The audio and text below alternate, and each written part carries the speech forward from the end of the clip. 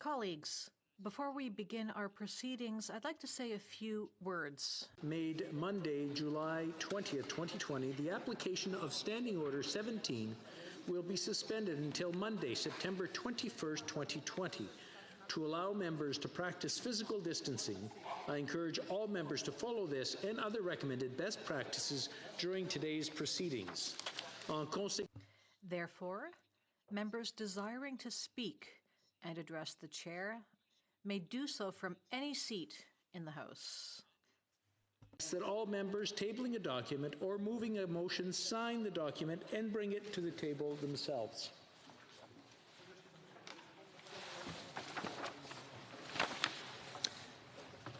Tabling of documents. Introduction of government bills. Déclaration de... Statements by ministers. Reports from interparliamentary delegations. De rapport. Presenting reports from committees. Of private members' bill. Ms. Matheson, seconded by Mr. Green, moves for leave to introduce a bill entitled An Act to Amend the Canadian Navigable Waters Act, North Thames River, Middle Thames River, and Thames River. This motion is deemed adopted. The Honourable Member for London Fanshawe. Well, thank you, Mr. Speaker. It is my pleasure to reintroduce this bill to amend the Navigation Protection Act in order to ensure the integrity of the Thames River. The Thames River stretches 273 kilometres, extending from southwestern Ontario to Lake St. Clair. It flows past many communities, including, of course, the City of London. The Thames is the only major river in Canada with the majority of its watershed within the Carolinian Life Zone. This region is recognized as one of the most biologically significant and diverse regions in Canada, with more than 2,200 species of vascular plants identified, including the only 2 locations of the wood poppy in Canada. The Thames also contains the largest diversity of clams, the threatened eastern spiny soft-shell turtle, and one of the most diverse fish communities in Canada. In 2000, the Canadian Heritage Rivers System named the Thames River a designated heritage river. Its existence is a crucial part of our heritage, and it must be protected. This bill, which would amend the Navigable Waters Act, was first introduced in 2013 by my predecessor, but was ignored by the government of the day. During the 2015 election, the Liberals promised the Canadian people it would prioritize the amendment to the Navigation Protection Act. Today, I am calling upon the government once again to keep their word and protect the Thames River and support my bill. Thank you, Mr. Speaker. Ms. Matheson, seconded by Mr. Green, moves that the bill be now read a first time and be printed. This motion is deemed adopted. First reading of this bill, première lecture de ce projet de loi. When shall this bill be read a second time? At the next sitting of the House. Ms. Matheson, seconded by Ms. McPherson, moves for leave to introduce a bill entitled An Act Respecting the Development of a National Strategy in Relation to Fresh Water. This motion is deemed adopted. The Honourable Member for London Fanshawe. Thank you, Mr. Speaker, and definitely a theme today for me as I rise to introduce my second bill. This bill comes after consultations with local environmentalists, conservation authorities, and members from the United Nation of the Thames. It calls on the government to commit to a national freshwater strategy. The Thames River runs through my riding of London Fanshawe, but we also are so fortunate to have several wetlands and environmentally significant areas such as Meadow Lily Woods, Pottersburg Valley, and Westminster Ponds. These areas are home to an incredible number of birds, wildlife, and vegetation. And of course, we are influenced by the beauty of the Great Lakes, which provides all of our communities with environmental benefits that deserve targeted protection and sustainable planning. It has been well over 20 years since the government established a policy on fresh water, and environmental conditions have certainly changed since 1987. While Canada has seemingly abundant freshwater resources, very little of it is actually renewable. We need a modernized national freshwater strategy. The protection of our fresh water is vital, whether for tourism, agriculture, recreational use, health, or household needs. The health of our water is instrumental to our regions and our country's sustained growth, environmental stability, and safety. I hope I can count on all party support for this bill to protect our fresh water for generations to come. Thank you. Ms. Matheson, seconded by Ms. McPherson, moves that the bill be now read a first time and be printed. The motion is deemed adopted. First reading of this bill, première lecture de ce projet de loi. When shall the bill be read a second time? at the next sitting of the House. First reading of Senate public bills. Motion. Motions. Presenting petitions. Member for Edmonton Strathcona. Strathcona. Thank you, Mr. Speaker. I stand in the House today to bring forward a very important petition. As Canada and indeed the entire world slowly reopens our economy during the COVID-19 pandemic, it is vital that workers are protected. Across Canada, we have already seen examples where companies have put their profits ahead of the safety and health of their workers, whether it is a migrant worker in Ontario or meatpacking plant workers in my home province of Alberta. Workers' rights to a safe environment must be protected, and the ability of workers to continue to support themselves and their families is a key piece of a successful reopening. Petitioners note as provinces increase the list of businesses that can reopen, and as many frontline workers may not feel safe returning to work for many reasons, including an inability to physically distance or higher risks for individuals and their families, I call on the government to amend the CERB eligibility requirements to include workers who cannot return to their job voluntarily due to concerns related to COVID-19. Presenting petitions. Présentation de pétitions. Questions on the order paper. The Parliamentary Secretary to the Government House Leader. Mr. Speaker, I would ask that all questions be allowed to stand. Agreed. Agreed. Oh, on a point of order, the Honourable Parliamentary Secretary. Yes, thank you, Mr. Speaker. I am rising to address the question of privilege raised yesterday by the member from Regina Coppell. I would note that this matter was previously raised in a meeting of a Committee of the Whole on July 8, 2020. The member raised concerns about the Prime Minister's response to a question in a Committee of the Whole on July 8. The exchange concerned the Ethics Commissioner's investigation on a matter last year. The member argued that the Prime Minister misled the House when he stated that the government took the unprecedented step of waiving cabinet confidentiality and solicitor-client confidentiality so that the Ethics Commissioner could fully investigate the matter at hand. The member argued that the matter was not fully investigated because the Ethics Commissioner reported that he did not have access to additional cabinet confidences. Mr. Speaker, the Prime Minister's response is not being taken into proper context. It is clear that the Prime Minister was speaking about the government's rationale for taking an unprecedented step to cooperate with the Ethics Commissioner. Furthermore, fully investigating a matter does not mean the Ethics Commissioner must have full access to all cabinet confidences and to all solicitor-client privileged information. It means that the Commissioner has the information he needs to fulfill his duties under the Conflict of Interest Act. This means the Commissioner is able to examine a matter and to produce a report that sets out the facts in question and provides the Commissioner's analysis and conclusions. As a result, the issue raised by the member is at best a dispute as to the facts and does not meet the threshold of constituting a prima facie question of privilege. The Conflict of Interest Act does not provide the Ethics Commissioner authority to access cabinet confidences or solicitor-client privileged information for an investigation. Parliament did not grant this authority to the Commissioner when it passed the Act in 2006. Authority to disclose cabinet confidence or waive solicitor-client privilege rests with the executive branch of government. This government is committed to transparency and accountability. This government has cooperated with the Ethics Commissioner to ensure that the Commissioner is able to examine matters and produce reports. Regarding the matter at hand, the government recognized that certain cabinet confidence and certain solicitor-client privileged information could be important to the Commissioner's investigation.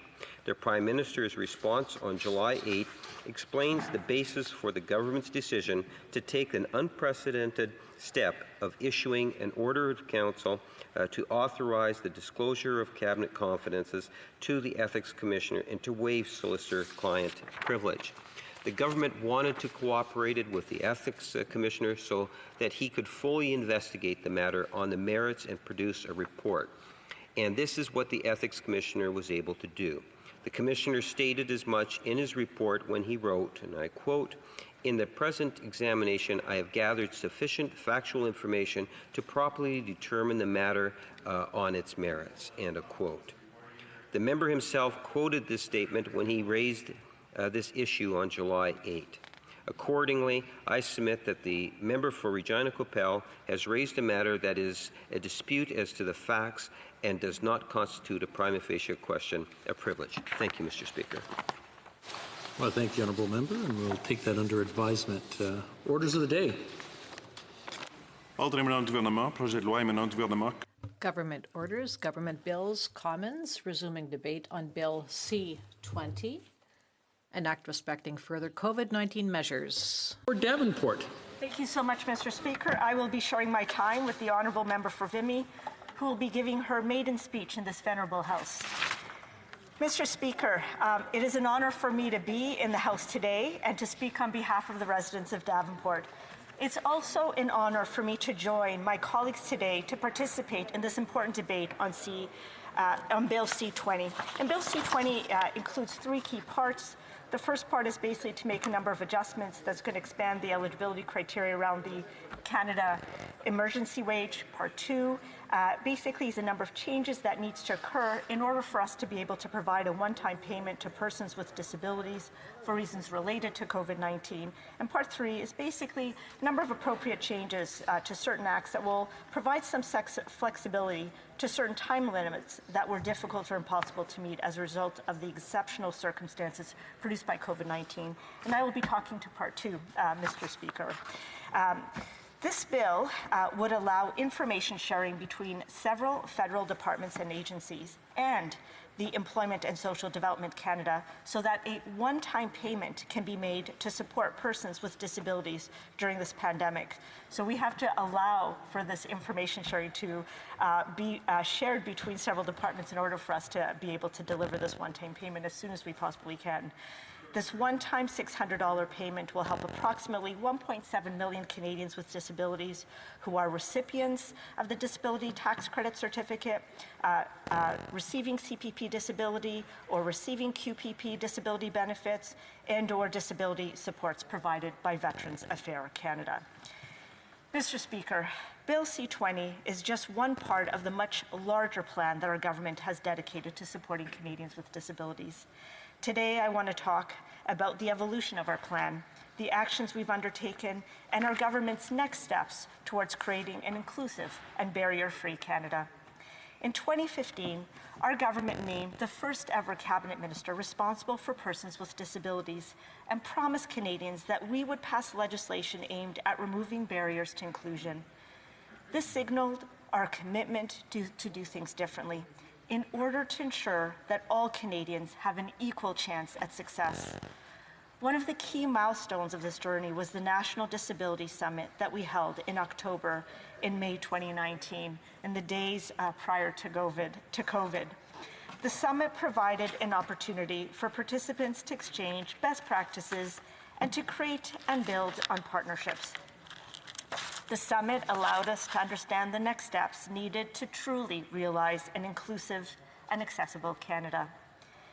At the same time that the summit was taking place, our federal government's landmark legislation, the Accessible Canada Act, was being finalized following the most comprehensive consultations with the disability community in our country's history. More than 6,000 Canadians and 100 disability organizations shared their views and ideas about an accessible Canada. And as we know, the Act received royal assent on June 21st, 2019, and came into force in July of that same year. The legislation builds upon existing mechanisms and ensures compliance and accountability. The Accessibility Canada Act takes a proactive and systemic approach to identifying, removing, and preventing barriers to accessibility in key areas within federal jurisdiction. The goal of the Act was to ensure that it was based on safeguarding human rights and the United Nations Convention on the Rights of Persons with Disabilities. The Act also created new entities, such as the Accessibility Standards Canada, which creates and reviews accessibility standards for federally regulated organizations. I'm proud of this legislation because it sends a clear message to Canadians that persons with disabilities will no longer be treated as an afterthought. From the start, systems will now be designed to be inclusive for all Canadians. This is because it is our systems, our policies, our practices, and our laws that need to be fixed, and not our people. And indeed, Mr. Speaker, I also want to point out that in the mandate letter of the Minister of Employment, Workforce Development and Disability Inclusion, there's also a number of very important additional measures that will continue to ensure that we promote disability inclusion, including undertaking initiatives to improve the economic inclusion of persons with disabilities and specifically target barriers to full participation in the labour force, including addressing discrimination and stigma, raising public awareness, and working with employers and businesses in a coordinated way. This and a number of other measures, Mr. Speaker. As the Minister of Employment, Workforce Development and Disability Inclusion has said, we move from nothing about us, without us, to nothing without us, because everything in society touches the lives of Canadians with disabilities. The Government of Canada is leading the way in ensuring communities and workplaces are accessible and inclusive for persons with disabilities. It is the largest federal employer. It is also the single largest purchaser of goods and services in this country, and it provides vital programs and services to Canadians. As such, we have committed to hiring at least 5,000 persons with disabilities over the next 5 years in the federal public service. We are also committed to applying an accessibility lens on government procurement and project planning. Over the last 5 years, our government has worked tirelessly to improve the lives of Canadians with disabilities. I wish to share some of the highlights over our 2 mandates, which began in 2015. Our government applied a disability lens to our flagship policies and programs, such as the Canada Child Benefit, the National Housing Strategy, and the Infrastructure Program. The result? Families with children with disabilities receive an additional amount under the CCB. For example, from 2017 to 2018, 1.75 million children benefited from the disability supplement. Under the National Housing Strategy, there is a commitment to promote universal design and visitability. This includes the following requirements: that public and shared spaces meet accessibility standards, and that at least 2,400 new affordable housing units for persons with developmental disabilities are created. In the area of infrastructure, we have approved nearly 800 accessibility projects, including almost 500 new paratransit buses and improvements to 81 existing transit facilities to make them more accessible to Canadians. This was made possible by ensuring that accessibility was an eligible expense in public transit projects. In just 1 year, almost $800 million was invested into our public transit systems to make them more accessible. We have also increased our investments in existing programs such as the Enabling Accessibility Fund, the Social Development Partnerships Program, and the Opportunities Fund. All 3 of these programs were significantly enhanced, allowing people to keep doing the good job that they are doing to improve the lives of Canadians with disabilities. Mr. Speaker, current COVID-19 supports have been amply covered by my colleagues for the last 24 hours, but I want to bring them to mind briefly. Since the pandemic was declared, our government has taken a disability-inclusive response to the pandemic. This included adhering to the principle of nothing without us from the UN Convention on the Rights of Persons with Disabilities to the creation of the COVID-19 Disability Advisory Group to bring the lived experience of persons with disabilities to our government's response to the pandemic. We provided additional support to students with permanent disabilities and the one-time payment that is part of the debate today. We invested in mental health through the Wellness Together portal. We launched calls for proposals under 2 components of the Enabling Accessibility Fund and created a national workplace accessibility stream of the Opportunities Fund to help fund people with disabilities find jobs right now. And finally, we added funding to the Social Development Partnerships Program to enhance accessibility communications during this crisis, and invested $1.18 million in 5 new projects across the country through the Accessible Technology Program to help develop dynamic and affordable technology. So in conclusion, Mr. Speaker, from the Canadian Survey on Disability, we know that Canadians with disabilities are underemployed compared to the general population, a situation made worse by this pandemic. As the economy opens up again, this represents opportunity for a vast and largely untapped pool of talent, people who are available to work and want to join the workforce, and who are ready to apply their innovative ideas to our new normal. In the meantime, Mr. Speaker, I would call upon my colleagues to quickly pass this legislation before us so that we can get support out to the people who urgently and immediately need it. Thank you so much, Mr. Speaker. I'm now ready to take some questions.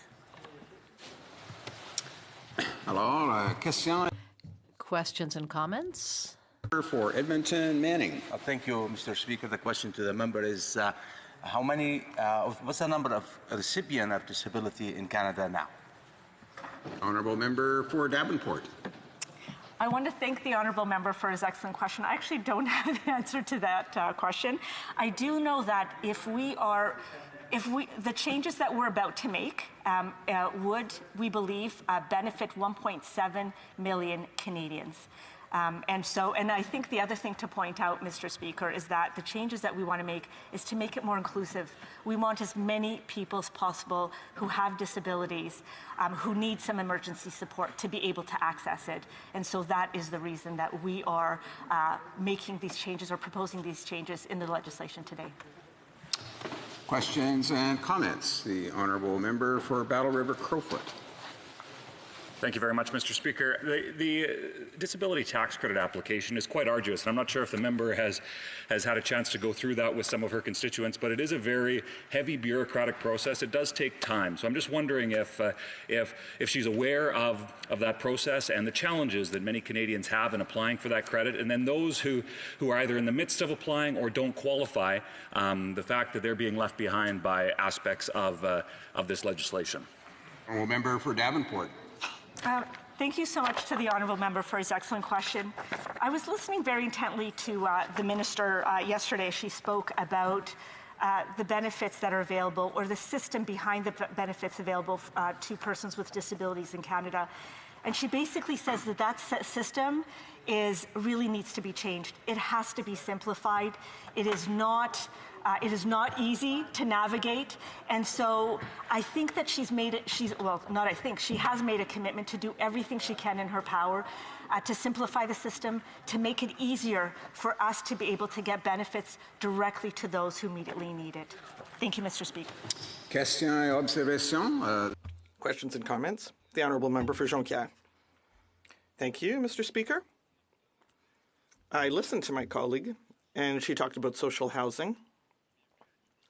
And it occurred to me that if we want to improve the lives of people with disabilities, then we should sufficiently fund our healthcare system, because it is still lacking.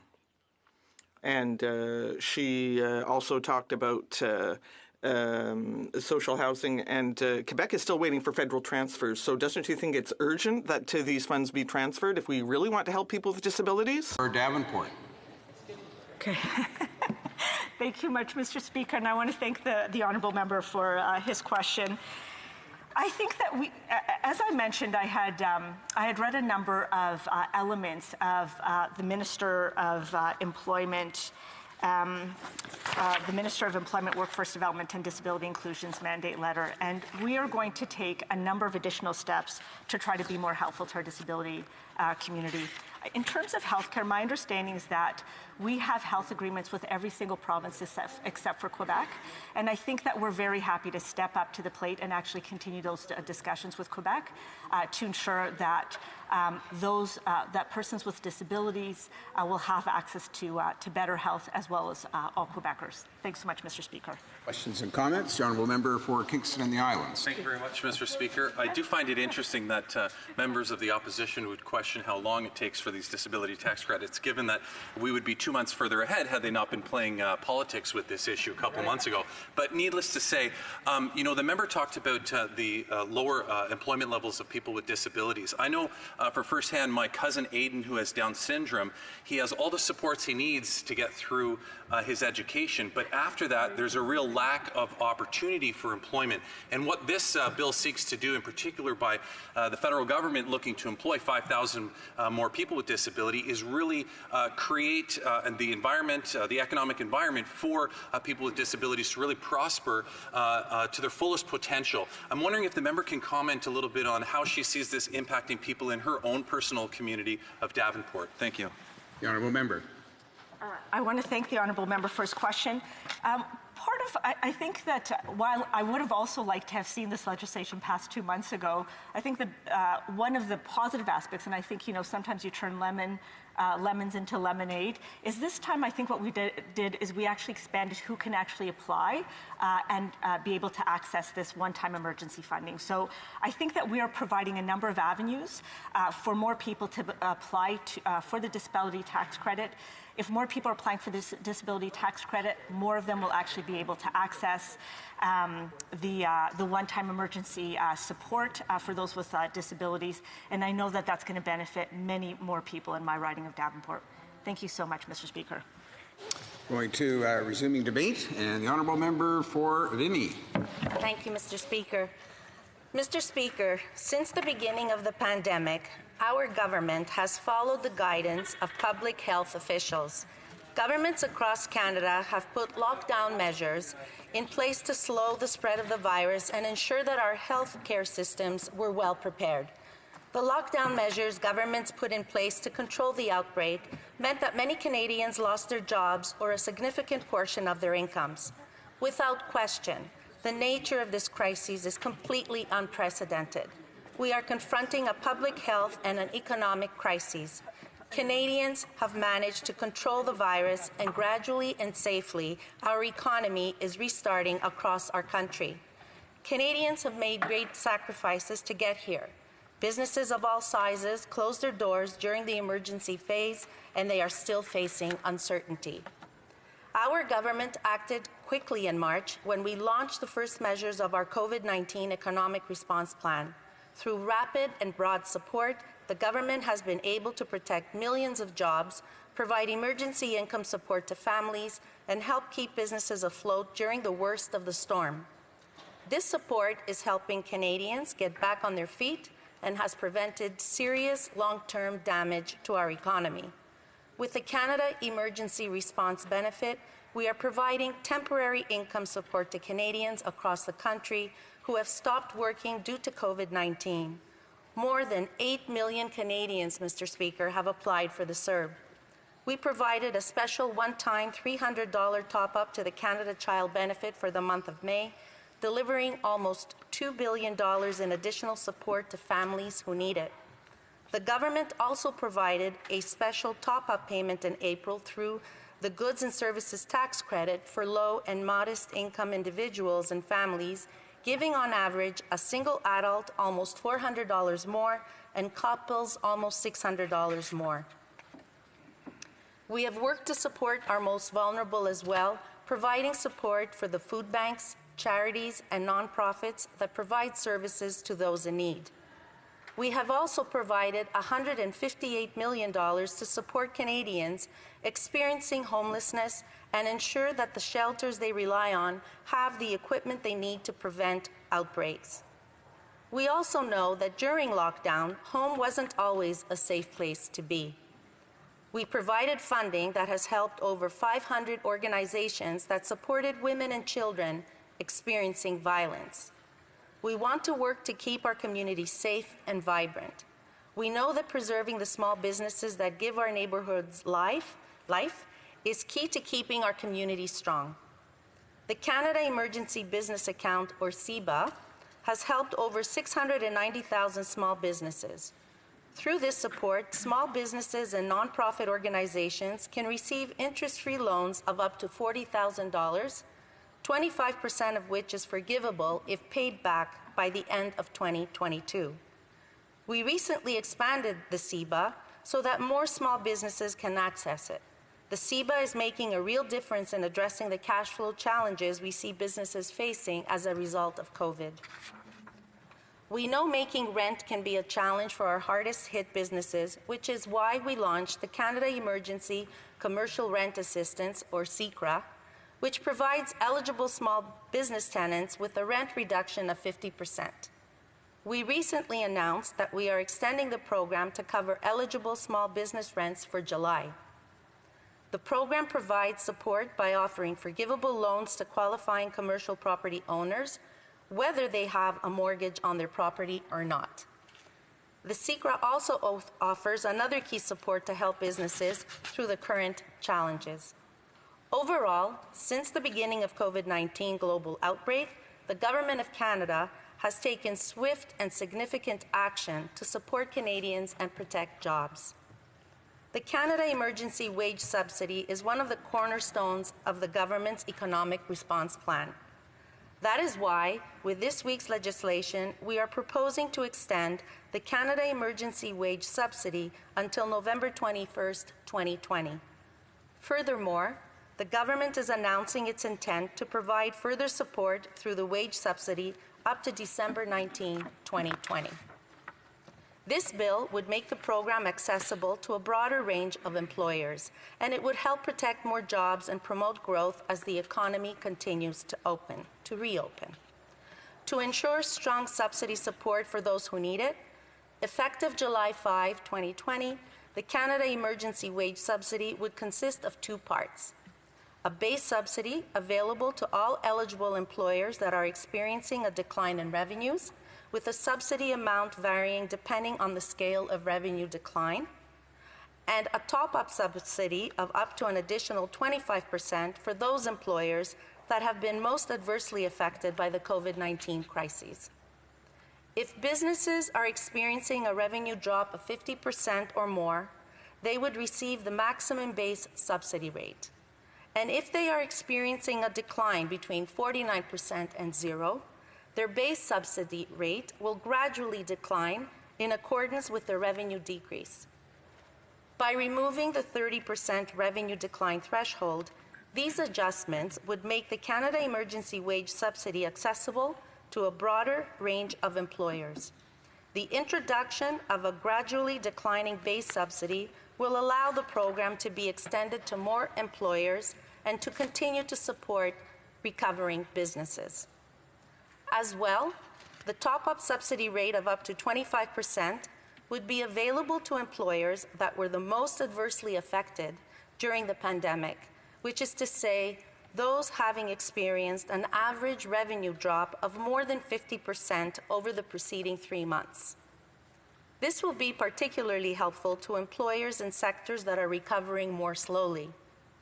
We will also make sure that eligible employers that were making plans for the next 2 CEWS periods based on the existing design would be entitled to an amount of subsidy not less than the amount that they would be entitled to under the wage subsidy rules that were in place before that period. This will provide a safe harbor so that employers that have already made business decisions for the period between July 5th and August 29th would not receive a subsidy rate lower than they would have under the previous rules. By helping more workers return to work and supporting businesses as they recover, these changes would make businesses more competitive and ensure that our economy returns to growth. In conclusion, Mr. Speaker, with this legislation, the government will be addressing the challenges employers are facing and providing the support they need to participate in the restart.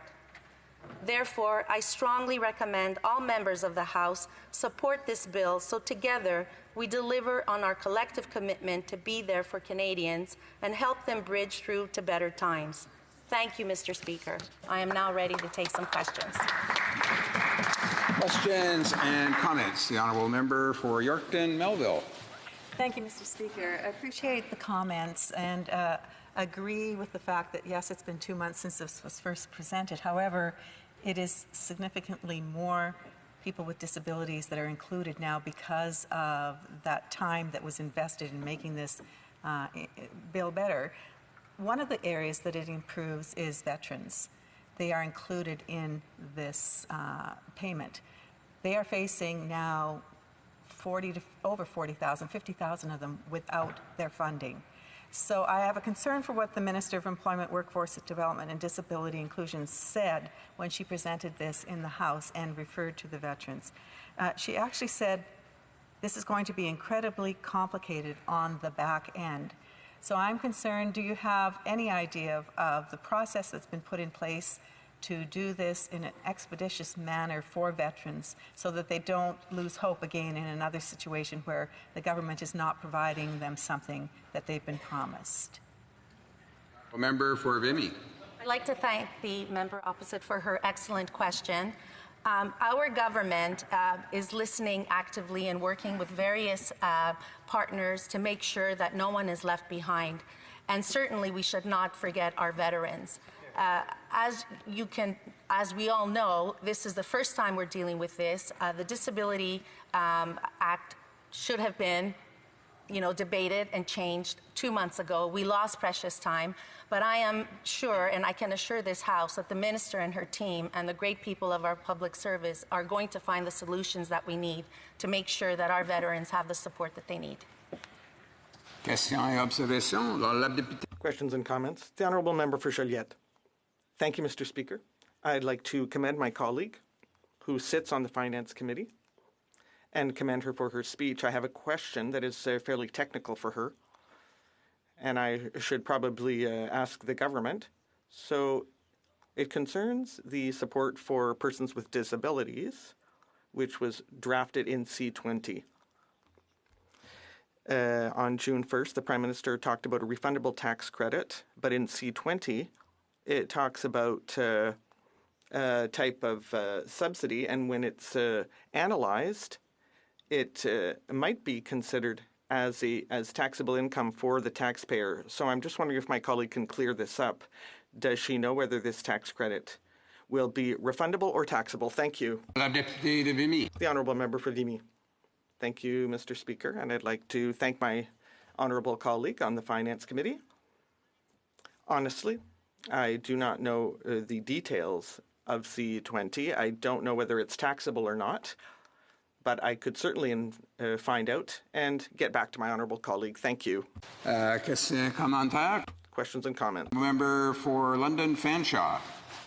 Thank you, Mr. Speaker. So as we talk about the recovery of the economy, obviously a huge part of that is childcare.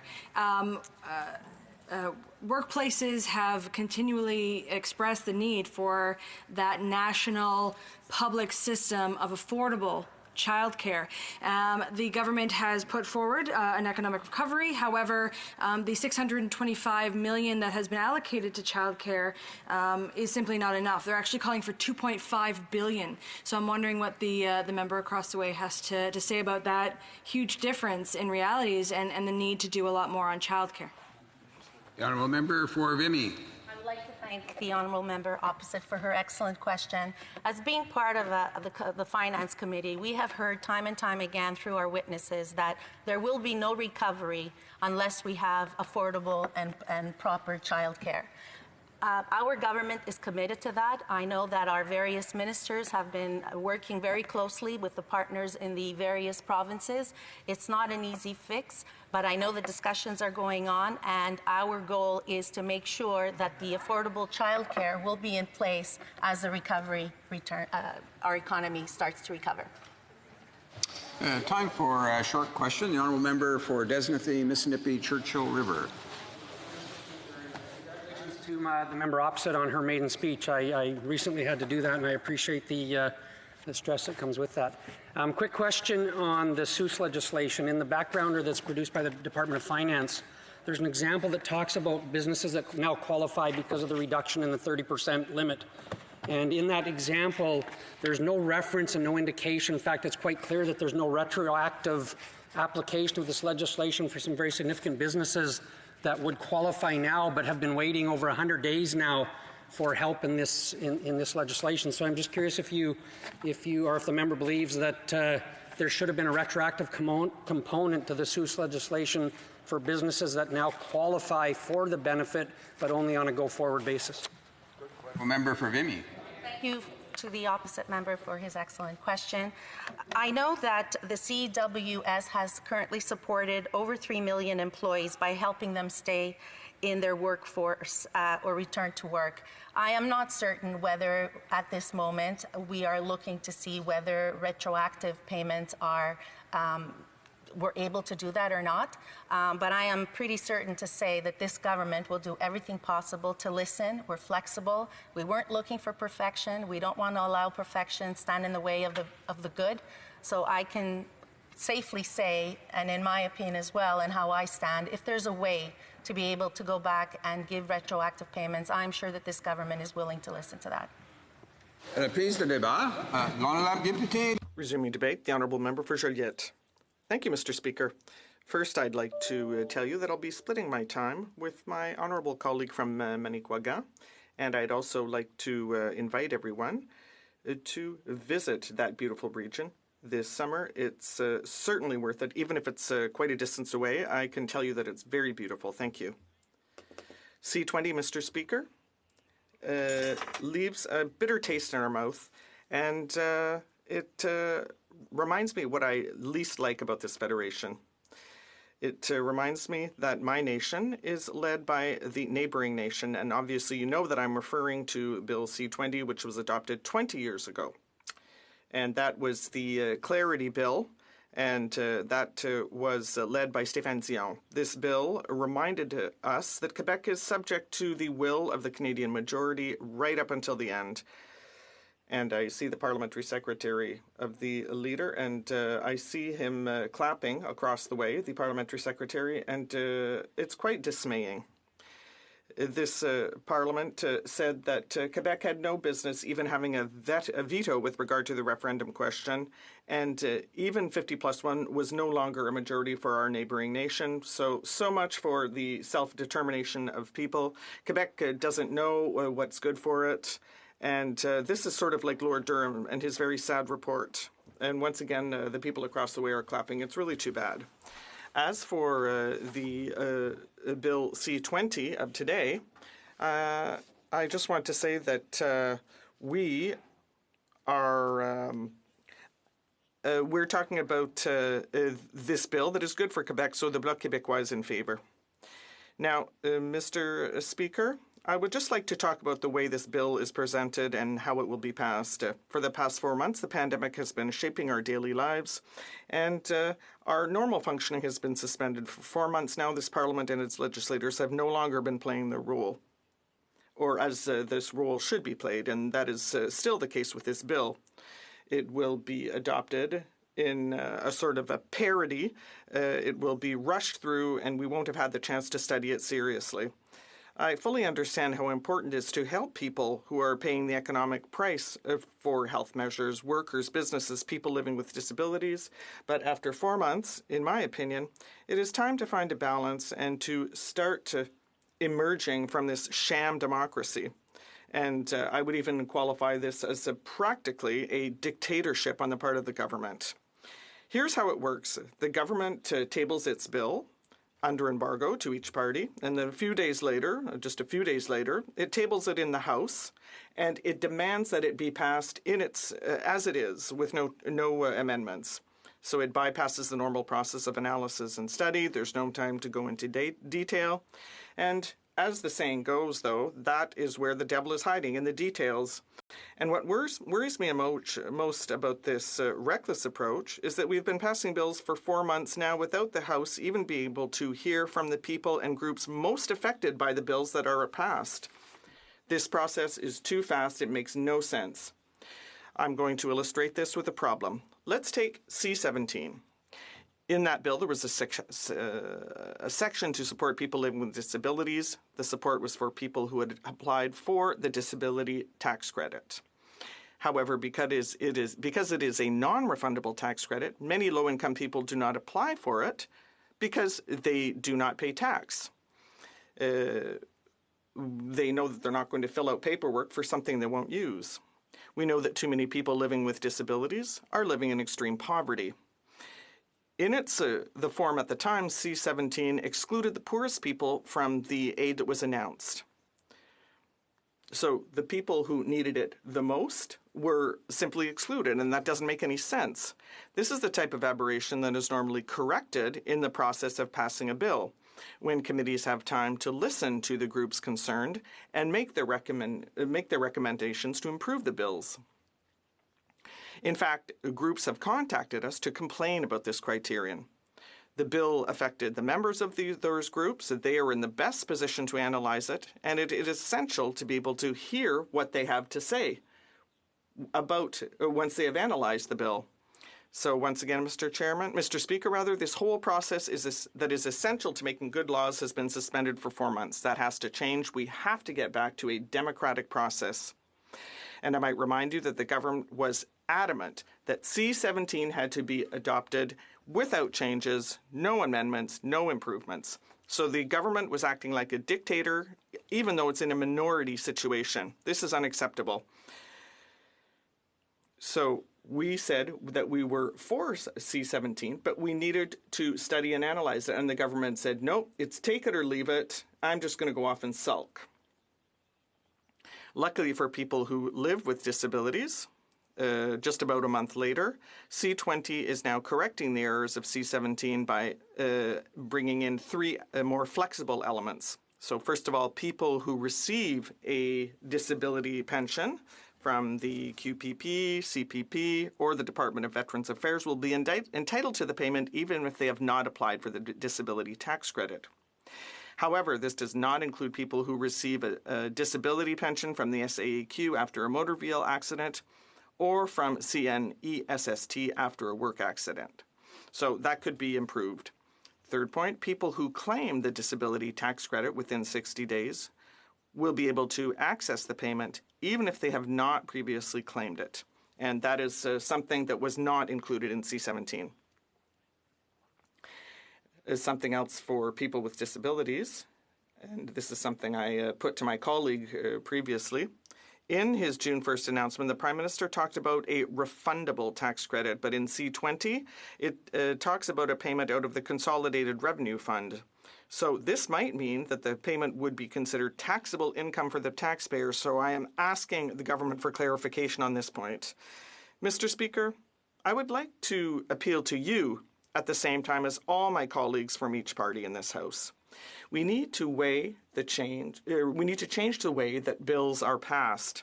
This House, its elected members, its legislators, and its committees must be able to do their work for real. We must find a way to do so that respects healthcare rules. And that is possible. Sure, the government is delighted at being able to govern practically without a parliament, but it's usurping democracy. This has been going on for 4 months. It's been too long, and it's time to change, Mr. Speaker. Thank you. Questions and comments. Secretary to the Minister of Seniors. Thank you, Mr. Speaker. I'd like to thank my colleague across the way for his speech, but I find it absurd to claim that last month that they had a chance to vote on a bill for persons with disabilities, and now a month later, they're trying to justify why they voted against it.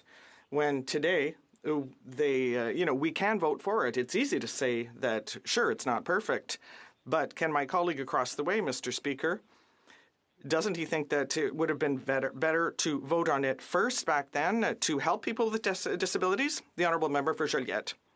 Thank you, Mr. Speaker. This is the first time that we're going to be able to vote on support for persons with disabilities because C-17 was not even tabled in the House, so we couldn't even vote on it. The government had chosen to go away and sulk by not presenting it, and all the parties said that support for persons with disabilities is important. Everyone was unanimous on that here in the House, but we needed to ensure that it was done the right way. And the essence of my speech really was about the fact that it was done wrong because it was too hasty. The groups representing persons with disabilities said so, and in C-20 now it is much better drafted. And so the government has understood that it can't act like a dictatorship. So we have to get back to a real democratic process that allows all elected officials from every party to play our roles as legislators as we are supposed to be doing. Thank you. Questions and comments?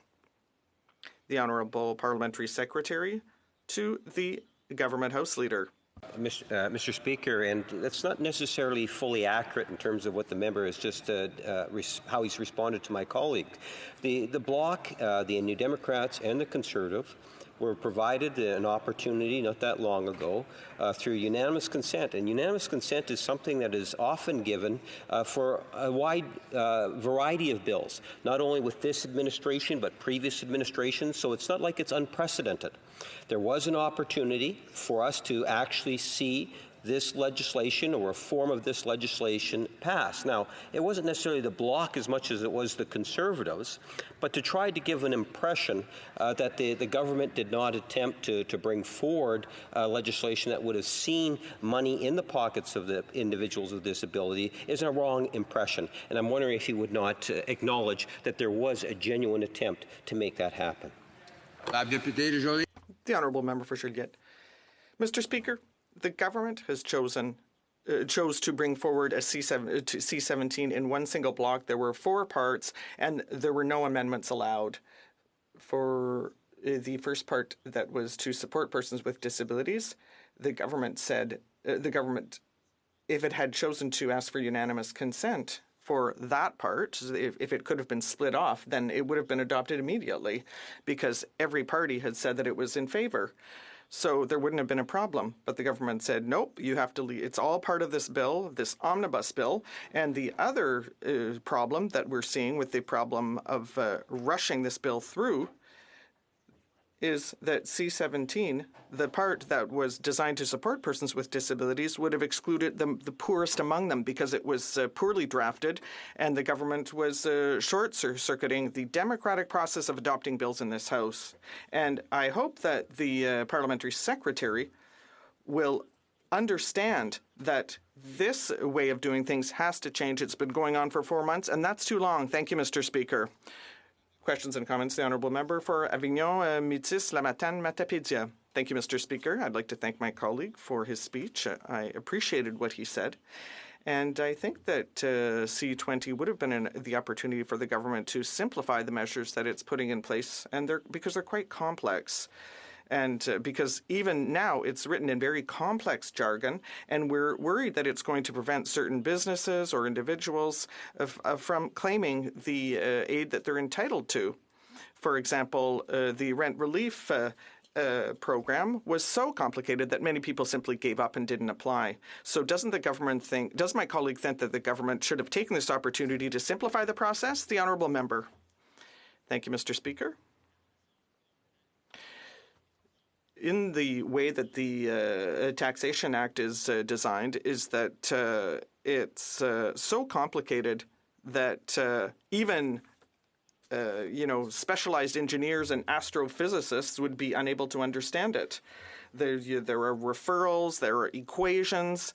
It's simply impossible to understand. So during the technical briefing offered by the government officials on that bill, the government officials assured us that the government would be able to present it, the wage subsidy, that would be the extension of the wage subsidy in layman's language.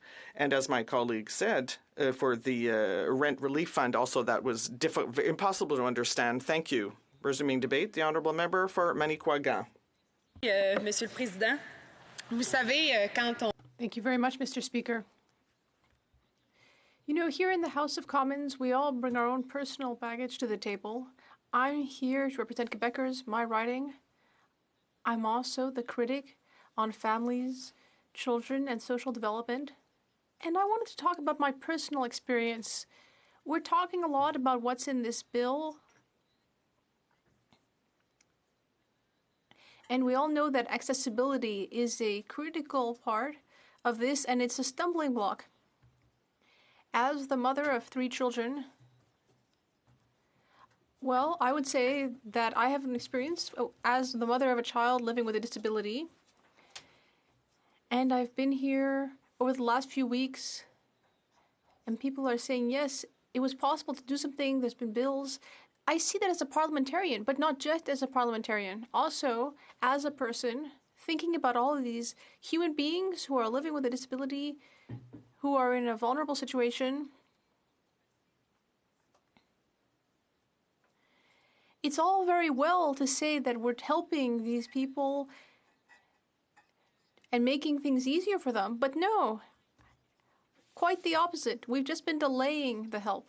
And even today, what we've heard today in the House, with the questions we've heard, I'm not hearing that there's going to be concrete assistance that is really going to be there for people living with a disability. The government seems incapable of telling us whether this assistance will be taxable or not. I don't think we're seeing a really clear proposal here, and we're far away still from a situation where people are actually getting the money they need. So not only is this coming late, but there's also still the matter of accessibility. Debates, committees are important, as my colleague for Joliette said. That will all be important to perfect this bill. And for the Bloc, it's extremely important to help the most vulnerable among us.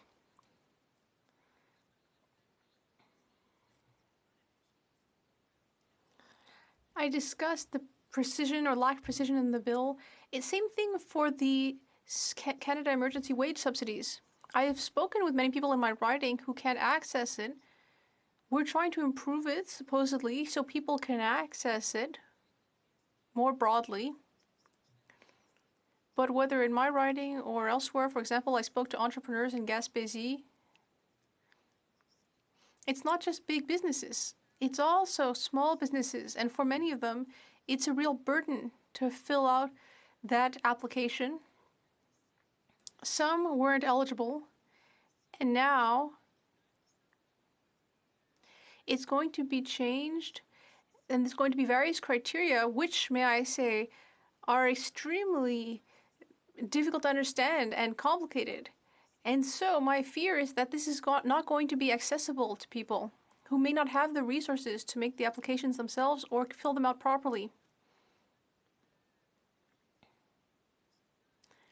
Given that, as I said, this program is extremely complex and labyrinthine. It's like for the $600. Are we really offering that money if people can't make the application, or if it's just too difficult to make the application? Same thing here. Will people living with a disability be able to receive the entirety of the amount? So again, this is coming too late.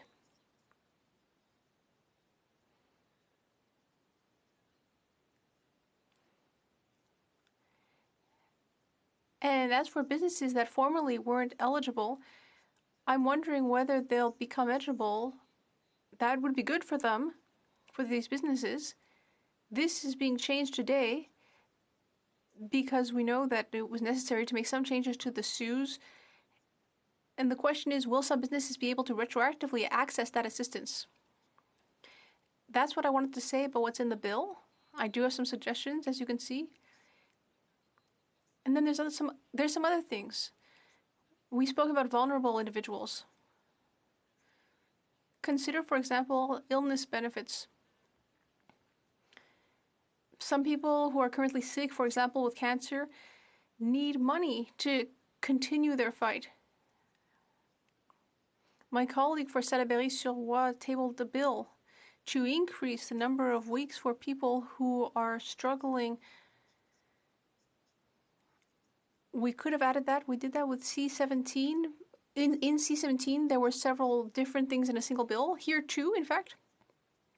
We could have done that very easily, and people would have really seen that favorably because they've been waiting for that for a long time.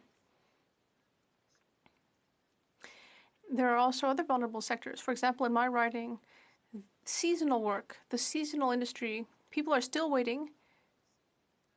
Here we are in July, and we're not helping out these people. They're wondering what's going to happen in the fall. It's all very well to talk about the wage subsidy, but in a seasonal industry, That's no good. We need to find something to help people. When people know that they're going to lose their job in forestry, fisheries, or tourism, that happens a lot in my region. It's important for these people to know that there's going to be a way for them to put food on the table when the fall comes. And that there's a way for us to keep our communities alive. And as well, to continue that work in 2021, or allow these people to return to work in 2021 and allow these communities to survive COVID. This is a group that really needs help.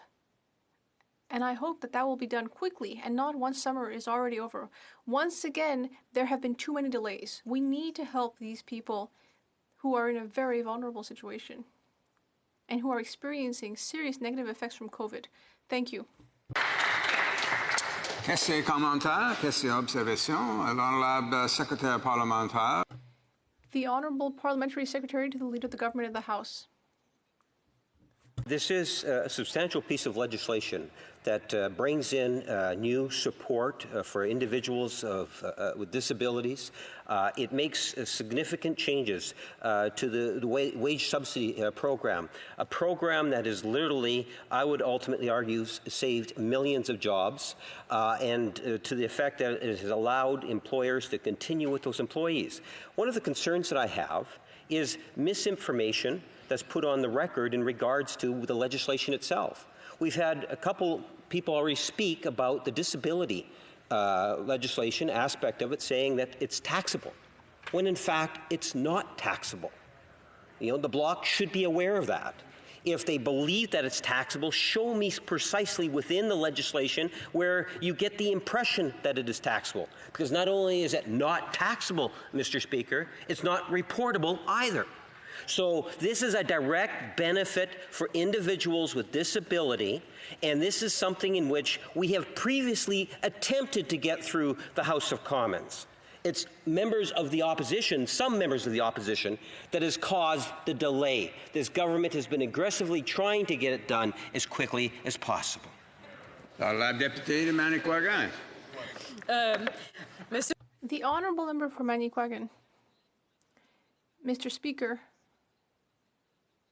the opposition is allowed to not agree with the government. I think that's a freedom we have, no? There was an announcement made on the 1st of June. The Prime Minister spoke about a refundable tax credit. But in C20, it's not entirely clear. It's not made clear one way or the other. When I read a contract, when something is not clearly stated, I want it to be clarified. I want it to be stipulated. If that's what you intend to do, why isn't it in the bill? I don't want to misinform people, but I am an MP. I'm responsible for asking questions that I think will interest people in my riding, Quebec, or elsewhere in Canada. Thank you. Any comments? The Honourable Member for Yorkton Melville. Thank you, Speaker, and I appreciated listening to what the member had to say. We had the opportunity to walk up the hill together and get to know each other a little bit today. We have a lot similar between our two ridings, and our concerns are very similar as well. And I do appreciate that the Bloc made the wise decision to tell this government they are not happy with what they have done to our rights and privileges as the opposition on this side of the floor with the help of the NDP.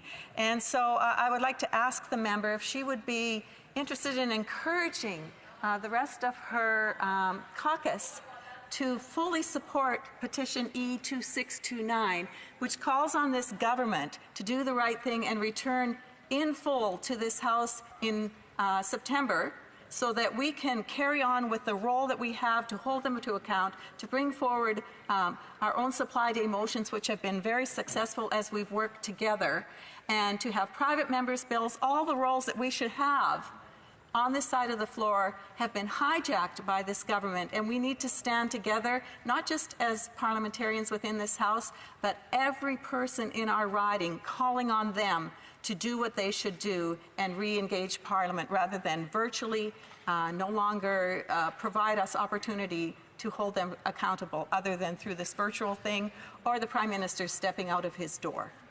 Thank you. La députée de Manicouagan. Merci, Monsieur le Président. The The Honourable Member for Manicouagan. Thank you very much. I'd like to thank my honourable colleague for his question. I have not read the petition that she referred to, but I'm sure that you've all heard me speak several times in this House. The Wednesdays that the sittings we're having now, well, for me, that's a committee, not a sitting of the House. We're all spending a lot of time to get to the House these days, and that's not going to stop us from coming here to hold the government to account. And that's what we're doing today, even though we're not really getting answers to our questions or we're being told that our questions are biased. It's very important to be accountable, and I think that all parliamentarians need to be accountable. The Bloc's caucus wants to carry out its work properly, just like every other caucus in this House. We want to do it safely as well, for us and for all Canadians. The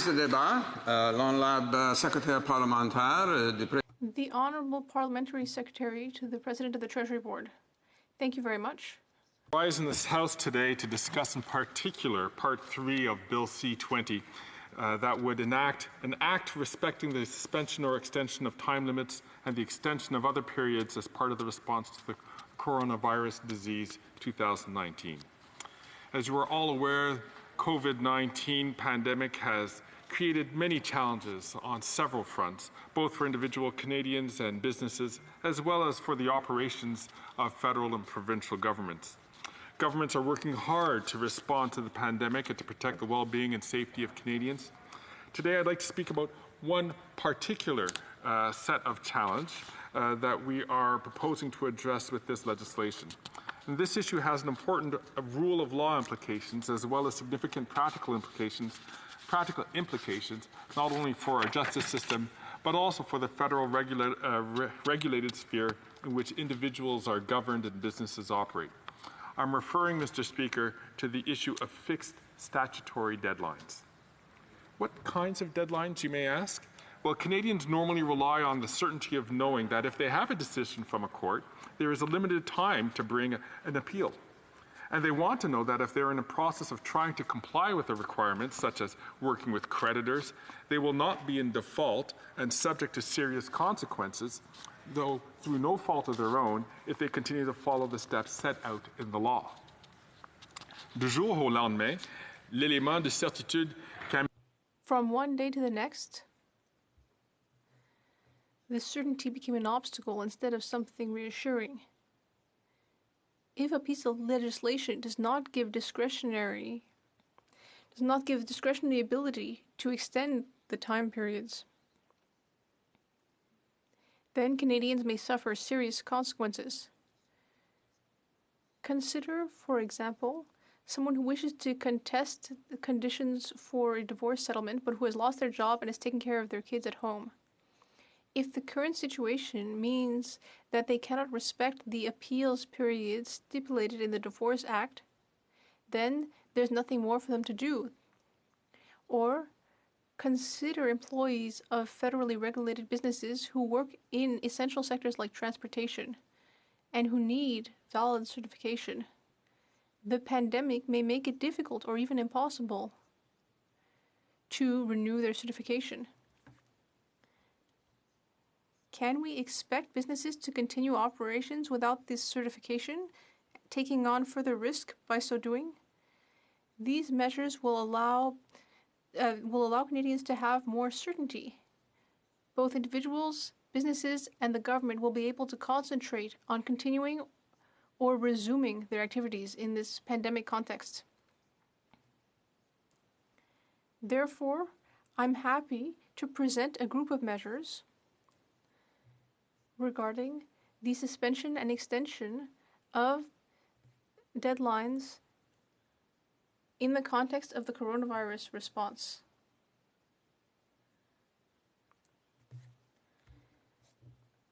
An act on timelines and other periods under COVID-19. There are two categories of problematic time periods that will require immediate action. First of all, in the civil legal context, as well as regulatory time periods laid out in federal laws and regulations. Civil litigation, should deadlines not be extended, it will risk forcing people to choose between ignoring public health advice and protecting their legal interests for preparing for or attending court. This risk is highest for self-represented litigants who may not know where to go or what to do to secure their legal rights in the current circumstances. Chief Justices have done as much as they can within their powers and have asked for a more complete solution from the federal government. Other stakeholders, such as the bar associations, have also called for the federal government to act quickly. De notre côté, de nombreuses lois fédérales prévoient des délais dont le Numerous federal laws stipulate that there are deadlines for which a lack of meeting the deadline could lead to irreversible consequences for Canadians and for all of Canada. Because of the pandemic, even government activities have been affected. A large portion of our resources are given over to the COVID-19 fight, which may affect other activities and abilities to meet deadlines. Under the Food and Drugs Regulations, the sale of medication for clinical trials is authorized by default unless Canada sends a refusal within the deadline. If it's impossible to meet the deadline, the safety of a certain number of Canadians could be compromised.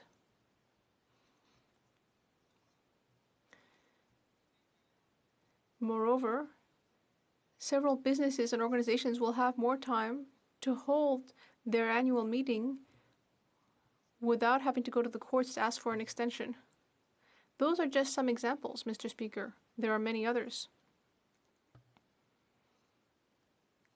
If Parliament doesn't act to solve this issue, Canadians will suffer the consequences very shortly. It is important to recognize that various provinces have already recognized the importance of extending regulatory and legal deadlines and have taken measures. For example, British Columbia, Alberta, Ontario, Quebec, and New Brunswick have all taken measures to suspend or extend legal deadlines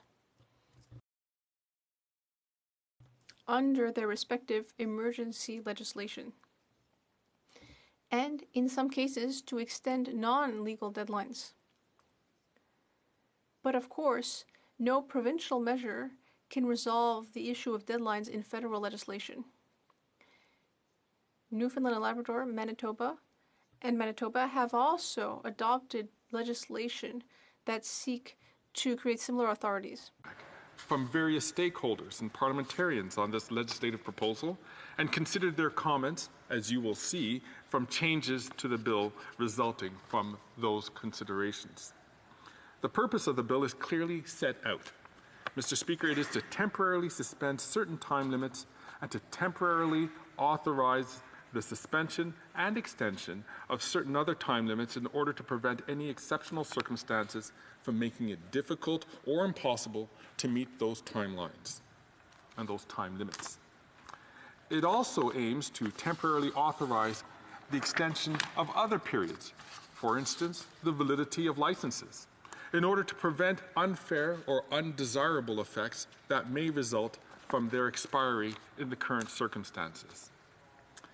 It is clearly stated at the outset of the bill, that the bill is to be interpreted and to provide certainty in legal proceedings and ensure respect for the rule of law and the Canadian Charter of Rights and Freedoms.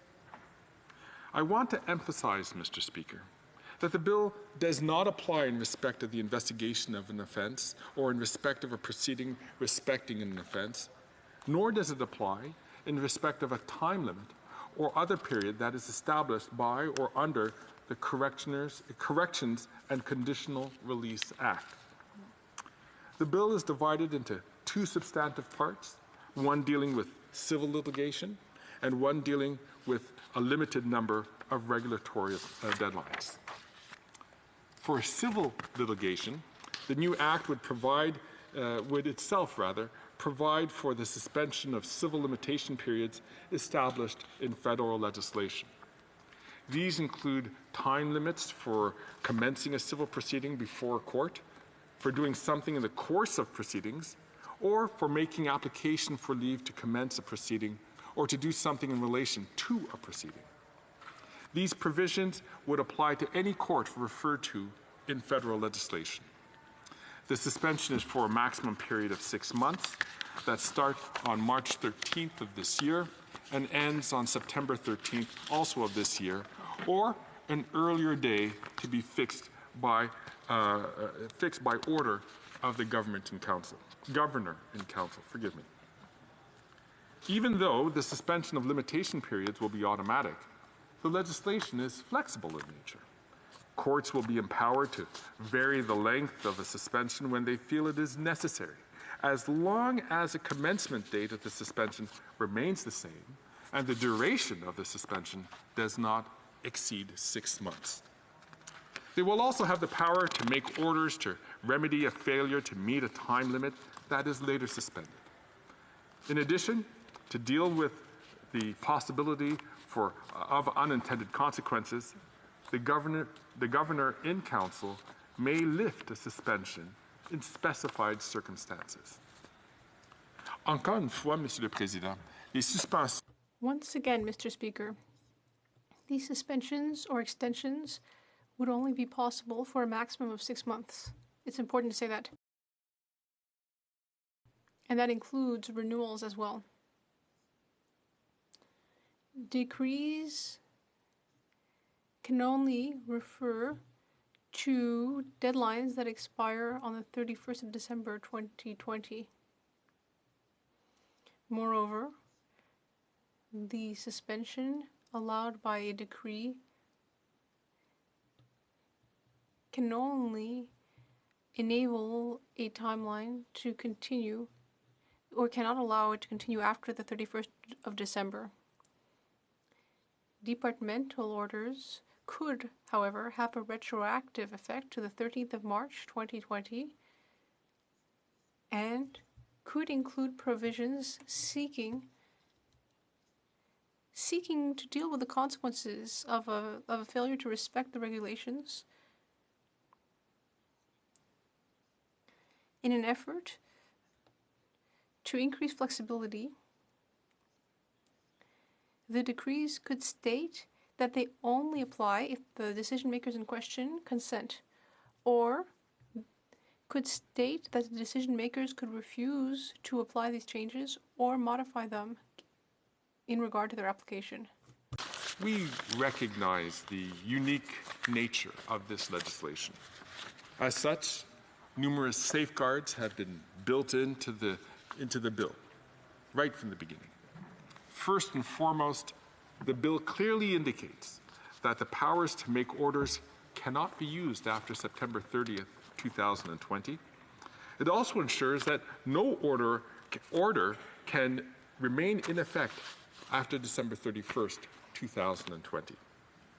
The bill would also give the governor and council the power to make regulations restricting or imposing conditions on the power of ministers to make orders regarding time limits and other periods. Qui plus est, dans le but. What's more, with the goal of ensuring greater transparency, a high level of transparency, and to ensure that Canadians are aware of what's being done, the new legislation would require that departmental suspension or extension orders and decrees be published on a website of the government no later than 5 days after having been made, accompanied with the reasons that justified them, and that they be posted for at least 6 months. They must also be published in the Gazette, the Canada Gazette, no later than 14 days after they are taken. That's very important, Mr. Speaker. That's a way to ensure that all concerned parties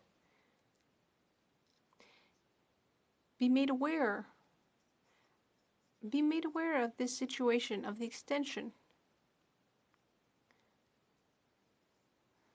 or of the suspension of what's laid out in the clauses of this bill? Our proposed legislation is targeted, flexible, and transparent. It provides the certainty that all Canadians deserve when dealing with the legal system, while promoting the rule of law and giving needed flexibility in key regulatory areas. At the same time, it ensures that needed protections are in place, and it recognizes the key role that Parliament plays in holding government to account. For these reasons, Mr. Speaker, I think you will find, and I hope that we will find, support not only from this side of the House, but from the other side of the House, to making sure that we're providing the needed flexibility that Canadians deserve during this time of a pandemic, and to also be making sure that they get that information to understand why we would need to prolong or to suspend the measures that are applicable in this law. Thank you, Mr. Speaker. I look forward to the questions from honourable members. Questions et observations, questions and comments. Alors, la députée de Jonquière. Merci, Monsieur le Président. J'ai bien apprécié. The honourable member for Jonquière. Thank you, Mr. Speaker. I appreciate my colleague's speech. He spoke about the importance of extending deadlines in the context of a crisis like this one, which reminded me of what we heard yesterday from his colleague for Marc-Aurèle Fortin, who stated that according to him, the Liberal Party is an organization that is in difficulties. When the Bloc has asked questions on this, the Prime Minister has never wanted to answer this question. My question is, will the Liberal Party be experiencing difficulties until the 31st of December? Does my colleague have an idea about the breadth of the difficulties experienced by the Liberal Party? The Honourable Parliamentary Secretary. I'd like to thank my honourable colleague for his question, which, as he very well knows, has nothing to do with the content of this bill. This bill has to do with suspending parts of our existing legislation where a deadline is laid out. So I would like to limit my answer to his question to the framework of what is in this legislation, rather than creating a link. With all due respect, there's not really a logical link between the two things that my colleague has tried to bring together in his question.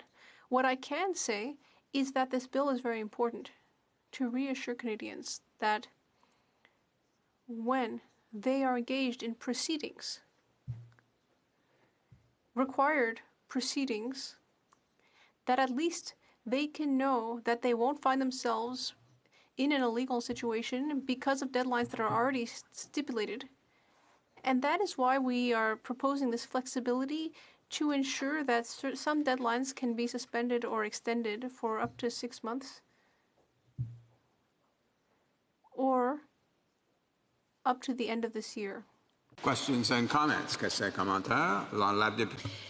The honourable member for Rosemont-la-Petite-Patrie. Thank you, Mr. Speaker, and I'd like to thank my colleague for his very detailed, specific speech. I have a question on direct support for persons living with disabilities as compared to the previous version, C-17. So it seems that more people will be covered by the current legislation, but still, it doesn't cover enough people who are living with disabilities. I know that the federal government and the provinces have different data with regard to the number of people living with disabilities. So I'd like to receive assurances from my Liberal friend that all persons living with disabilities will be covered and will receive that financial support. The Honourable Parliamentary Secretary. I'd like to thank my friend from Rosemont-la-Petite-Patrie for his question, as I responded earlier to a question from the Bloc Québécois. I would like to stick to the provisions of this bill. As I said, this bill would cover 2 time periods and would cover people who need help immediately. So, first, there are legal delays in a civil context, and second, regulatory periods covered by federal regulation. Again, I cannot make the link with other situations unless we're talking about a civil context. We are focusing on regulations and on situations in which Canadians may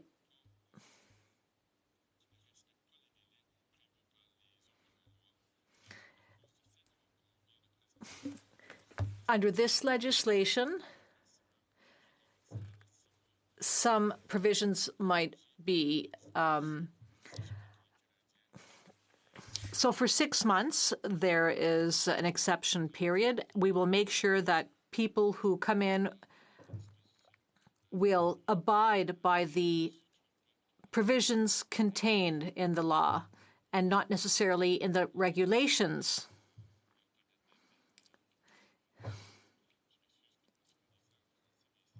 I'm looking for my words.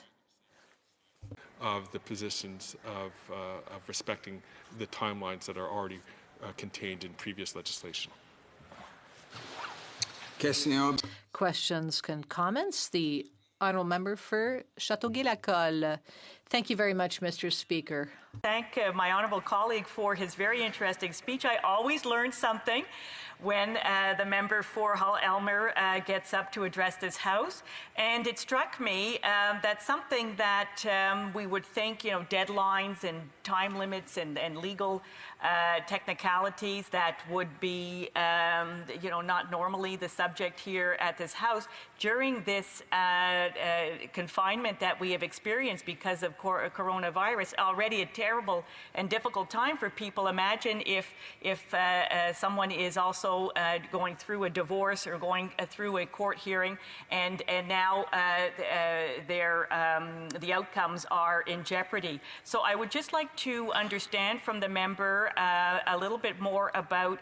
I was glad to hear that there's flexibility, that there is discretion that is being given to the courts, but to understand a little bit more about the safeguards so that we don't see abuse either in this flexibility, but certainly that the aims of justice are served. Thank you. All Parliamentary Secretary to the President of the Treasury Board. Merci beaucoup, Monsieur le Président. Thank you very much, Mr. Speaker, and it's always a pleasure to answer my question. The questions of my honourable colleague who works extremely hard to represent her constituents here in the House of Commons, especially during difficult times like this pandemic. She's absolutely right, and that's an important issue for all Canadians, especially Canadians who are married, and they have to respect certain deadlines, but because of the pandemic, that's not possible. So we've just introduced a housekeeping bill to build in more flexibility for Canadians so they can continue with the work that they need to do in, for instance, a situation of divorce. Divorce is never easy. Again, we want to make sure that people are still operating within legal deadlines, and this will be made easier because of the flexibility we've introduced in this bill. That even though they are in the context of this pandemic, which is stressful enough, in a context of whatever situation which they are working towards to making sure that they, in the case of a divorce, which is extremely upsetting and difficult for those parties who are going through it, to ensuring, Mr. Speaker, that we've created the flexibility in this legislation to allow them to continue two tough things and making sure that they're not sacrificing their rights or the opportunities for them to seek out justice or reparations. Thank you, Mr. Speaker. Questions and comments? La députée d'Avignon. The honourable member. Thank you, Mr. Speaker. A little earlier, I talked about the complexity of this matter, and there are still a lot of questions which remain outstanding. It's all very well and good to extend coverage to seasonal businesses which are not entitled to support before. But I have a question. Will this support be retroactive? Will people who have benefited from financial support for several months, well, companies newly eligible, will they be able to seek retroactive support? This could make a huge difference and help companies survive. So I think this would be a good thing, and I'm wondering whether it will actually happen. The Honourable Parliamentary Secretary. Again, Mr. Speaker, I'd like to thank my colleague for her question. This bill is going to provide certainty to individuals and businesses. That is, if they are under legal or regulatory proceedings, they will now have more flexibility throughout the pandemic in accessing certain supports and in respecting certain deadlines which will be extended. So again, the bill will give them more room to maneuver, to allow them to continue their operations and to meet deadlines, existing deadlines, which will have been extended under this legislation. Mr. Speaker, we, again, with this bill, are introducing more flexibility, which will provide certainty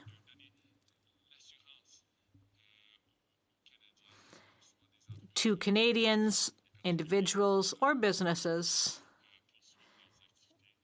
and this will help them continue their operations and activities and meet deadlines depending on the situation they're in. Debate. The Honourable Member for Battle River, Crowfoot. Thank you very much, Mr. Speaker, and it is an honour to once again rise in this House and enter into debate. It is good to be back in Parliament, regardless of the time of year. Even though summer is not normally a time that Parliament sits, we have important business to do, so it's good to be back.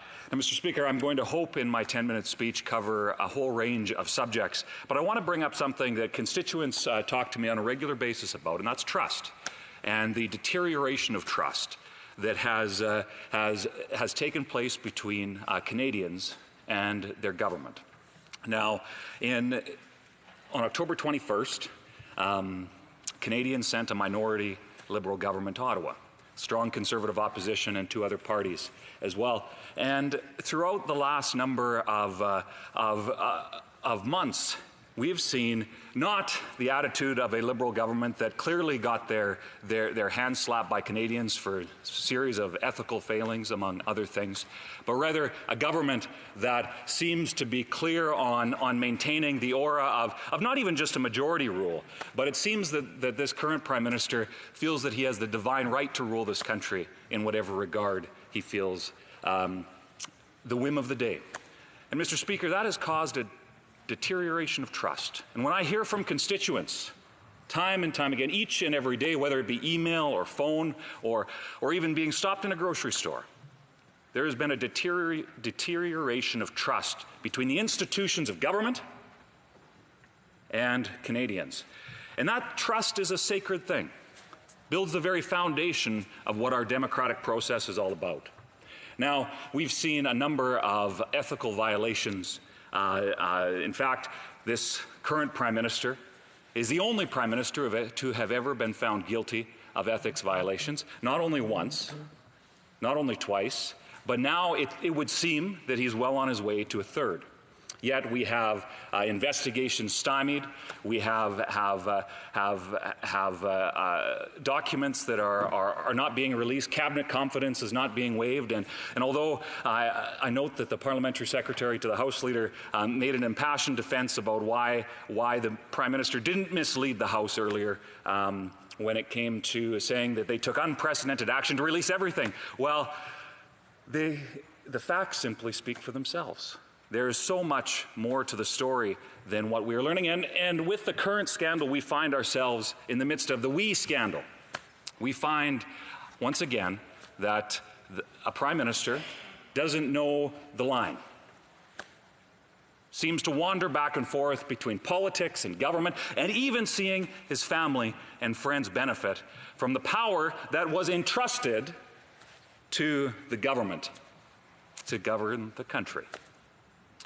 That is causing an erosion of that sacred trust that exists between the institutions of government, including this House, and Canadians. Now, Mr. Speaker, it is increasingly clear, and certainly I hear about it on a daily basis, that that trust has been lost.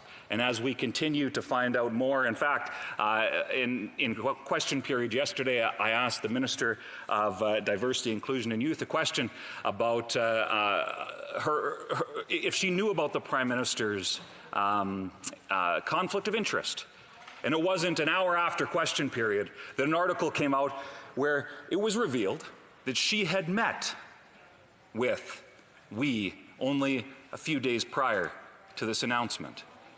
That deterioration of trust is causing a significant impact. I have the honor of sitting on the Ethics Committee where we saw something that was truly unprecedented. A quite simple motion to simply say, let's shine the light on this scandal. Let's get the information we need. Yet we saw government members of that committee filibuster and try to shut down proceedings. Well, Canadians expect better from their government. And what I find very, very interesting, and I wrote down a number of quotes and have checked in the minutes of the meeting afterwards, but a lot of the things that the government members said, it shows a stunning level of hypocrisy. Now, Mr. Speaker, I would mention that I will be splitting my time with one of my honourable colleagues from Quebec, and I won't try to pronounce his riding's name, only out of respect for the French language. So I appreciate the reminder to say that. But we have a government being rocked by another ethics scandal. Now, to the bill that we're debating today. Now, I've heard a number of members opposite say, oh, well, it's all the Conservatives' fault. In fact, it's probably Stephen Harper's fault. That seems to be the thing that they say most regularly, and I see the parliamentary secretary to the House Leader probably preparing a question right now. But when we were faced with a pandemic that changed the way that all of us, all Canadians, in fact, pretty much everybody around the world, operated their daily lives, instead of rising to the challenge in terms of where we're at as a parliament, we saw a shutting down of parliament. Now, the members opposite will say very, very clearly, oh, well, you actually ask more questions now than you ever have. And it's probably Stephen Harper's fault again.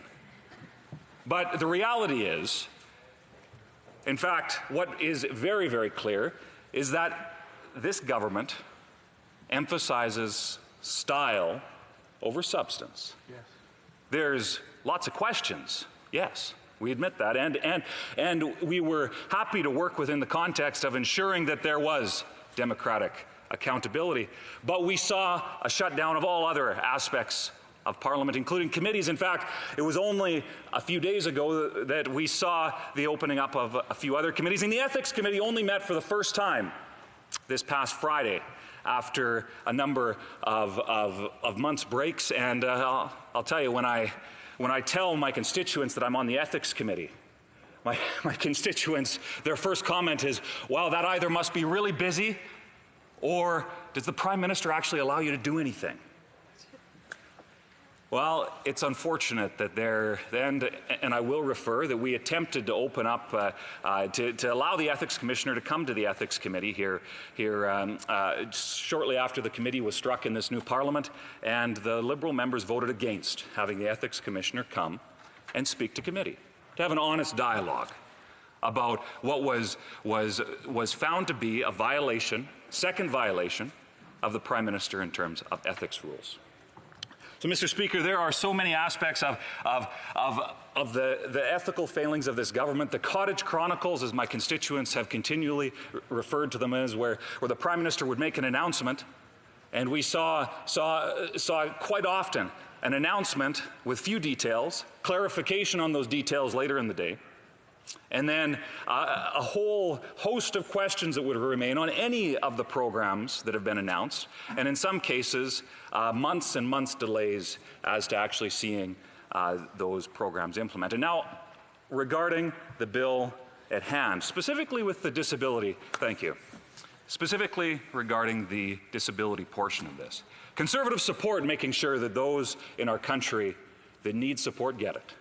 Now, the members opposite have said, well, it's all the Conservatives' fault for seeing these delays. Well, let the record state very clearly. The Conservatives made it clear that we were happy to deal with the legislation and that Parliament should be the body to do so. Yet the Liberals played politics with that and shut it down. Now, regarding the other two, there's three main aspects to this bill. We have the wage subsidy that there are a lot of businesses that are applying. Some are benefiting. But specifically, when I speak to small and medium-sized businesses, they speak about how complicated some of these applications are. And when I read through the portions of this bill that deal with the wage subsidy, we see further complications. Now, for a large firm with a corporate office in a large city, that's okay because they've got an accounting department and a legal department. Well, the accounting department and legal departments of the small businesses, small and medium-sized enterprises, especially in a rural constituency as is mine, it's often one person, or it's a part-time role, or they hire an accountant or simply do the books themselves. So the unnecessarily complicated nature of aspects of this bill make it more difficult for people to be able to access.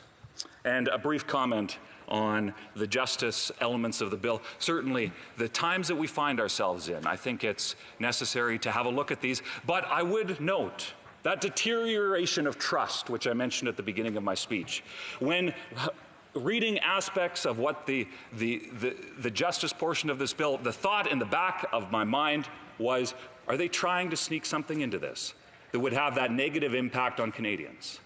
So, Mr. Speaker, I look forward to being able to answer questions on this and trying to dive into many aspects of what is an important debate that we're having here today. Thank you very much. Questions and comments. The Honourable Parliamentary Secretary to the Government House Leader. Yes, thank you, Mr. Speaker. I'm afraid you wouldn't provide me the amount of time that would be required for me to be able to address the member's statement when he talks about substance versus style, especially if you wanted to compare this government to the previous government. The substance has been plenty on this side since we've been in government, and I sat in opposition benches when it was all style. They called it the Harper bubble, Mr. Speaker. Having said that, the member makes reference to the legislation, and in trying to give the impression that when it comes to the issue of disabilities that maybe we could have done it previously or earlier. And the member needs to be a little bit more forthright with members and those that are following the debate that the Conservative Party did have the opportunity to support the passage as other political parties inside this chamber did. And we could have had support for people with disabilities weeks ago had it not been for the Conservative tactics in the House. The Honourable Member for Battle River Crowfoot. Thank you very much, Mr. Speaker. And he's right in as far as it could have been passed, but because the Liberals have shut down Parliament and refused to allow Parliament to do its job, it wasn't. So when it comes to playing politics, it is a shame, really, that the government would play politics with an institution like this. That they would use the very House of Commons, which is the pinnacle of Canadian democracy, as a bargaining chip in political discourse in this country. The only body where we can be assured, not a small group of reporters, where the state broadcaster gets a disproportionate of the number of the questions, but truly where members are represented from every corner of this great country. So for the member to suggest that somehow Conservatives tried to shut down that or wouldn't allow it, it is shameful that they are not allowing Parliament to do its function in terms of its constitutional function, but also in terms of the ability for Parliament to do the job that Canadians expect it to, the essential service of ensuring that my constituents, like the constituents of every member within every corner of this country, are doing the job that Canadians sent them here to do. So it's unfortunate that that continues to be the attitude represented from the other side. Questions and comments? The Honourable Member for Jonquière. Thank you, Mr. Speaker. I'd like to congratulate my colleague for having raised a fundamental democratic issue, trust. Often, I speak with my colleague for Lac-Saint-Jean, and we constantly remind ourselves of who we are working for, our constituents. So my colleague talked about the trust our constituents have in us, and I liked what he said because he showed that some Canadians are cynical. Since the Ethics Committee is extremely busy these days, many ethical questions have been raised. We've talked about the Prime Minister's ethics violations. Now, if we want to keep the trust of our constituents, if we don't want to lose that trust, we cannot individually, as MPs, profit from our positions. Coming back to the wage subsidy, would my colleague agree that some political parties are benefiting from the wage subsidy, and this is making Canadians more cynical? Crowfoot. Thank you very much, Mr. Speaker, and I appreciate my Bloc colleague's question. Now, when it comes to the decisions made within the party that he's referring to, that was a party decision of which MPs did not have involvement in. So I will leave it to the party to answer those questions. But he does talk about trust.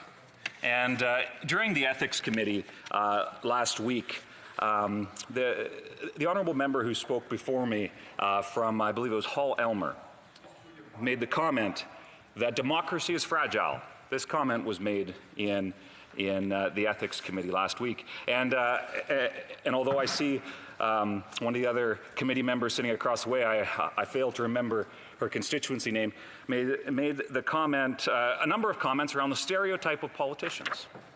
And it's right. She's right. There is this negative stereotype around politicians. And when we see a Prime Minister's family benefiting $300,000 from an organization with close ties to the Liberal government, a $900 million sole source contract that would have resulted in $42 million in fees, and a whole host of questions surrounding that, the stereotype, unfortunately, of politicians and the pork is true, and it causes a deterioration of that trust, that fundamental and sacred trust that exists between Parliament, its members, and Canadians. And it's a trust that's difficult to earn, but unfortunately is being eroded. Resuming debate, the honourable member for Lévis-Lotbinière. Thank you, Mr. Speaker. I'm pleased to take part in this debate on Bill C-20, which will provide more support for Canadians in need, and I'm happy to add my voice to those of other members and members of my party who have spoken on behalf of those who have been forgotten.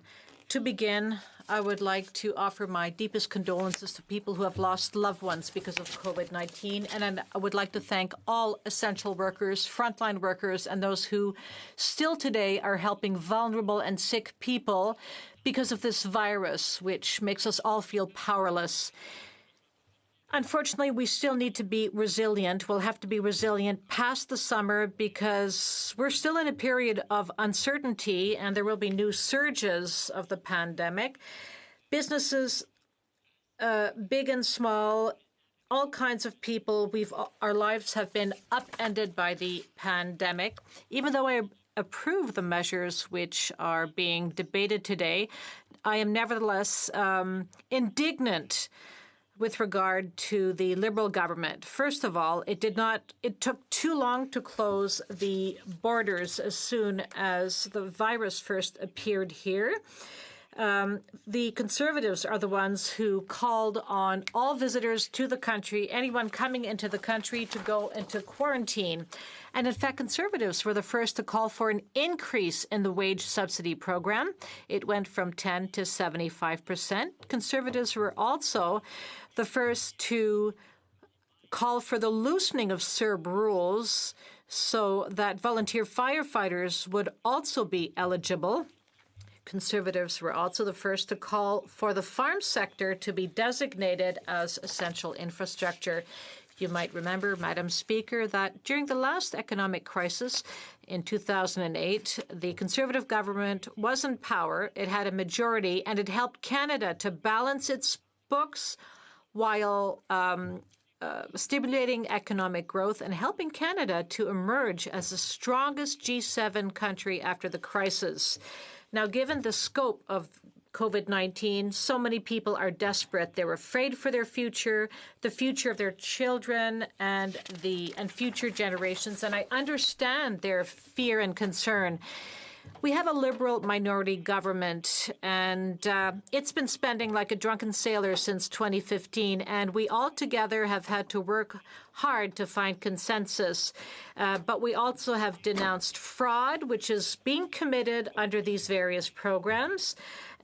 We have called on the government to help Quebec start its infrastructure programs in the interest of supporting the economy. We've pressured the government to get high-speed internet everywhere and to support local media. We cannot afford Liberal spending anymore. The spending is partly frivolous and partly it goes to Liberal friends. Conservative members are working hard on monitoring this government's actions. We're keeping a close eye on things. We are helping to develop policy via video conference. We're taking part in many committees which are meeting online, and we're giving voice to many concerns raised by our small businesses which are struggling to survive. There's no doubt so many sectors were forgotten, but Conservatives are seeing things differently. We're doing things differently, and we're helping people to protect themselves. For many people, not being able to go to work has shown us that we actually are very proud of our work. We enjoy our autonomy, and our identity is shaped in part by the work we do every day. We hold dear many values. We all together want to come back to work to contribute to our collective wealth and economic prosperity. The deficit has exploded to $343 billion, and the debt will be over $1,000 billion this year. Madam Speaker, it will be very difficult to balance the books again. Canada is regressing like never before. We have the highest unemployment rate in the G7. We're the only G7 country to have lost its AAA rating, and even worse, we're the only G7 country which does not have a plan for recovery. Even though we're supporting this bill, we will not be fooled by the Prime Minister's record. We're on board for now, but we can't trust him to get Canada out of this pandemic. High taxes, useless spending, massive deficits have put Canada in a very weak position. And this was the case even before the pandemic struck. Conservatives want to help Canadians. We have proposed a plan to help get Canadians back to work. We offered ideas to improve the CERB. We are on the way to economic recovery, and I am responsible for the future finances, public finances for future generations. And so my party and I are working hard on behalf of Canadian workers who are paying taxes.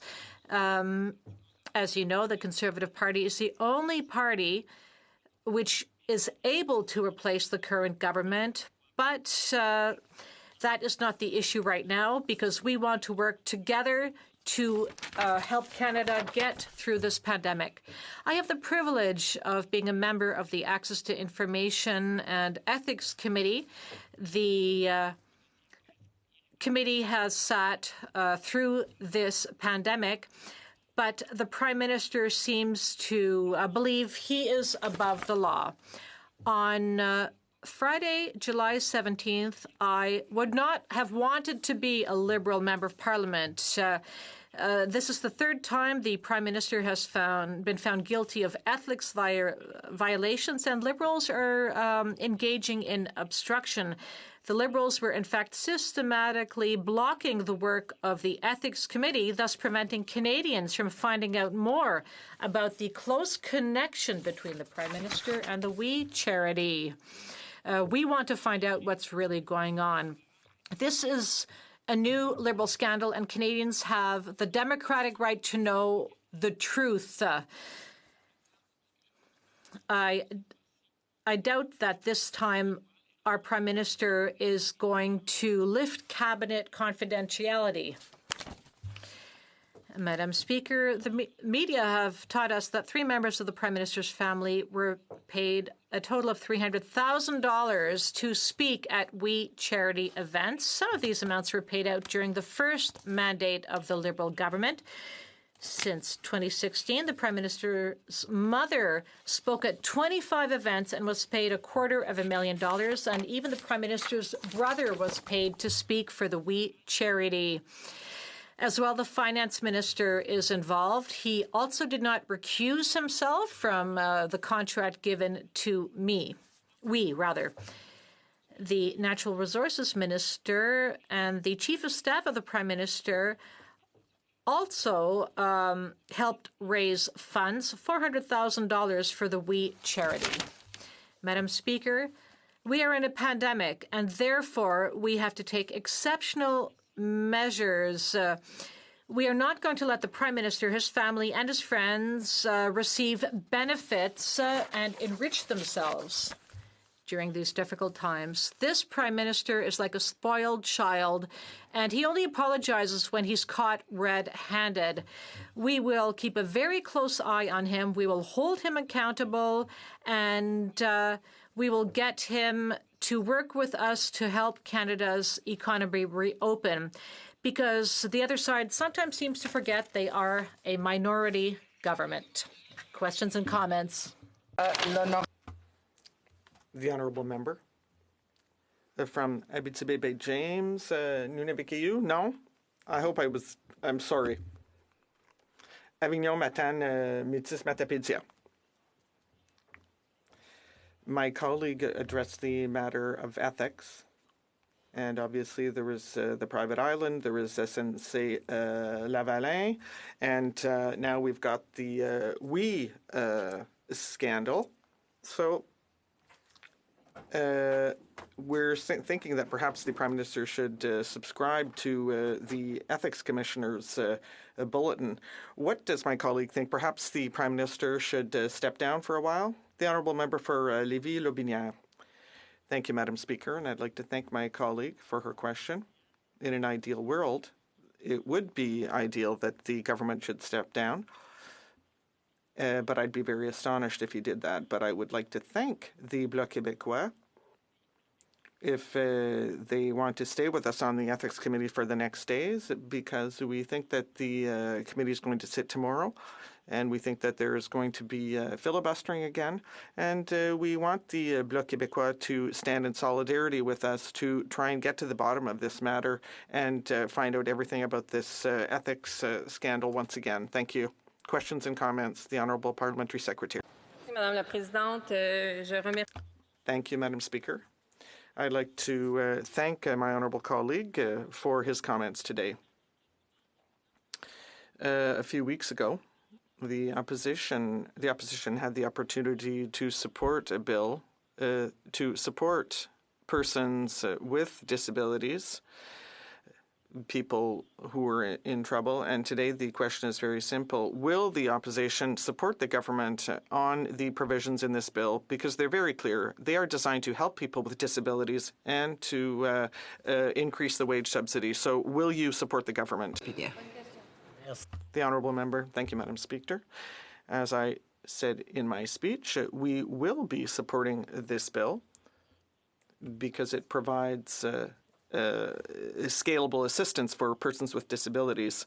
But last time they tried to ram it through with other provisions. So this time we'll support it. Thank you. The honourable member for Beauce. Thank you, and I'd like to commend my colleague for his speech. Often we're accused of not having any proposals on this side, but the Conservatives did make proposals to broaden the eligibility for CERB. So what if the wage subsidy was better coordinated with the CERB? I think my colleague has something to say about that, and I'd like more details. Thank you. The honourable member. Thank you, Madam Speaker. I'd like to thank my colleague from Beauce. He's very active in his riding. He works for Beauce and with the people from Beauce, so I'd like to commend him. What is important in all the measures that the government is putting forward in collaboration with the opposition parties, we must ensure that we invest in the economy because small and medium-sized businesses have millions of employees across the country who are supporting the Canadian economy. So they must ensure that those jobs remain safe for this year and next year and the years to come. So all money should be invested in these businesses so that they can invest in jobs and so that they can take up this very daunting challenge. We need to keep our jobs in place, keep them safe. And so the federal assistance should go to the small and medium-sized businesses so that they can conserve good jobs for Canadians. Thank you. The Honourable Parliamentary Secretary. Madam Speaker, and in fact the government has been investing in Canada's small businesses, whether it's through working with financial institutions for loans or the wage subsidy program and the legislation that we're debating today, Madam Speaker, assist in making some of the changes to modify the program. So again, even more businesses will benefit by the program. Would the member, as a general thought, agree that the government is in fact putting the right amount of resources into supporting Canada's small businesses and our communities by the CERB program? A very quick response, the honourable member. Thank you, Madam Speaker. My colleague has hit upon an important point. At the beginning, CERB was only for individuals, but now we want to make sure that the businesses were supported. So we asked the government to go back to the drawing board to ensure that in the months to come, that Canadian businesses can keep their employees, because if we lose our employees, we're going to lose businesses, and we'll lose the entire social fabric of the country. So we need to prioritize assistance to businesses. Secretary to the Minister of Crown Relations. Thank you, Madam Speaker, and I'm absolutely delighted to be here this afternoon to talk about Bill C-20 and the government's response to COVID-19. And I want to begin by acknowledging that we're gathered here on the traditional lands of the Algonquin people.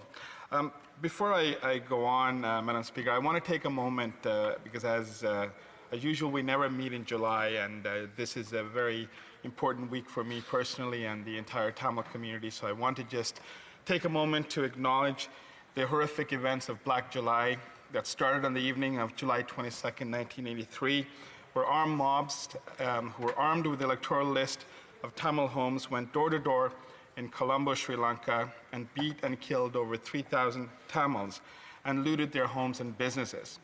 This period, known as Black July, sparked the armed conflict and the mass exodus of Tamils out of Sri Lanka. The anti-Tamil programs forced many, including my family, to seek refuge in Canada.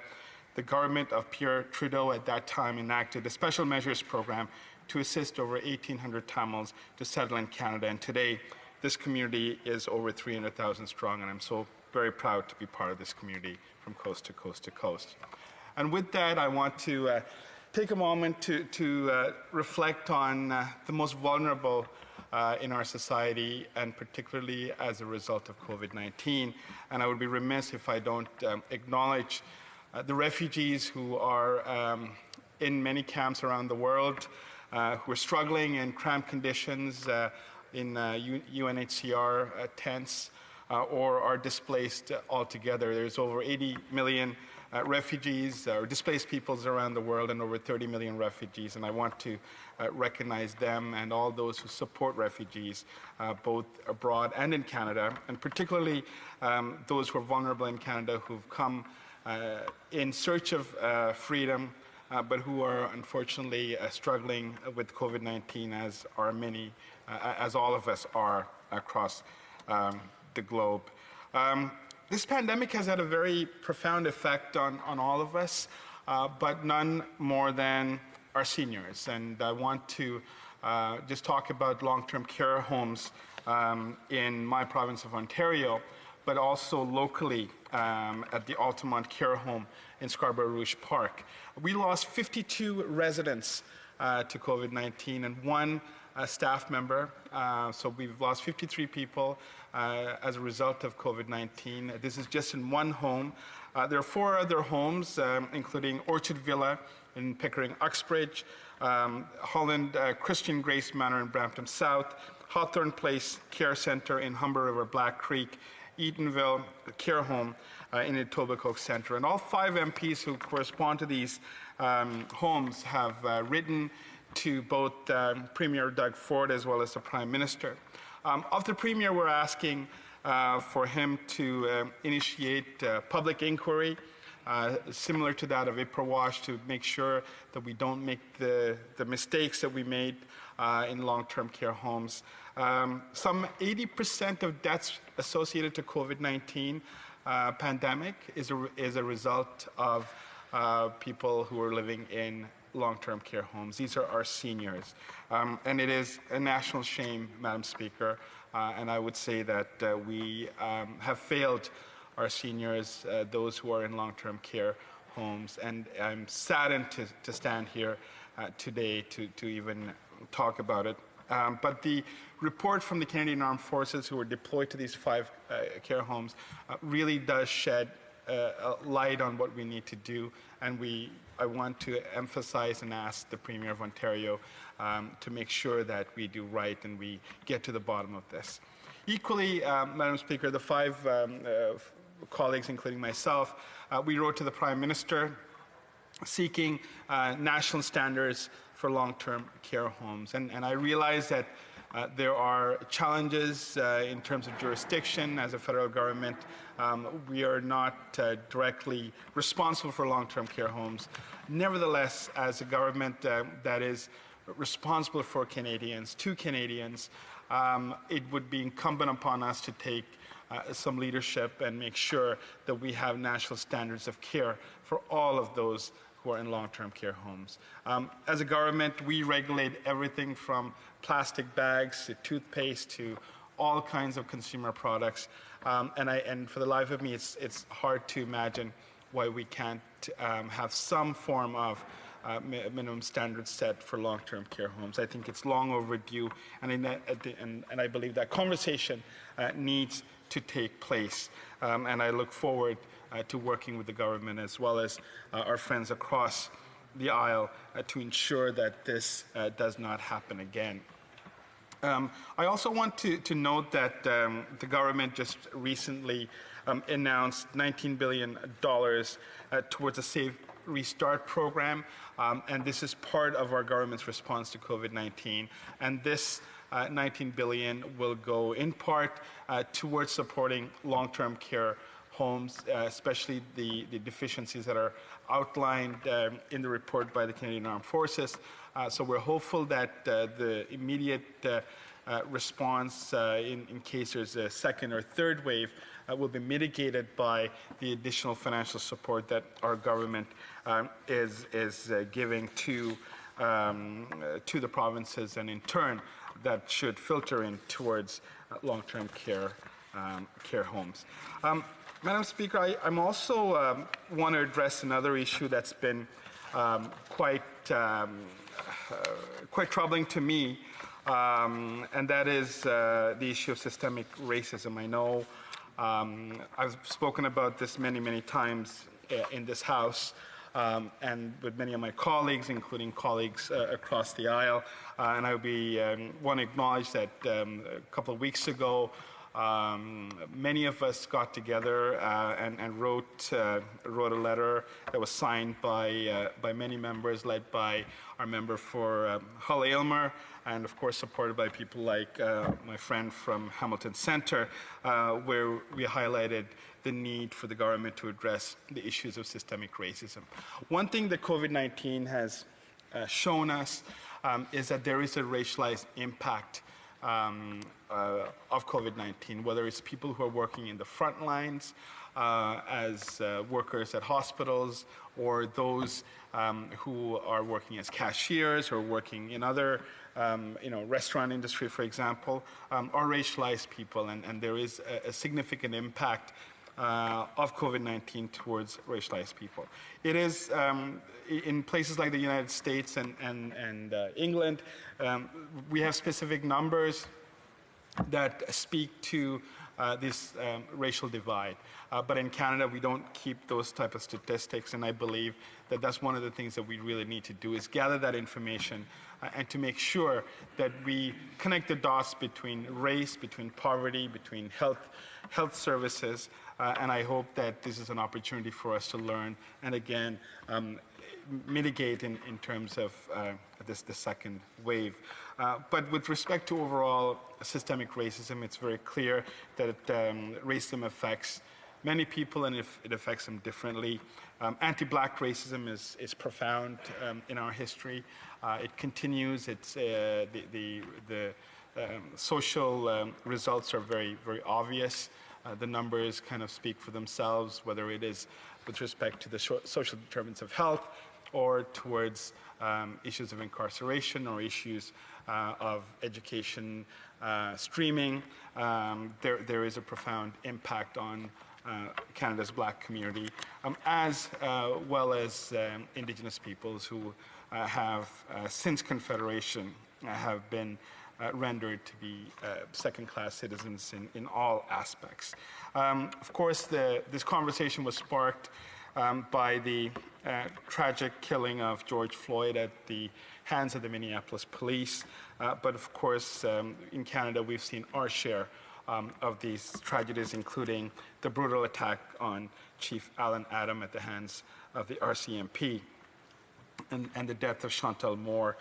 And we've seen the calls for all governments of all levels, to reimagine what policing looks like, reimagine how the interaction between police and individuals are, especially those who may have mental health issues, especially those in racialized communities. And I think that moment is now for us to seize and to ensure that we address the systemic issues that have led to these devastating results. And I hope, again, we'll be able to work collaboratively to advance these issues in the months to come. Madam Speaker, support for Canadians with disabilities is something that our government's been trying to do from the beginning. And there's been a number of measures we've put in to support all Canadians, and I'll speak to that at the end. But with respect to this legislation, it will directly assist people with disabilities with a non-reportable payment of $600 to all eligible individuals who receive the disability tax credit. We worked hard since the start of this pandemic to provide support for vulnerable Canadians to ensure response plan leaves no one behind. We need to make sure that Canadians with disabilities who are facing additional costs related to the pandemic get the support they need. This payment would also flow to those who are eligible for other disability benefits or support such as the Canada Pension Plan Disability Benefits, Quebec Pension Plan Disability Benefits, or one of the disability supports provided by Veterans Affairs Canada. This would benefit approximately 1.7 million Canadians with disabilities who are facing additional expenses due to the COVID-19 pandemic. Madam Speaker, according to the 2017 Canadian Survey on Disability, 22% of Canadians aged 15 and over identify as having a disability. The rate goes up with age, with 38% of Canadians over 65 and 47% of Canadians over 75. We know that among working-age Canadians with disabilities, more than 1.5 million, or 41%, are unemployed or out of the labour market entirely. Among those with severe disabilities, the rate increases to over 60%. These Canadians face challenges each and every day, and they do it with determination. They deserve the support of their government. Our government has worked closely with the disability community during this time of crisis, including the COVID-19 Disability Advisory Group, which is advising the Minister of Employment, Workforce Development and Disability Inclusion. The group has shared details about the lived experiences of persons with disabilities during the pandemic, along with the disability-specific issues, systemic gaps, and potential responses. Our government will continue to work hard to increase accessibility, to remove barriers, and remains committed to pandemic response and recovery disability inclusive. I want to take a minute, Madam Speaker, just to acknowledge some of the incredible organizations in Scarborough who've been working to address and to support people with disabilities during this pandemic.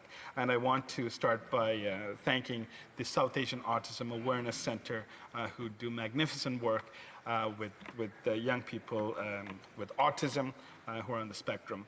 The Wellness Spring Center I was able to visit last week. It's a respite care facility, and they just reopened, and I was able to meet with their team and also with some of their clients. And it's a relatively new organization, but one that is very promising and that will really support a lot of people with disabilities. Community living, I think all of us, or many of us in Parliament, have very important community living locations in our ridings. I have several, and I'm always awed at the work that they do and the level of commitment that their staff and volunteers have in supporting those with disabilities. And of course, Taibu Community Health Center is located in Scarborough North, but it's really adjacent to my riding. It's the only community, Black-focused community health center in North America, and they do some great work, especially supporting those with sickle cell and other issues that are just related to the Black community, and I want to just thank them for their work. Madam Speaker, the next aspect of my discussion today is about broadening the Canada Emergency Wage Subsidy. It is now one of the pillars of the government's COVID-19 economic response plan. The Canada Emergency Wage Subsidy was introduced to prevent further job losses, encourage employers to quickly rehire workers previously laid off because of COVID-19, and help better position the Canadian economy as we transition into the post-pandemic recovery. The Canada Emergency Wage Subsidy can continue to protect jobs by helping businesses keep employees on payroll and encourage employers to rehire workers previously laid off. And we're already seeing the numbers in terms of the employment numbers go lower because people are being rehired. It offers more flexibility to employers so that a large number of them can benefit from the subsidy.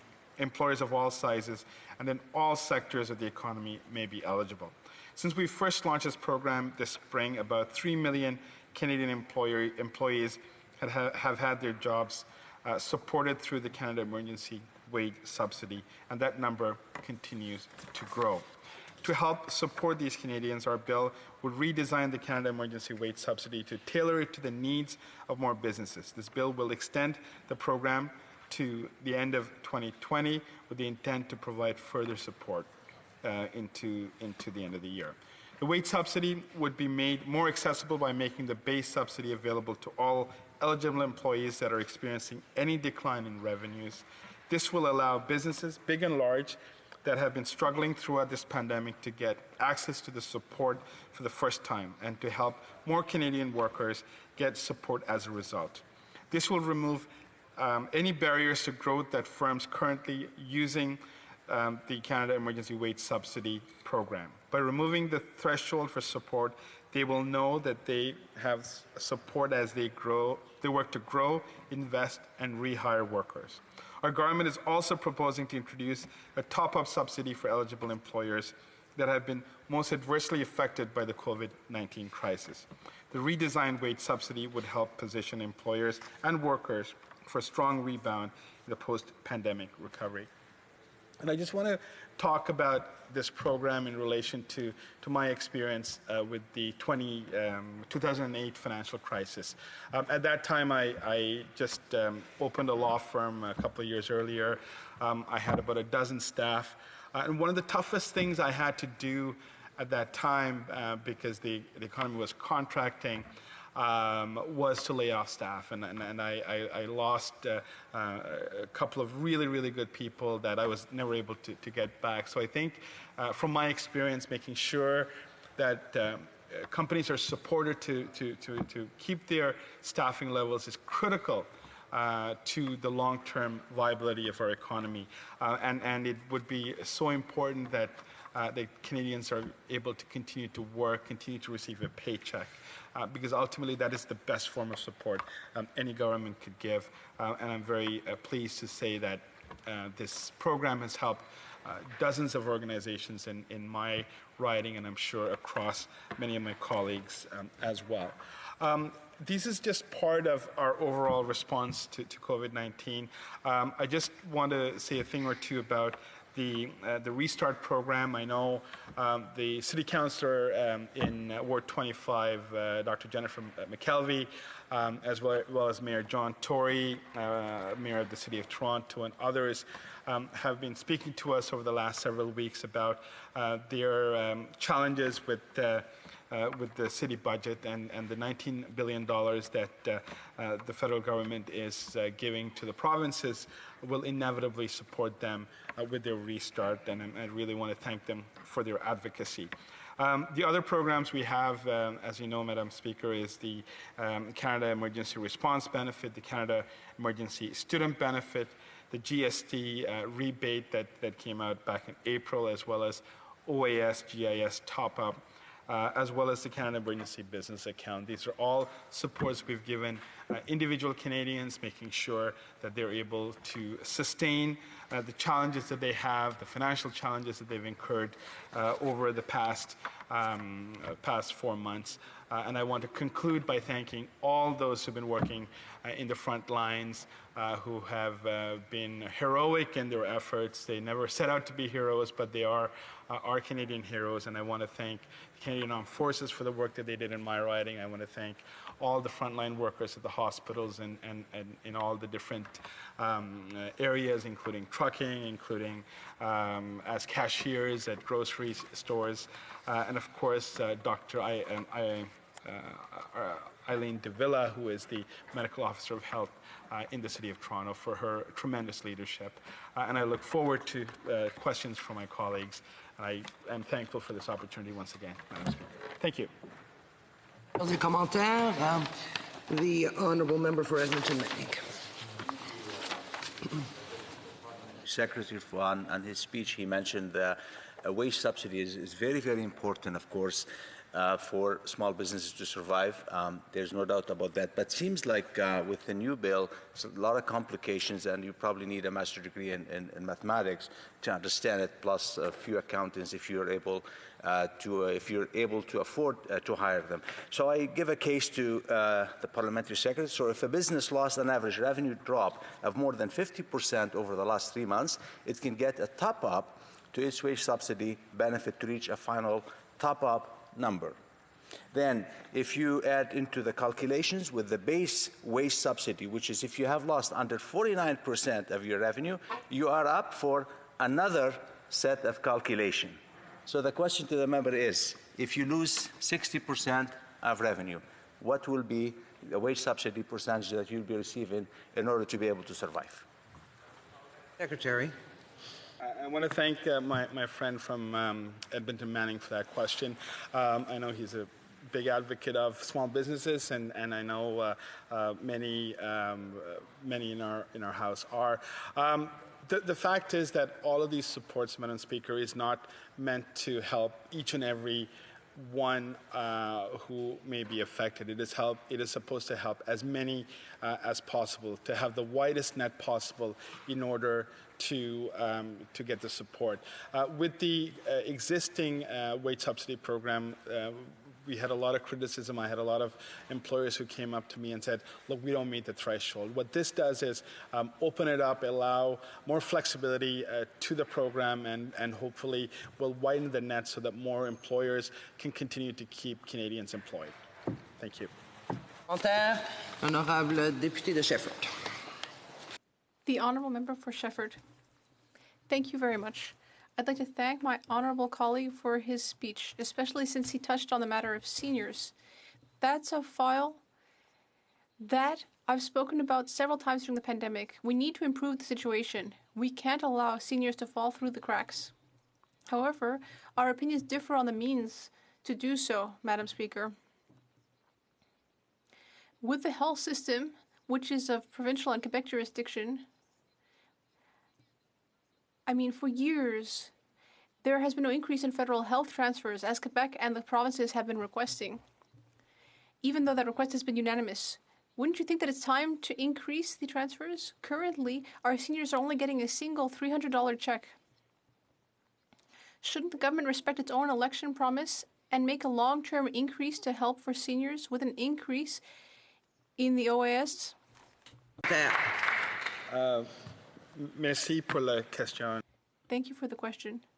And I do agree that we all need to do more for seniors. The $19 billion that the federal government has agreed to give the provinces will ensure that seniors and particularly long-term care facilities are supported during this pandemic and allows long-term care facilities as well as the provinces to restart. I believe that, to the extent that there's ideological differences in terms of how we fund healthcare, I think it's important that we have a national conversation, and that conversation includes how provinces are currently supporting seniors and long-term care facilities, but also to have national standards that will ensure that all Canadians across the country are able to have the same security who are living in long-term care facilities. Jose commentaire, the Honourable Member for Hamilton Centre.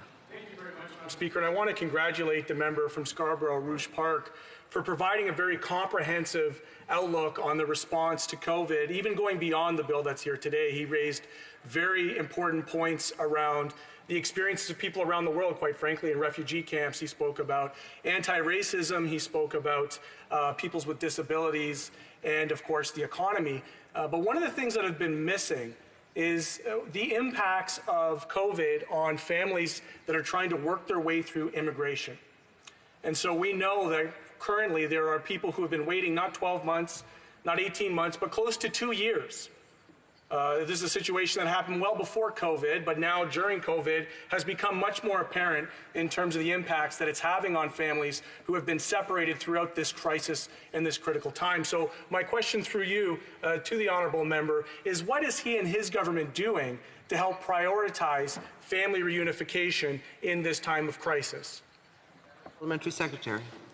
And I'd like to thank my friend from Hamilton Centre for that very important question.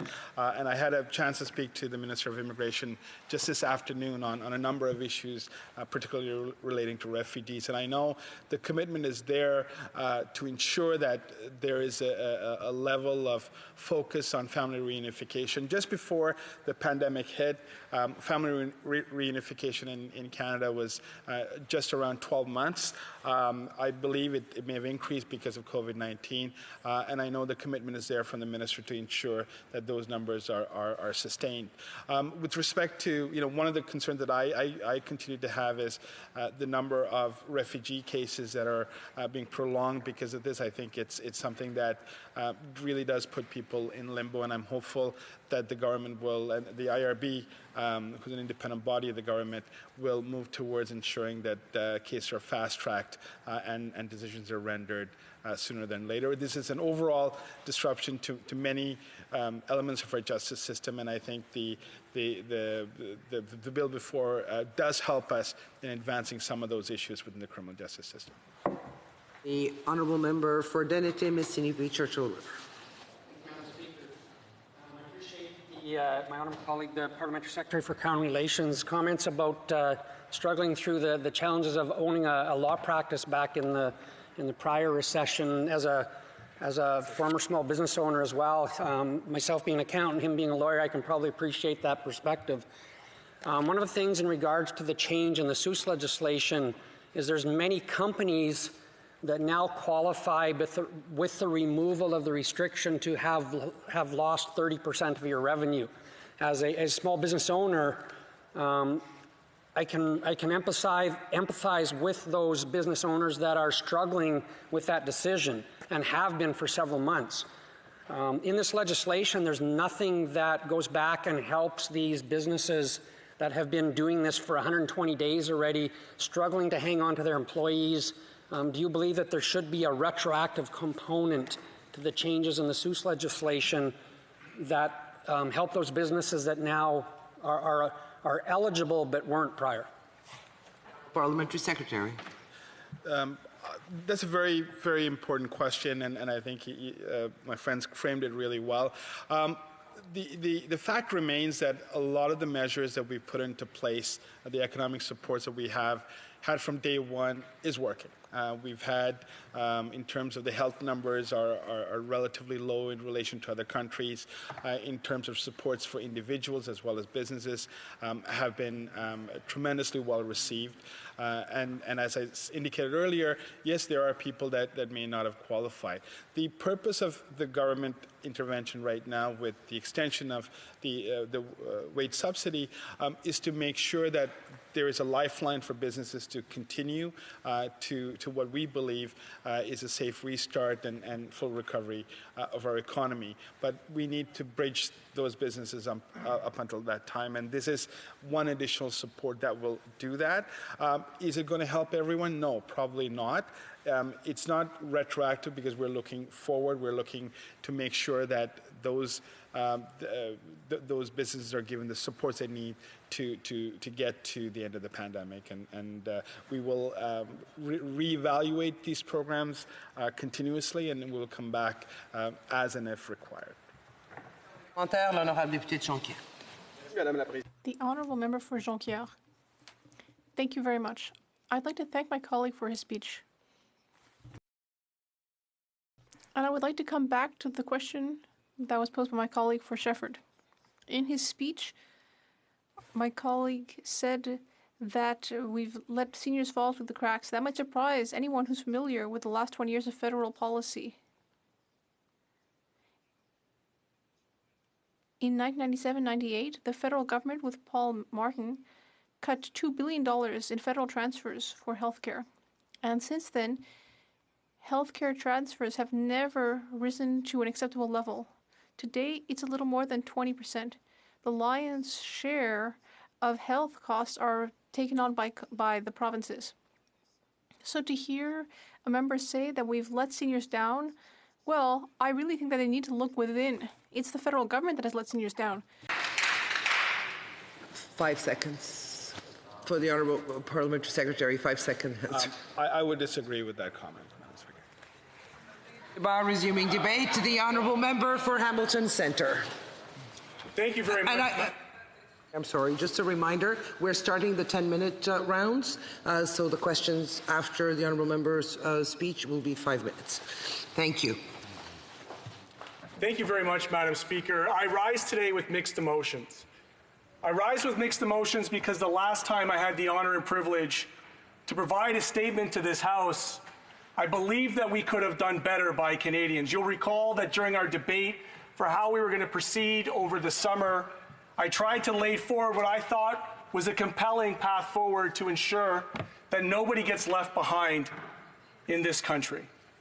And it's mixed emotions because on one hand, I'm proud as New Democrats that we were able to fight to ensure that in this Bill C-20 that the Liberal government removed the punitive penalties related to CERB for people who are just struggling to get by, that we at least increased the amount for people on disabilities covered by adding the CPPD and the veterans with disabilities.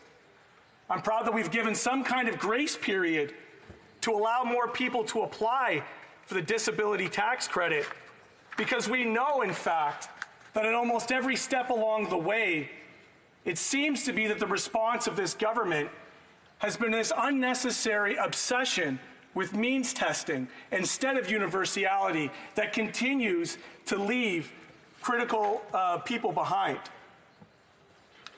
And so I'm here today representing the members of Hamilton Centre. And I had mentioned in the past that my riding has the third lowest average household income. We also have a disproportionate population of people who are living with disabilities who are struggling to get by.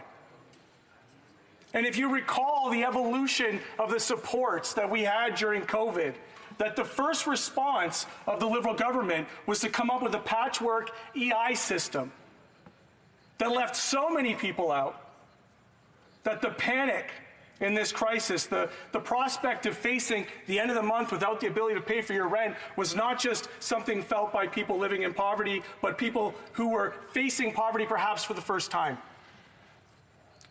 And you might remember that the Liberals tried to tie this disability tax credit to a program that would only account for 40% of the population living with disabilities. That leaves out the vast majority of the people in my riding. And I suggested to this House that I had a moral obligation, that we all had a moral imperative to ensure that the most vulnerable people in this country were not left behind, regardless of their citizenship, regardless of their abilities to work, regardless of how long they've lived here or where they've lived. And yet here we are, back with C20 that has had an incremental improvement, but still leaves far too many vulnerable people behind. Because the very definition of disability under the disability tax credit is far too restrictive. It's a non-refundable tax credit. And the lowest income people living with disabilities don't have enough income to benefit from it. One of the things that I found was perverse in the discussions of people living with disabilities and our seniors was this positioning, this argument that was put forward by both Liberals and Conservatives. What have they lost? What have they lost in terms of their income? I say that's perverse because it is very apparent now that it was our most vulnerable people who had absolutely the most to lose. And I shared earlier yesterday that it's not just about people who are infected by COVID to be impacted. I think about my friend Michael Hampson, who at 58, he had lived the last part of his life struggling with disabilities, trying to get the income supports that he can get. In Ontario, for a brief time, Madam Speaker, he had hope with a guaranteed basic income.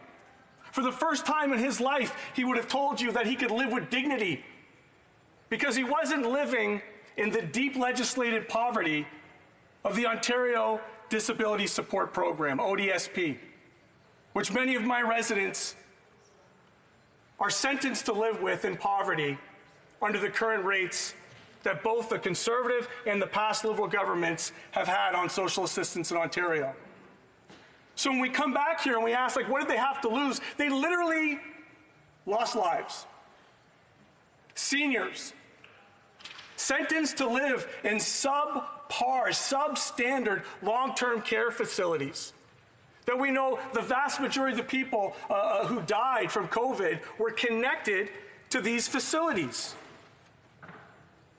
And yet when we argue about this bill, when we debate about this bill, it's not just about what's in the bill, but it's also about what's not in the bill.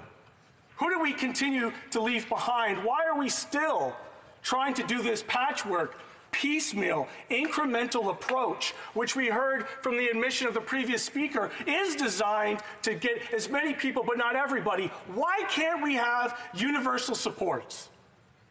Why can't we have a government in a country as prosperous as Canada that can take care of each and every person living here? That when we look at the $740 million for long-term care to support one-time costs over the next 6 to 8 months for measures to control and prevent infections in our long-term care facilities that have a growing number of infections, we are not out of this crisis. We've only just begun. That $740 million, that reluctance from this Liberal government to take a national leadership on the state of health care for our seniors in long-term care is the tragedy of this crisis. And there have been scandals in this crisis.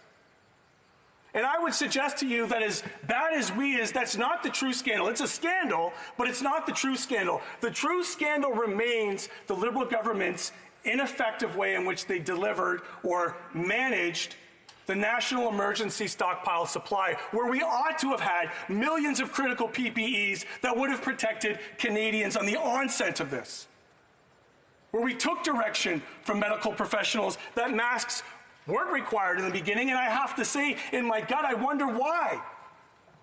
Why was that put forward? When at the same time, the same Liberal government threw out millions of critical PPEs. Why do I raise that today? Because we're not going to sit again for quite some time, and we're not out of this thing. As the provinces continue to open up for business, what they've done is opened us up for a second wave. When I talked about the moral imperative to plan for the future is going to be the new normal. This is not going away. People will continue to get infected. People will continue to die. And the question remains, what are we willing to do about it? What can we do to ensure the next time my friend Michael Hampson isn't found dead in his apartment after 4 days? That we have a healthcare system that provides enough support to make sure people can check in on our most vulnerable people. We have the ability to do this. We have the wealth in this country to deliver for all Canadians. That it doesn't have to be piecemeal. That when we recognize that this does in fact impact our most vulnerable, that throwing a $600 one-time payment on people who are living with disabilities to a very narrow section, quite frankly, is not good enough. And so we're in a scenario over these next few weeks, like, yes, I support this because it's as good as they're willing to do, but we deserve better. The people of Hamilton Centre deserve better. The people who are sentenced to live in legislative poverty deserve better. And the question always becomes, well, what would your government have done? What would an NDP government have done? What would you have done differently? What we would have done differently, Madam Speaker, is we would have done everything that we said we were going to do in the beginning. We would have provided supports for people on EI. We would have provided housing for people. We would have had a just transition and a fair transition for people into this new economy. We would have had a just recovery. We haven't heard any of those things. So while it takes this government 4 days to put $750 billion out to Bay Street, we're stuck in this House still dealing with their scandals. And like many Canadians, I want to focus on the things that matter in here. And that is the lives that have been lost. That's who I'm here for. That's why I'm here. And I encourage the members on the opposite side who have all the power that when they make decisions on policy, they don't do it knowingly leaving people behind. Nor do they think the $600 that's going to come on a one-time fee when 40% of the population, the most low-income, vulnerable population, is going to continue to get left behind. So I invite questions from the government and the opposition to figure out how we can, in this House, support everybody through this crisis, throughout this crisis, and into the next phase. Thank you, Madam Speaker. Questions and comments? The Honourable Parliamentary Secretary. Yes, thank you, Madam Speaker. One of the things that we do, and we continue to do, is to work with the different levels of government. Whether they're New Democratic governments out in BC or Conservative or Liberal governments out in Atlantic Canada and the governments all in between, territories, work with the different stakeholders, the municipalities, Indigenous people, the many different stakeholders that are out there. We develop programs such as CERB, such as the Wage Losses Program. We identify certain individuals in society, such as our seniors, in particular those that are in a poverty situation. We today deal with individuals with disability. It's not our first attempt to be able to deal with people with disability. You see, Mr. Speaker, we just can't, or Madam Speaker, we just can't click our heels and give everyone in society $1 million. It doesn't work that way. You have to work within the reality of the situation. This government, with the support of other levels of government, have been very successful at meeting the needs of Canadian society so that we will be in a better position on the road to recovery. Madam Speaker, my question to my New Democratic friend is, to what degree, for example, would he have gone further than a $600 one-time payment to disability, a $500 one-time payment to seniors, or poorest seniors in Canada, Madam Speaker, the $2,000 for CERB recipients for their paychecks, the millions of dollars being spent in terms of supporting small businesses? What more would he have done? The honourable member for Hamilton Centre. It's very clear that they can click their heels and provide $750 billion to Bay Street. So what we would have done is what we always said we were going to do, which is create a system like CERB that would be universal for people to get through this crisis. And the fact that this member knows, this honourable member knows, that $2,000 a month is what they identified to get by, while simultaneously people are struggling to get by on ODSP for $1,200 a month. We are legislating people into poverty while we are bailing out the banks and the ultra-wealthy and the elite in this country, Madam Speaker. Questions et commentaires, questions and comments. The honourable member for Renfrew, Nipissing, Pembroke.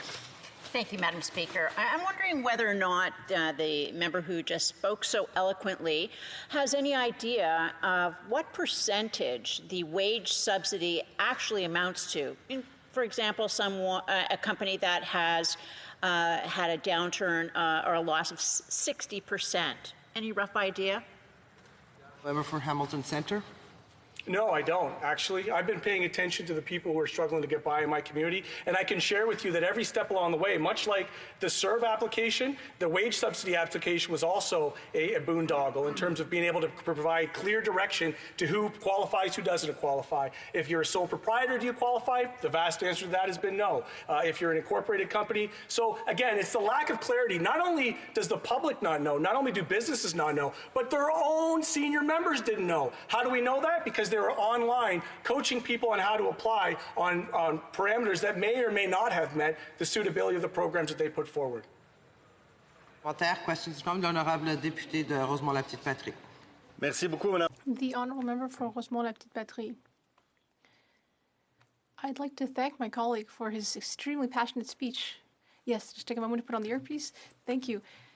I would like to speak about the contrast and how fast the Liberal government acted, depending who were the recipients.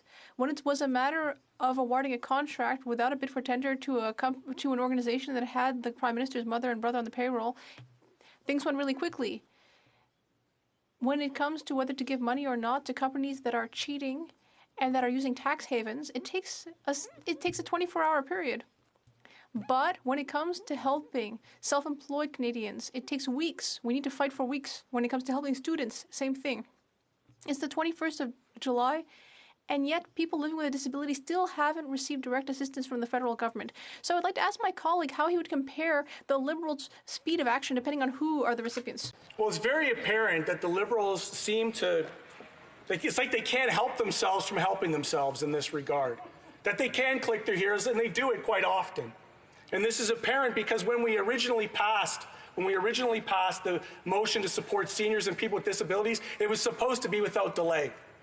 And to this day, they're still waiting, and there's still going to be people at the end of this bill, 40% of the population, who are going to continue to wait through this crisis, Madam Speaker.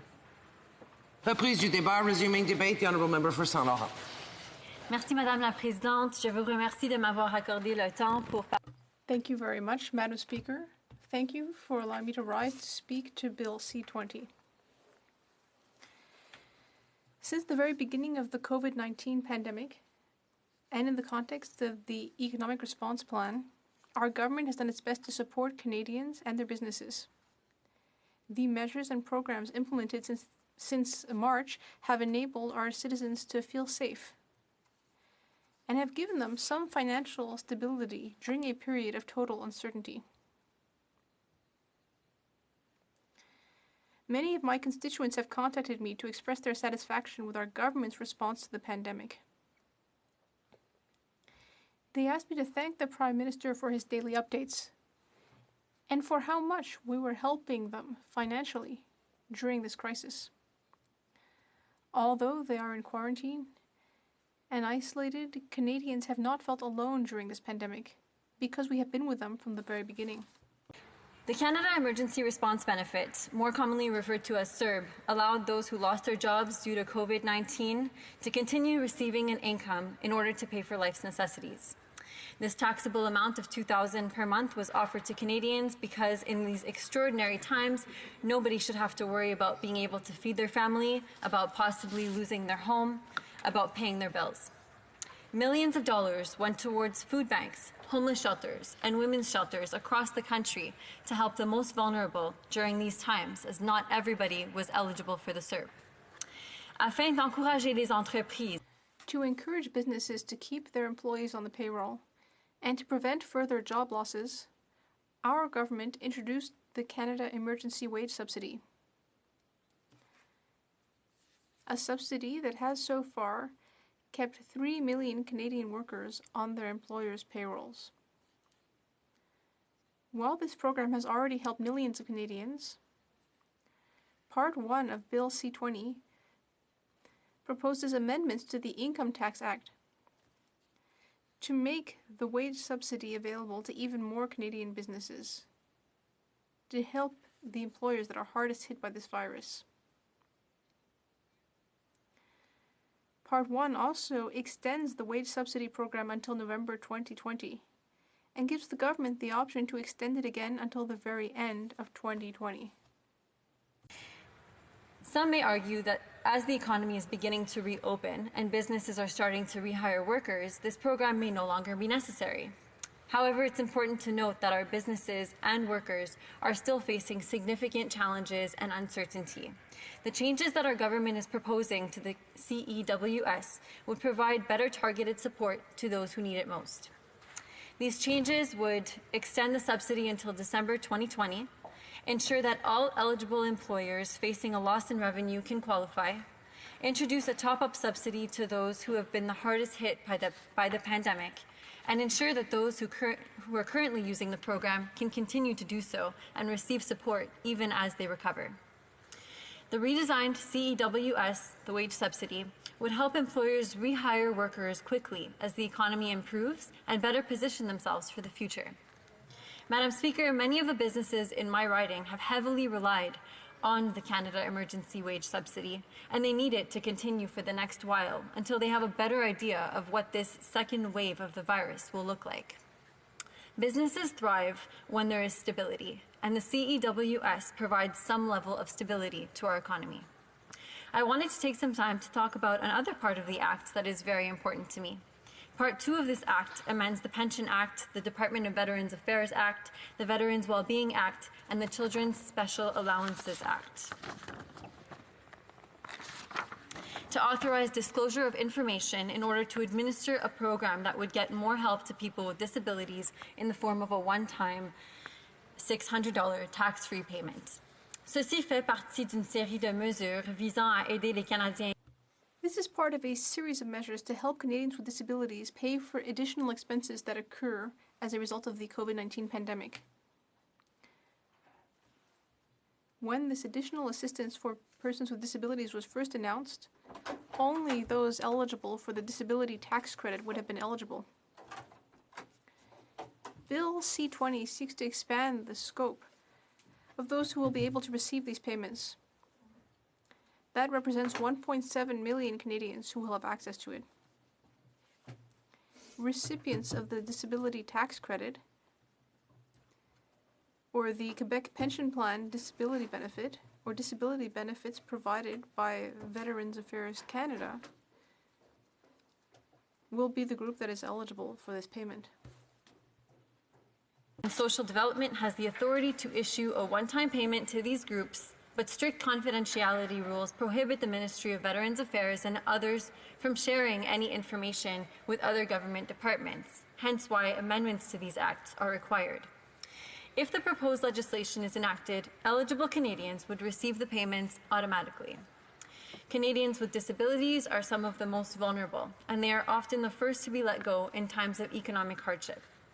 The government will invest in projects and programs that help make the workplace more accessible in the coming months. Other parties feel just as strongly as I do about people with disabilities and want to help as many people who need it as possible. That's why this bill reflects some of the concerns raised in previous legislation and strives to include everyone who needs the support. La dernière et troisième partie du projet de loi. The third and last part of Bill C-20 seeks to pass the Time Limits and Other Periods Act, COVID-19. This will meet the need for increased flexibility with respect to certain time limits and other deadlines that are impossible to meet because of the exceptional circumstances produced by COVID-19.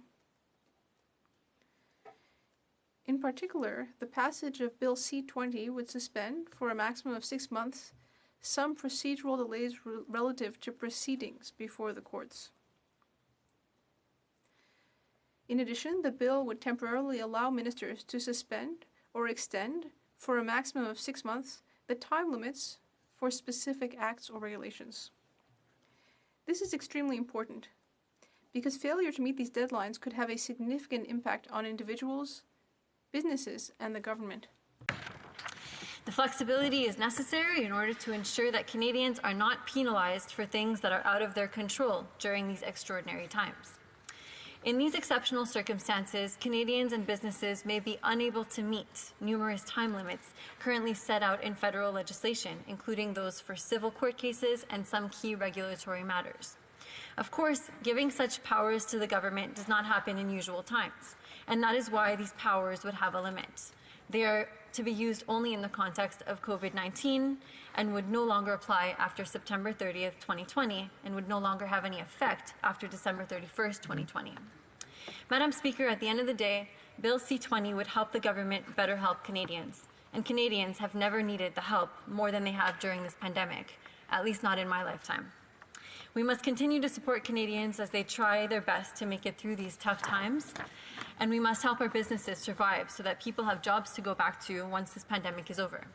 I hope that this bill gets the support that it deserves from members across all party lines, so that we can continue to be better and be there for those who need us during these unprecedented times. Thank you. Comments? Dr. Melvin. I appreciate the comments made by the member across the way. In regards to the disability benefit, it is better because it's more comprehensive and it does include our veterans. However, I wonder if she would make a comment on a statement by the Minister of Employment, Workforce Development and Disability Inclusion when she was speaking to the disability tax credit that includes veterans. The member did sit on Veterans Committee for a while, and I'm sure she's aware that now the backlog has not diminished. It has actually grown to almost 50,000 cases. And so this funding is important to our veterans. They are desperately waiting months, if not years, to get the supports that they need. However, the minister said in regards to getting the disability tax credit that it is incredibly complicated on the back end, and that it will take up to 60 days after being passed today before being implemented.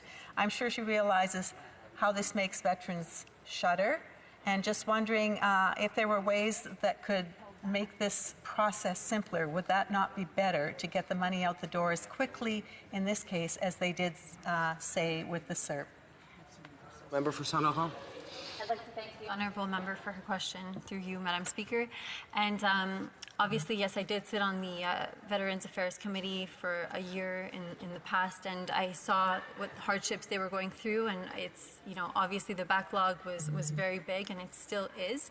I believe that the changes that we're proposing in this bill actually may help, in a bigger context, make things a lot easier for them at the back end. So a lot of the red tape that was there was because of the confidentiality clauses that were preventing information from being passed from one department to another. And so maybe this can give some light and help us find new ways to help us share this information so that things can get passed along quicker when people go from the armed forces to Veterans Affairs. And we're hoping that this can help in that way as well. Thank you.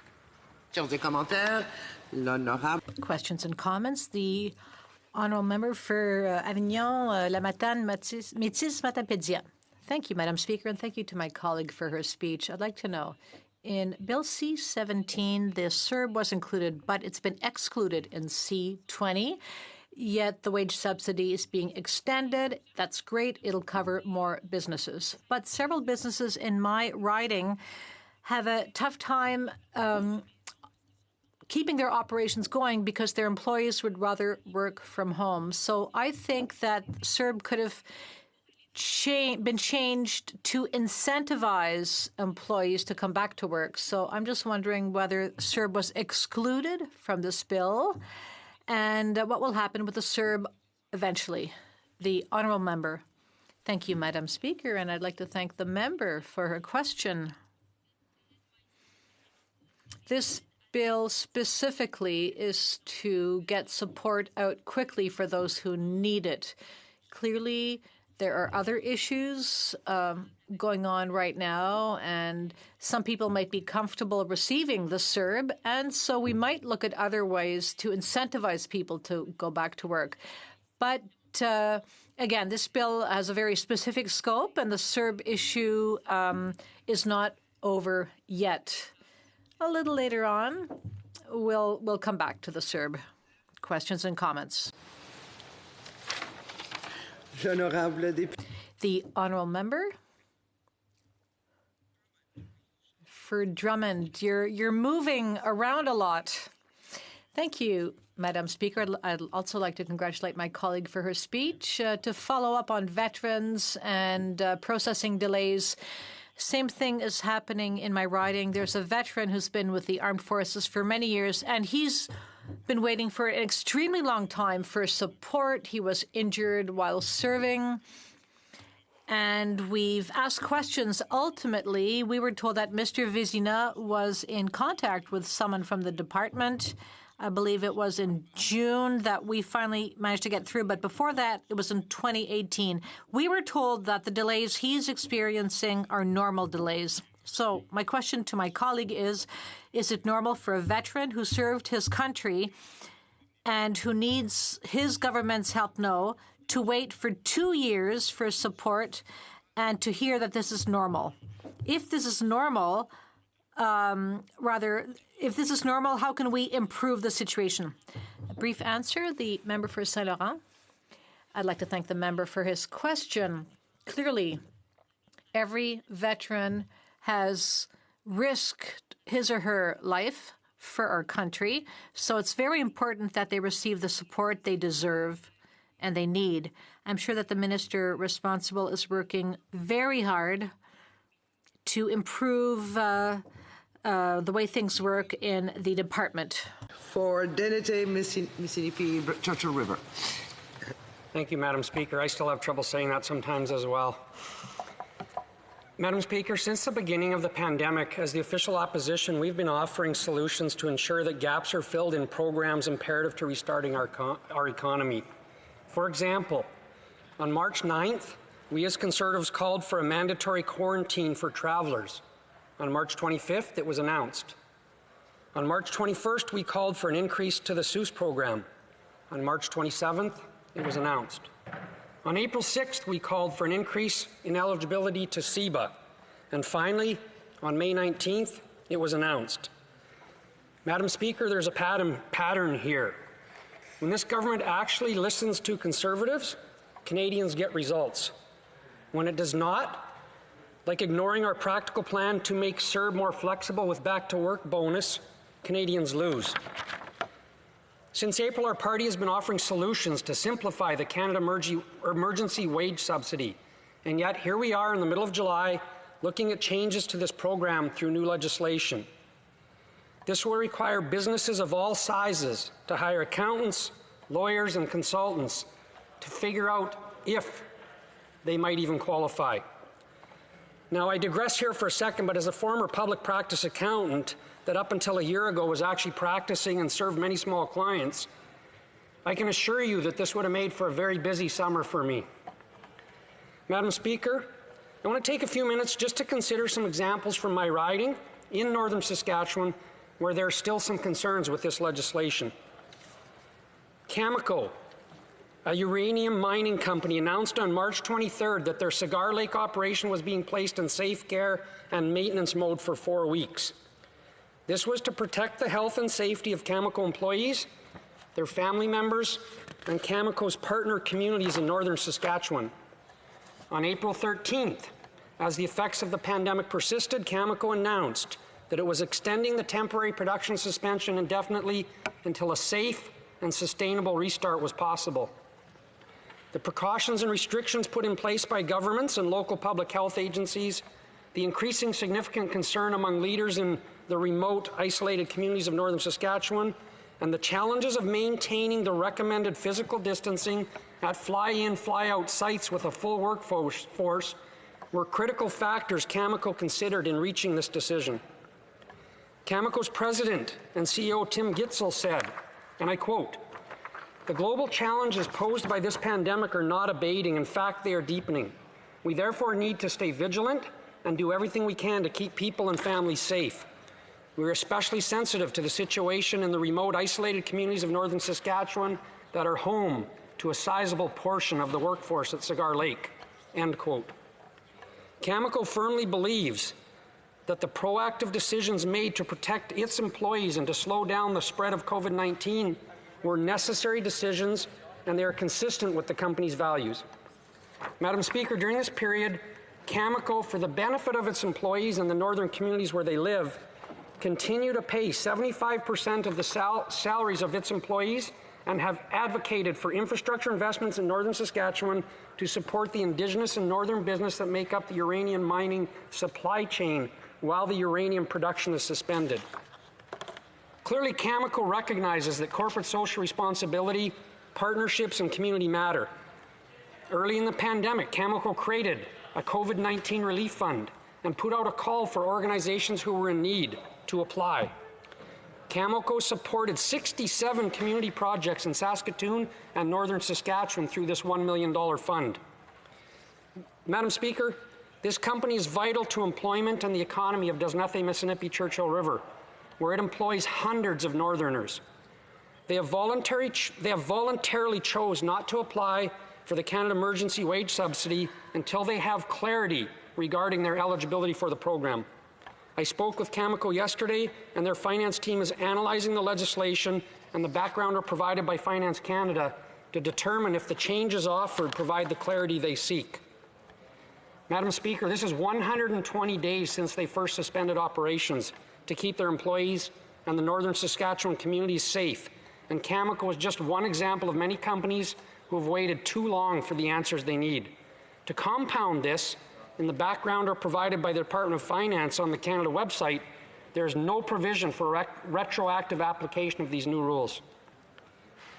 Madam Speaker, I offer a second example. I received an email yesterday from a gentleman who owns and operates a lodge in Saskatchewan's far north, and I'm actually going to read his email because I think he says it better than I could. So I quote, "I do have concerns that while the government is modifying the financial assistance programs to help small and medium businesses, no consideration is being given to seasonal businesses that generate all of their annual income in 2, 3, or 4 months. While it is welcome news that the Liberal government is extending the wage subsidy, this is providing virtually no assistance to seasonal lodges and outfitters due to the eligibility criteria being tied to the loss of monthly income. For lodges such as ours, where all of our income is generated in 1, 2, 3, or 4 months, we are ineligible for the extended assistance since our lodges aren't operating and therefore have no income, even though we still have employees and are incurring expenses for the 8, 9, 10, or 11 months for the rest of the year. For seasonal businesses such as the Canadian lodge and outfitting industry, where many of the operators have had a 100% loss of income in 2020, we are only eligible for assistance for the months in which we generated income in 2019. My business has incurred a 100% loss of income in 2020. Our operation normally generates hundreds of thousands of dollars of revenue each year during a short 45-day operating season. We contribute hundreds of thousands of dollars annually to our Saskatchewan suppliers and employees, as well as paying federal and provincial income taxes, GST, payroll taxes, and retail sales taxes. Under the current government financial aid programs, such as the wage subsidy, because we are a seasonal business only generating income during June and July each year, we are being penalized. We can only claim the wage subsidy for 2 months, while we are incurring wage and other costs, I might add, the other 10 months of the year. It appears that this government has not considered the situation of most Canadian lodge and outfitters and the needs of seasonal businesses such as ours when formulating and tweaking the financial aid packages for small and medium businesses. I don't know if this huge hole in financing assistance affecting the lodge and outfitting industry, which contributes billions of dollars to the Canadian economy, has even been considered in the debate regarding the financial aid packages. He concludes his email by stating, without financial aid for the lodge and outfitting industry, which is at least equitable to that being given to other segments of the economy, many, many lodges and outfitters will fail and close permanently, end quote. Madam Speaker, these stories are only two of the many that I could tell of a situation that describes what is happening on the ground in my constituency in northern Saskatchewan. There is a stark contrast between the headlines versus the reality in Desnethe, Mississippi, Churchill River. This government, during the early days of a pandemic, when its attention should have been focused on helping Canadians, or maybe at the very least avoiding conflicts of interest, issued an order in council on firearms. This provided the media with days of headlines that targeted law-abiding gun owners rather than actual criminals. On January 24th of this year, Onion Lake Cree Nation in Saskatchewan declared a state of emergency as a result of a significant increase in drug and gang-related activity. The leadership of Onion Lake and the surrounding First Nation communities signed a Western Chiefs Declaration with the support of the City of Lloydminster to tackle this very serious gang and rural crime problem. Unfortunately, the Liberal Order in Council does nothing to help these communities. Madam Speaker, headlines versus reality. In 2015, the Prime Minister publicly claimed many times that the most important relationship for him was the one between his government and Indigenous people. He even put it into all of the mandate letters of his ministers at the time. Let's review what this relationship looks like for Indigenous businesses during a pandemic.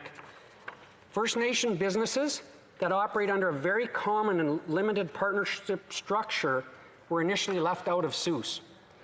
On becoming aware of this issue, I immediately contacted the Finance Minister's office, to which I'm still awaiting a reply. After much pressure from many organizations, this error was eventually corrected, and we appreciate that. But there remained a gap in the forestry, mining, manufacturing, construction, and consumer sales industries for Indigenous people. Headlines versus reality. Indigenous and small and medium-sized businesses heard an announcement on April 18th from the Prime Minister that would offer them short-term interest-free loans and non-repayable contributions through Aboriginal financial institutions, but did not see any of that money flow until the middle of June, a full 2 months after the announcement. Headlines versus reality. Every time an announcement was made about support for businesses through programs like CEWS or CEBA, it required significant lobbying and exhaustive efforts before this government found a way to include Indigenous businesses. Headlines versus realities.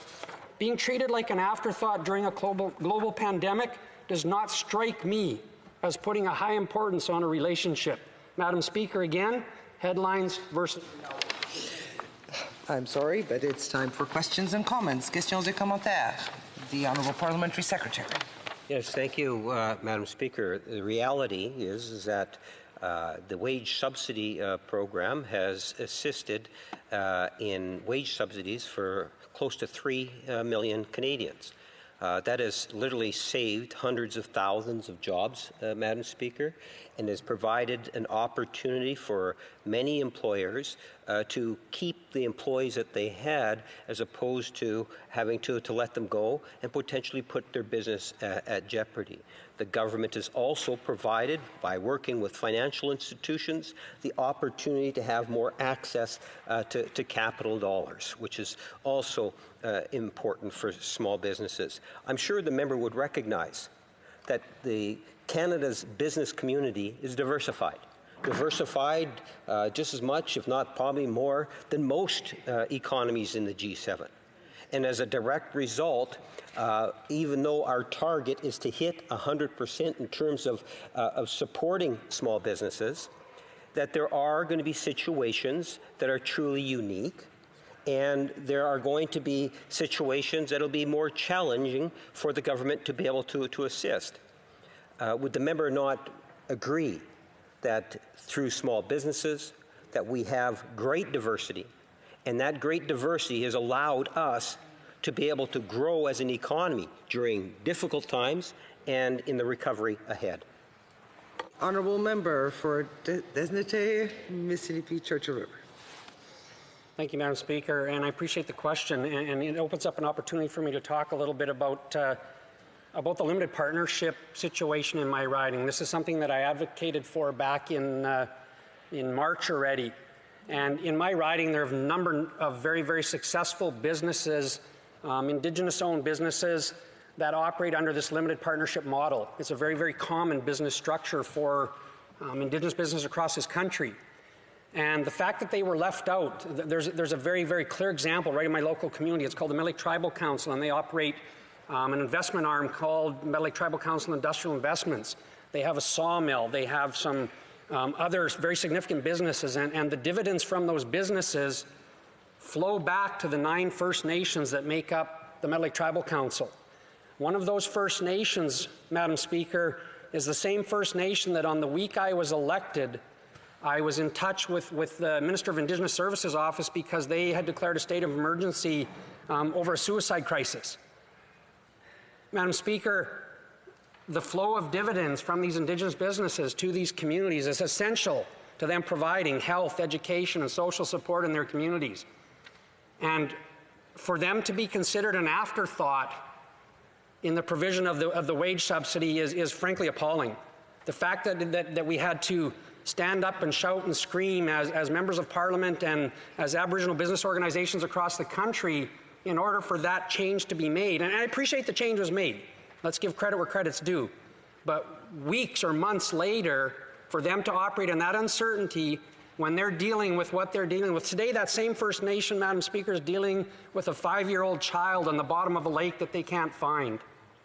That's the realities in Desnethie, Mississippi, Churchill River, of the communities affected by these decisions. That's the reality of being the Member of Parliament for Northern Saskatchewan that I advocate for. Questions and comments? The Honourable Member. Thank you, Madam Speaker. I'd like to thank my colleague for his speech. I greatly appreciated his conclusions and what he said about his riding, and I'd like to join my voice with his, because in my riding as well, many employers called me to say it was really hard for them to hire people, even people working at the community level and community organizations. They said it was hard to bring back their workers. So to my colleague, I'm just wondering whether he agrees with our proposal. We said that there should have been incentives built into CERB to get people to go back to work. So does my colleague believe that C20 should have included measures to incentivize workers so they go back to work? 20 seconds. Thank you to my bloc colleague for that question. I'm going to reflect on a comment that my colleague from Carleton said yesterday, where there's maybe a collective memory challenge of who presented this idea of incentives for back to work first. And so I think that is an issue that we agree on with the bloc. Whether the chicken or the egg came first, maybe we'll leave that for another day, but absolutely we would agree that there should be incentives, because you know what? Businesses in my riding are... Resuming debate. We have a point of order from the member from Barrie Innisfil. Thank you, Madam Speaker. I am rising on a point of order concerning the 5th and 7th reports of the Standing Committee on Procedure and House Affairs, and I respectfully submit that the reports each exceeded the committee's mandates and therefore should be found out of order. Madam Chair, let me begin with the 5th report. In its order of reference on Saturday, April 11th, the House instructed the committee, quote, to study ways in which members can fulfill their parliamentary duties while the House stands adjourned on account of public health concerns caused by the COVID-19 pandemic, including temporary modifications of certain procedures, end quote. And yet the committee, in its 5th report, has gone well outside the scope of that mandate. In the interest of time, Madam Speaker, I'll simply work from the recommendations the committee put forward in its report. On page 27, the committee recommended, quote, that the House create a pandemic and crisis plan and that it is rehearsed and updated on a regular basis, end quote. That sounds like something meant to last well beyond the current pandemic. Next, on page 29, the committee recommended, quote, that the House of Commons establish an alternative set of standing orders which enables the implementation of a virtual parliament so that the House can continue with its business in the event of a crisis or exceptional circumstances, such as those arising from the current pandemic, end quote. The current pandemic is cited as merely an example, not the limit for that recommendation. Meanwhile, on page 31, the committee made a couple of other procedurally questionable recommendations. Quote, that the House of Commons undertake the necessary steps to expand its capacity and operations to achieve a fully virtual Parliament in the event of exceptional circumstances, and that the House of Commons continue to take an incremental approach during exceptional circumstances to the adoption of added parliamentary activities by virtual means, end quote. Again, the committee looked beyond the current pandemic. And then over to page 40, we read that the committee recommended, quote, that the clerk of the House of Commons ensure that all committees and party caucus meetings have access to a private, secure platform for in-camera meetings during the current and future emergency situations, end quote. The theme continues in recommending on page 42, quote, during exceptional circumstances, virtual presence of members meets the requirement for quorum, end quote. Moving along to page 48, the committee recommended, quote, that the House of Commons set up a secure electronic voting system for conducting votes in virtual sittings as soon as possible in the event of a pandemic or any other exceptional circumstances, end quote. That one does refer to a pandemic, but simply a generic one, not specifically the current one we're confronting, before then extending into other exceptional circumstances. Finally, on page 50, the committee recommended, quote, that the committee continue its study in order to be ready to respond quickly to a new crisis. All these recommendations, Madam Speaker, contemplate actions well beyond a response of the current COVID-19 pandemic and ensuring that members can fulfill their duties as parliamentarians during it. Again, for reference, on April 11th, the House instructed the committee, quote, to study ways in which members can fulfill their parliamentary duties while the House stands adjourned on account of public health concerns caused by the COVID-19 pandemic, including the temporary modification of certain procedures, end quote. Now, if I might put the House's order into plain language, it would be deal with one crisis at a time. Perhaps, Madam Speaker, this was, dare I say, your thinking too, when you told the committee on April 21st at page 11 of the evidence, quote, once this is over and they have reported, they should continue looking at different options that would keep Parliament running if something like this or something worse should happen again, and look at all the worst case scenarios, end quote. There are good policy reasons for a step-by-step approach too. If you can avoid it, you shouldn't be using your management of one crisis mid-course as a guide to solving the next one. You wouldn't book, for example, CPR lessons while you're treading water to stay afloat. But I am now straying into arguments beyond the scope of this point of order, so let me get back to that. I will now switch to the 7th report and speak to my concerns there before getting into procedural concerns which are common to both reports. Before covering the new content of the 7th report, let me draw the Chair's attention to the final two recommendations on pages 71 and 72. Quote, that the House consider all the work committee carried out for the pandemic and procedure-related studies it conducted. The committee wishes to ensure all its recommendations are taken into account in the development of any virtual Parliament and in the implementation and use of any electronic voting systems it might use if adopted. Note that this report supplements preceding report entitled Parliamentary Duties and the COVID-19 Pandemic, presented to the House on the 15th of May 2020, and that all the recommendations are important to preserving the parliamentary rights and privileges of the House and its members. That except in cases of clear incompatibility, the recommendations of the previous report entitled Parliamentary Duties and the COVID-19 Pandemic be deemed mutatis mutandis, part of this report, end quote. So it follows, Madam Speaker, that if the 5th report is to be ruled null and void, so too would the 7th report, since it too sampled the tainted fruit, so to speak. Nonetheless, there are several new recommendations in the 7th report which also fall wide of the mandate of the committee that was given by the House. On May 26th, after the imposition of closure, a majority voted for the following instruction of the Procedure and House Affairs Committee, found at paragraph F of Government Motion Number 7. Quote, to review and make recommendations on how to modify the standing orders for the duration of the COVID-19 pandemic as part of an incremental approach beginning with hybrid sittings of the House as outlined by the report provided to the committee by the Speaker on Monday, May 11th, 2020, including how to enact remote voting, end quote. Turning to the recommendations themselves, let's start on page 55 with this one, which speaks to events beyond the current pandemic.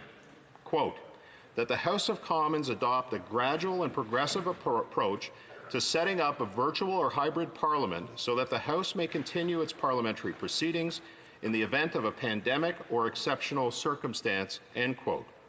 However, the biggest and most substantive recommendation at pages 68 to 71 flagrantly defies the House's instructions.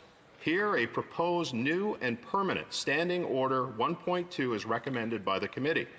There's no sunset clause. There's no deadline for it to expire. There is no provisional nature to it. It is a change which will sit on the books permanently. And while the Liberals may argue, Madam Speaker, that Standing Order 1.2 itself contemplates being applied on a one-time limited basis, this is still not limited to the current pandemic. According to Section 1, it would apply in the event of a crisis or exceptional circumstances. This does not refer to COVID-19. It doesn't even speak to a pandemic. It bears remembering, Madam Speaker, that the House's May 26 instruction called for the committee to, quote, make recommendations on how to modify the standing orders for the duration of the COVID-19 pandemic, end quote. The seventh report contains a litany of other recommendations referring to situations when the House may have virtual or hybrid sittings. And in the interest of time, I won't read them all out, but suffice to say that when read in combination with Standing Order 1.2 in its current form, these other recommendations are similarly tainted as speaking to House proceedings beyond the current COVID-19 pandemic. This isn't simply a concern we have, and I'd refer to the Chair, for example, to the New Democratic Party's supplementary opinions on page 95 of the seventh report, where they said, quote, the NDP believes that the scope of this report wavered beyond its boundaries. The committee was tasked with finding solutions for remote participation of members specifically related to the COVID-19 pandemic. Some recommendations were outside of those lines, and while the NDP doesn't agree with the idea of exploring other options and preparing for the future, it does not consider those to be part of the work of the committee that was asked to do by the House of Commons, end quote. That's especially noteworthy because it was the NDP, which was the Liberal government's dance partner in negotiating passing Government Motion Number 7. It would be difficult to find someone in a better position to speak to the intention underpinning the House's instruction to the committee. Now, turning to the procedural framework, which undermines each of the Procedure and House Affairs Committee's reports, the committee could normally have considered and made recommendations like these under its mandate pursuant to Standing Order 1082A. However, as the Liberals have liked to point out, these are not normal times. Many things around here are quite different, to say the least. But one of the things which has quietly flown under the radar is that our committee system has not just simply migrated over to Zoom to keep their work going. In order for any committee to hold virtual meetings, it has to have special permission from the House to do so. But the House has not granted blanket permission to all committees. Instead, under the Liberal motions to date, only specifically named committees have been empowered to use Zoom, and only to do the things spelt out in the Liberals' motions.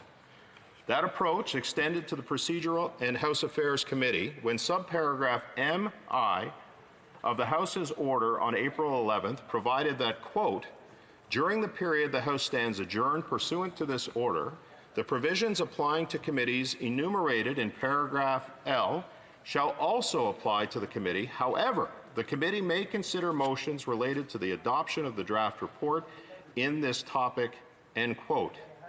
That topic is the April 11th mandate I've quoted twice already. Under paragraph L, which was cross-referenced there, the committee was explicitly given a limit to, quote, hold meetings for the sole purpose of receiving evidence related to the COVID-19 pandemic, end quote.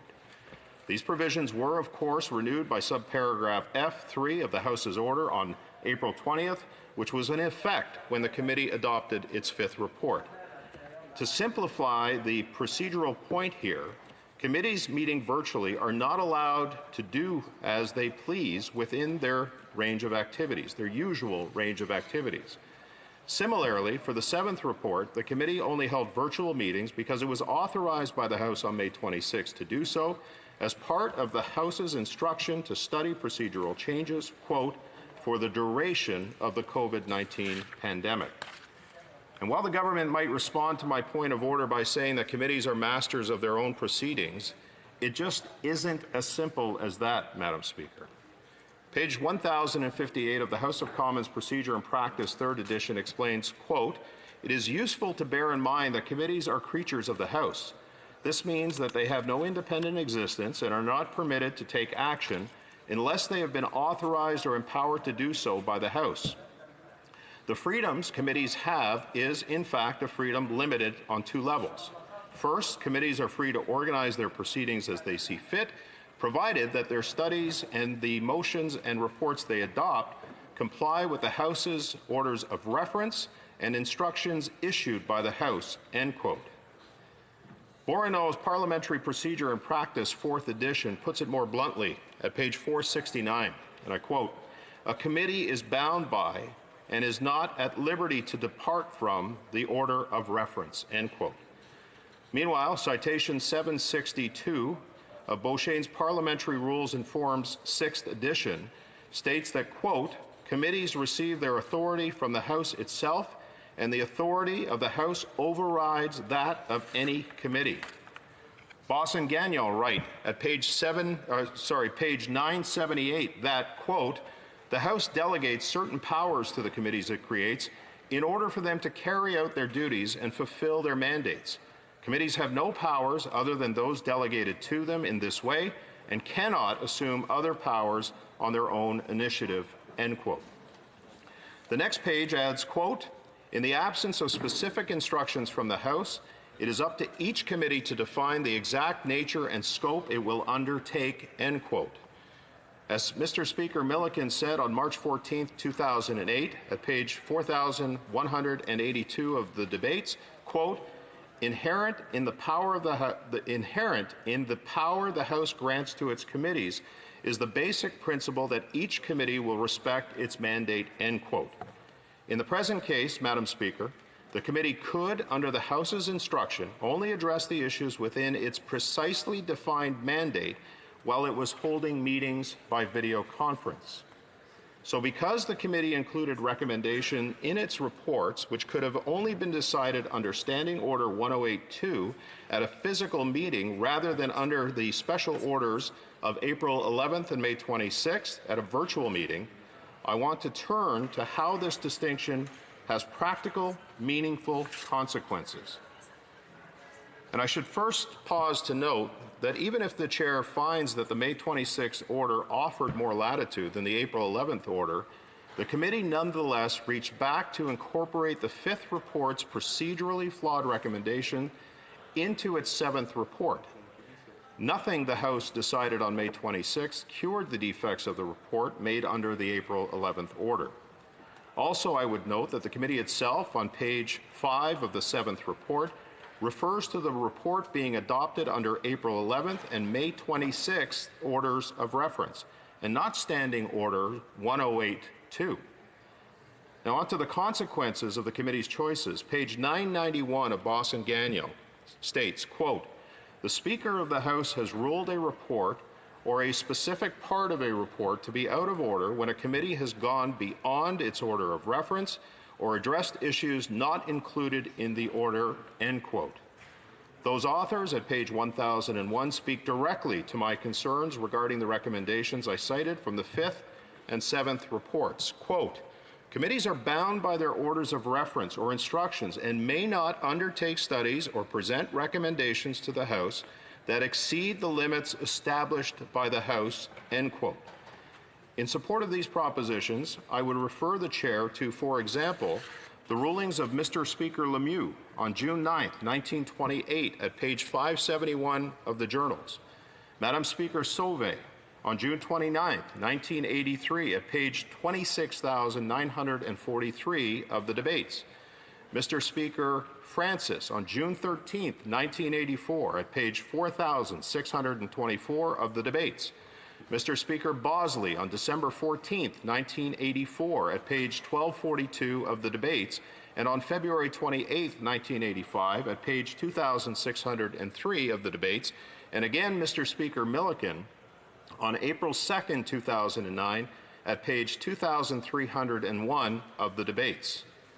Had the Procedure and House Affairs Committee wanted to report on contingency planning for future crises, and there is a legitimate reason to be interested in that, once we have resumed normal operations, the committee could have taken up the subject at physical meetings here in Ottawa, once it was safe for the whole membership to assemble, or it could have availed itself of the advice of Beauchesne's citation 831.4, quote, "At times a committee may have to obtain leave from the House to make a report when its order of reference is limited in scope," end quote. And to sum up my arguments, in conclusion, Madam Speaker, firstly, the fifth report of the Standing Committee on Procedure and House Affairs exceeds the scope of the mandate given by the committee by this House on April 11, 2020.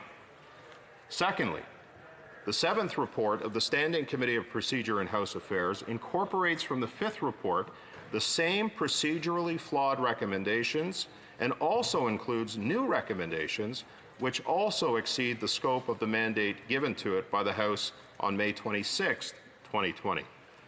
Thirdly, it cannot be argued that the reports are justified under Standing Order 108-2A because all of the committee's meetings were held by video conferencing, thereby requiring the committee to observe all of the special conditions imposed upon it by the House, and therefore, Madam Speaker, both the fifth and seventh reports are out of order and must be withdrawn.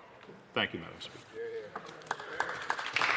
I thank the honourable member for Barry-Innisfil, and we'll take due note of the point of order, and the chair will come back with an answer as soon as possible.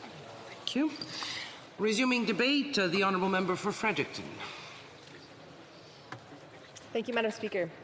I'm happy to be in this House and with my colleagues, and once again, it was quite a journey to get here, especially on short notice, but I know there is important work to be done. I want to state that I've been supportive of this government as we navigate COVID-19. I also want to thank fellow opposition members for their hard work and for getting things done. I am honoured to be a member of the 43rd Parliament, and I'm proud to be Canadian. I do have one regret: partisan politics. Quite simply, it has made a mockery of our institution. It has allowed us to perpetuate systemic issues within this House. It has pitted us against one another. It flames hatred and fear, and we read about it in the manifestos of domestic terrorists. I want to offer my sincere concern for our Prime Minister and his family, as well as the Governor General. I think we should all reflect very deeply on what has occurred at Rideau Hall and commit to doing a better job of teaching love in our communities. Our system sees its members fighting for credit and recognition and tearing each other down at every available opportunity. And it is the people of this country that are suffering. I think of all the Canadians that are eagerly awaiting the one-time payment for persons with disabilities that was proposed in June. It was poor planning and political posturing that have left these Canadians an extra month without aid. I too have been made to draw lines in the sand where I didn't want to. There is no definitive wrong or right side. If we are truly here in the best interest of Canadians, the taxpayers who elected us, then I must ask us all, what are we doing? Why pour our energy and resources into one-upping each other? This is in no way to say that we are not to disagree, to seek clarification, to challenge evidence, or to hold the government to account. On the contrary, what I am calling for is increased participation and collaboration. I'm calling for respect.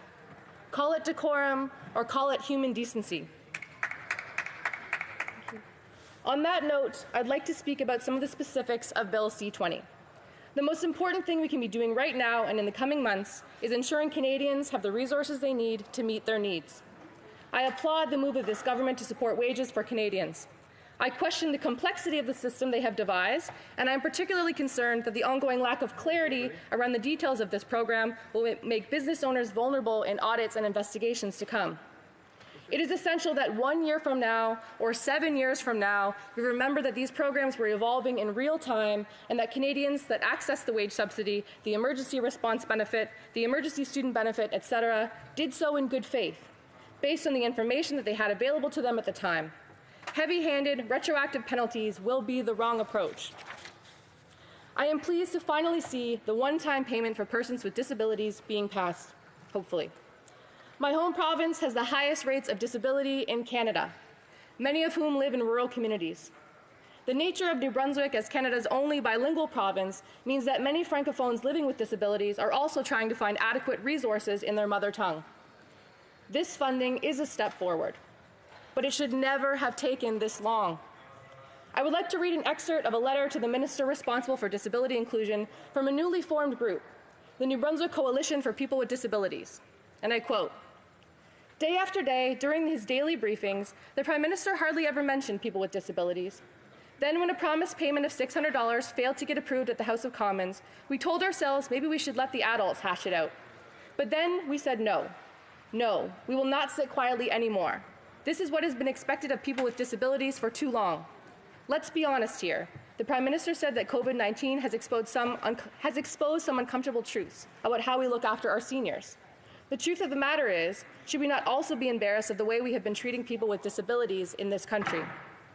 Here we have a group of people who live below the poverty line month after month, year after year, with no chance of ever going back to work. We sit on the sidelines, watching as the government decides that $2,000 per month is the amount needed to get by in this country, and yet we are asking people with disabilities to get by on so much less. And then, in a time of crisis, we tell them, by not saying anything at all, that we will deal with them last. And when we do decide to help them with a one-time payment of $600, well, it doesn't go through. The only financial aid during this whole COVID nightmare that does not go through." End quote. It is the responsibility of those with power to ensure that the most vulnerable among us are receiving the support they need. Many Canadians were already struggling to make ends meet, particularly because they could not access employment before COVID. For those relying on provincial social assistance programs, CPP, or the disability benefit, their regular activities have been terribly interrupted by COVID. The precarious housing, loss of community kitchens, closure of public spaces, limitations on public transit have all had financial consequences for people who are already living on the edge. These citizens should have been among the first to receive aid. Instead, most of them have still received nothing, and those living with disabilities have waited 5 months for a one-time benefit. It is not good enough. There are 2 weeks before this House is scheduled to sit again, and I encourage my colleagues within Cabinet to come back to us in 2 weeks' time with a meaningful pitch to support all Canadians who are the most financially vulnerable. I am also encouraged to see that the China-Canada Committee will be able to continue its work. My hope is that we are brave enough to be outspoken about China's occupation of Tibet and the treatment of religious minorities, the Uyghurs concentration camps, and the recent security law in Hong Kong. I am also pleased to see the commencement of virtual meetings for the Public Safety and National Security Committee.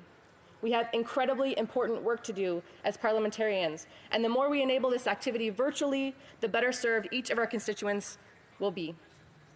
I look forward to seeing how we address the question of virtual voting, especially as we expect a second wave of the pandemic to occur this fall. It would be irresponsible for us to become vectors of transmission in our communities. However, there is no question that we must get on with the regular business of this House to debate and pass important legislation. This brings me back to my opening comments about partisan bickering hurting Canada. I encourage all members of this House across party lines to consider how we can work together to ensure the needs of our constituents are best met, rather than the various partisan interests we represent. We have all been experiencing the pandemic as parliamentarians, as individuals. I wish my colleagues well. I hope that you're all doing okay. I know how this experience has affected my family and friends, my staff and their families. There is a collective struggle occurring across Canada and across the globe. In this time of crisis, we need to tear down the barriers inherent in our ideologies and find the ways that we align. We need each other. We can't get through the next phase of this virus without supporting one another as Canadians. We are stronger, united. We must be able to have discussions to challenge norms and stigmatization. But let our example of human decency in this House set the tone for the respect, kindness, and compassion we want to see in communities across this country. Thank you, Madam Speaker. Commentaires, questions and comments. Honorable Député de Drummond. The Honourable Member for Drummond. I'd like to begin by commending the excellent speech of my colleague from Fredericton. It was full of wisdom, empathy. I would really like to congratulate her. It was very much appreciated. And it would have been even better if there hadn't been a lot of background noise that we can hear. The House is sitting, and so it would be good if people who are in the lobbies realize this and are more discreet. Now, that being said, just to come back to my colleague's speech, I'd heard her speak about the situation of the seniors, and I would thank her for very much for asking if we're okay as well in our families, because we are resilient. Now, we were talking about seniors, people living with disabilities, and I'd like to know, what does my colleague think of the fact that instead of answering the repeated requests of persons with disabilities and seniors to improve their living conditions, well then, why is the government sending out payments of $300, this one-time payment, which it's dragging its feet on? I would like to hear from my colleague from the Green Party on that. Thank you. Madam Speaker, and I merci à mon collègue pour sa question. Thank you to my colleague for his question. I just think that it shows so much about our society today, about how we prioritize and how we have completely lost the idea of eldership and how important seniors are in our communities. We're all going to be there. And I think that, we should definitely be trying to improve our quality of life at all stages, but particularly as we face our senior years. So to me, we need to do far more to protect those in our communities who are most vulnerable, and also just who have the experience of years and years of being a Canadian, who have gone through so much other things, who have experiences similar to this, other difficult times. There's so much to learn from them. So to support them with one $300 one-time payment is just it's a symbol. It's symbolic that that's how much we value them, and I think we should do so much more. So thank you very much. Comments, questions, commentaires. The Honourable Member for Yorkton Melville. I appreciated what the member has shared with us today. She did mention the importance of proper debate. Would you like to comment to that in the fact that we actually have not been allowed to debate the way this House should be allowed? Our rights and our privileges as the opposition in holding the government to account have been shut down by this Prime Minister and the caucus of the Liberals, along with the support of the NDP, which means that we are not able to do our job in the way that she's suggesting it should be done. And then also, she is here today, as we all are, and have been and will be for 3 days in a row. So I would like her comments on why then we cannot reconvene this House to do the job that it was meant to do and sit in this place safely and do our job as the official opposition in holding this government to account and improving on bills, which we have done with this one today, giving it to the disability to more people, including our veterans. The Honourable Member for Fredericton. Thank you, Madam Speaker, and I thank my honourable colleague for her question. And to be honest, I have to disagree with the first part of it, because I feel, especially as a Green Party member, that I've actually been given more opportunities to participate in debate. I particularly enjoy the virtual participation where we have the 5-minute question slot, the back and forth that occurs. We're getting our questions to Canadians. We're getting messages from the ministers responsible. I think we're having adequate conversations and discussion. But I would love to see virtual voting, because that's the missing piece here. I think that we can do the work that we need to do in this House. We need to adapt to the changes that are thrown our way during this pandemic, and that's the way to do it, is through virtual voting. So I cannot see this room. I'm at work right now, thank you very much, and I'm still speaking, so if you could respect the decorum. Order, please. Can we allow members to express their opinions civilly? Thank you. Please conclude.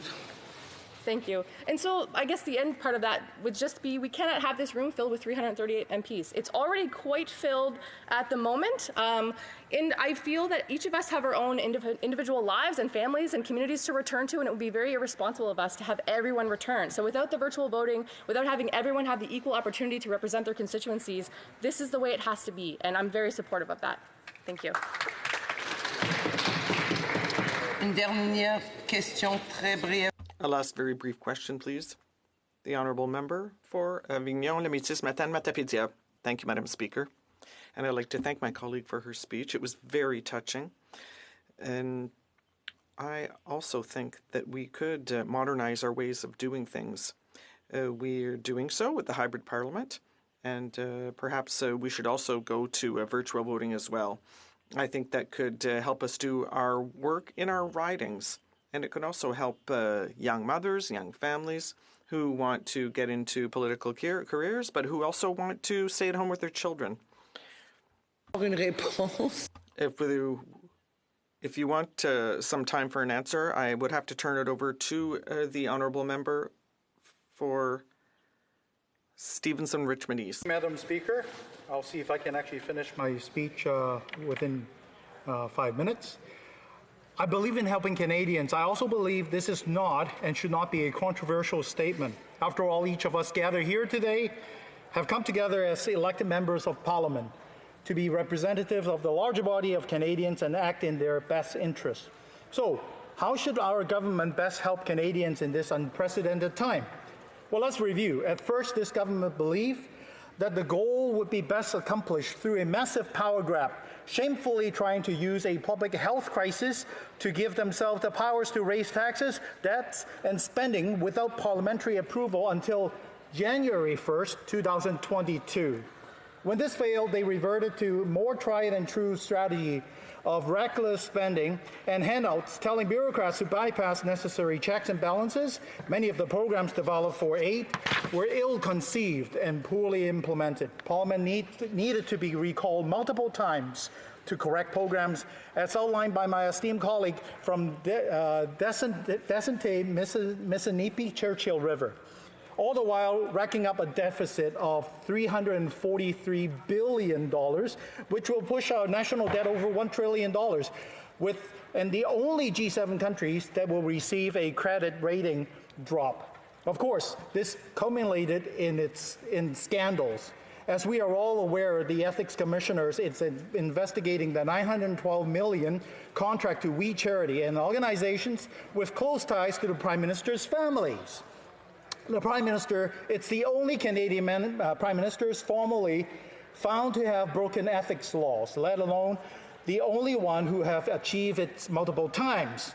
It has resulted in steady erosions of the trust Canadians place in their governing body and in their politicians.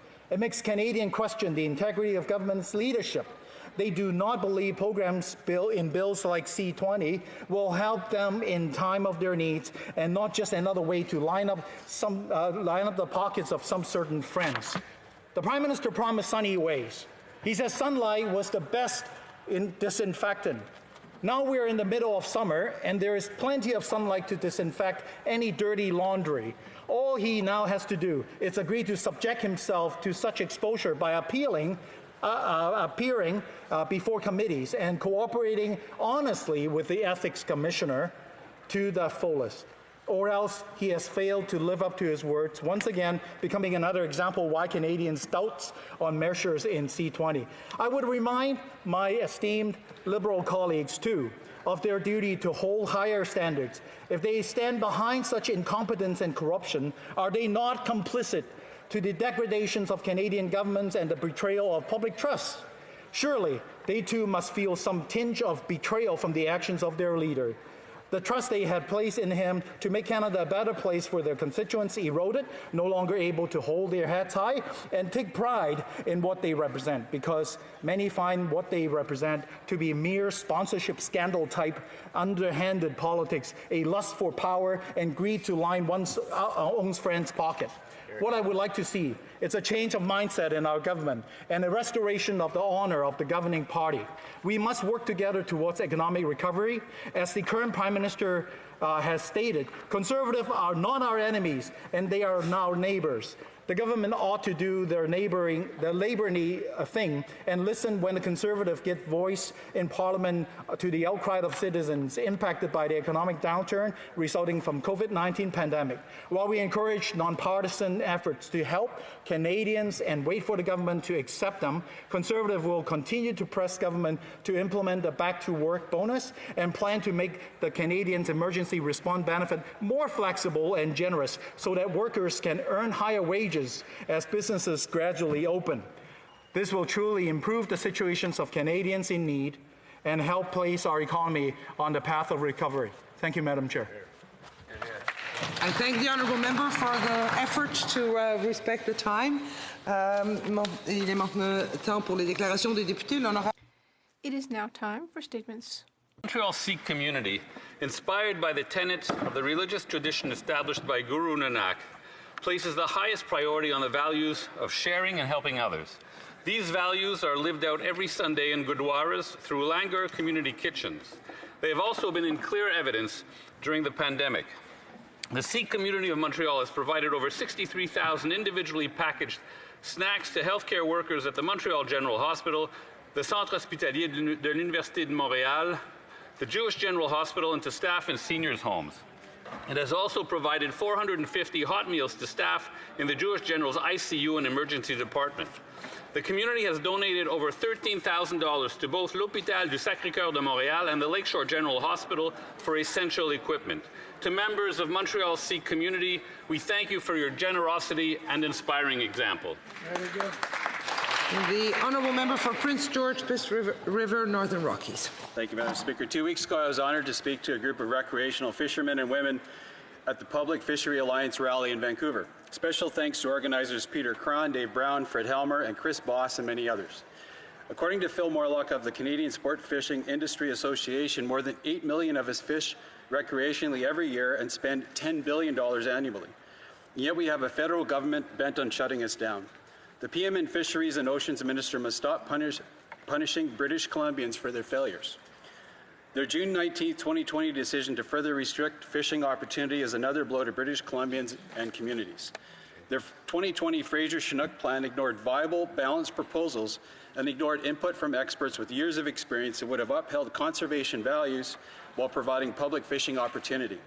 Instead of acting on measures that could make a real difference to restoring fish stocks, they have scapegoated BC anglers just trying to put food on their tables. The Prime Minister and Minister need to remember, we fish, we hunt, and we vote. The Honourable Member for Laval-Les-Îles. Madam Speaker, I rise today to vigorously condemn Azerbaijan's unsanctioned aggression against the Republic of Armenia, which led to serious tensions last week along the border between Armenia and Azerbaijan. The horrors of this tension are being experienced here, in my riding, and throughout the Armenian community in Canada. During the pandemic,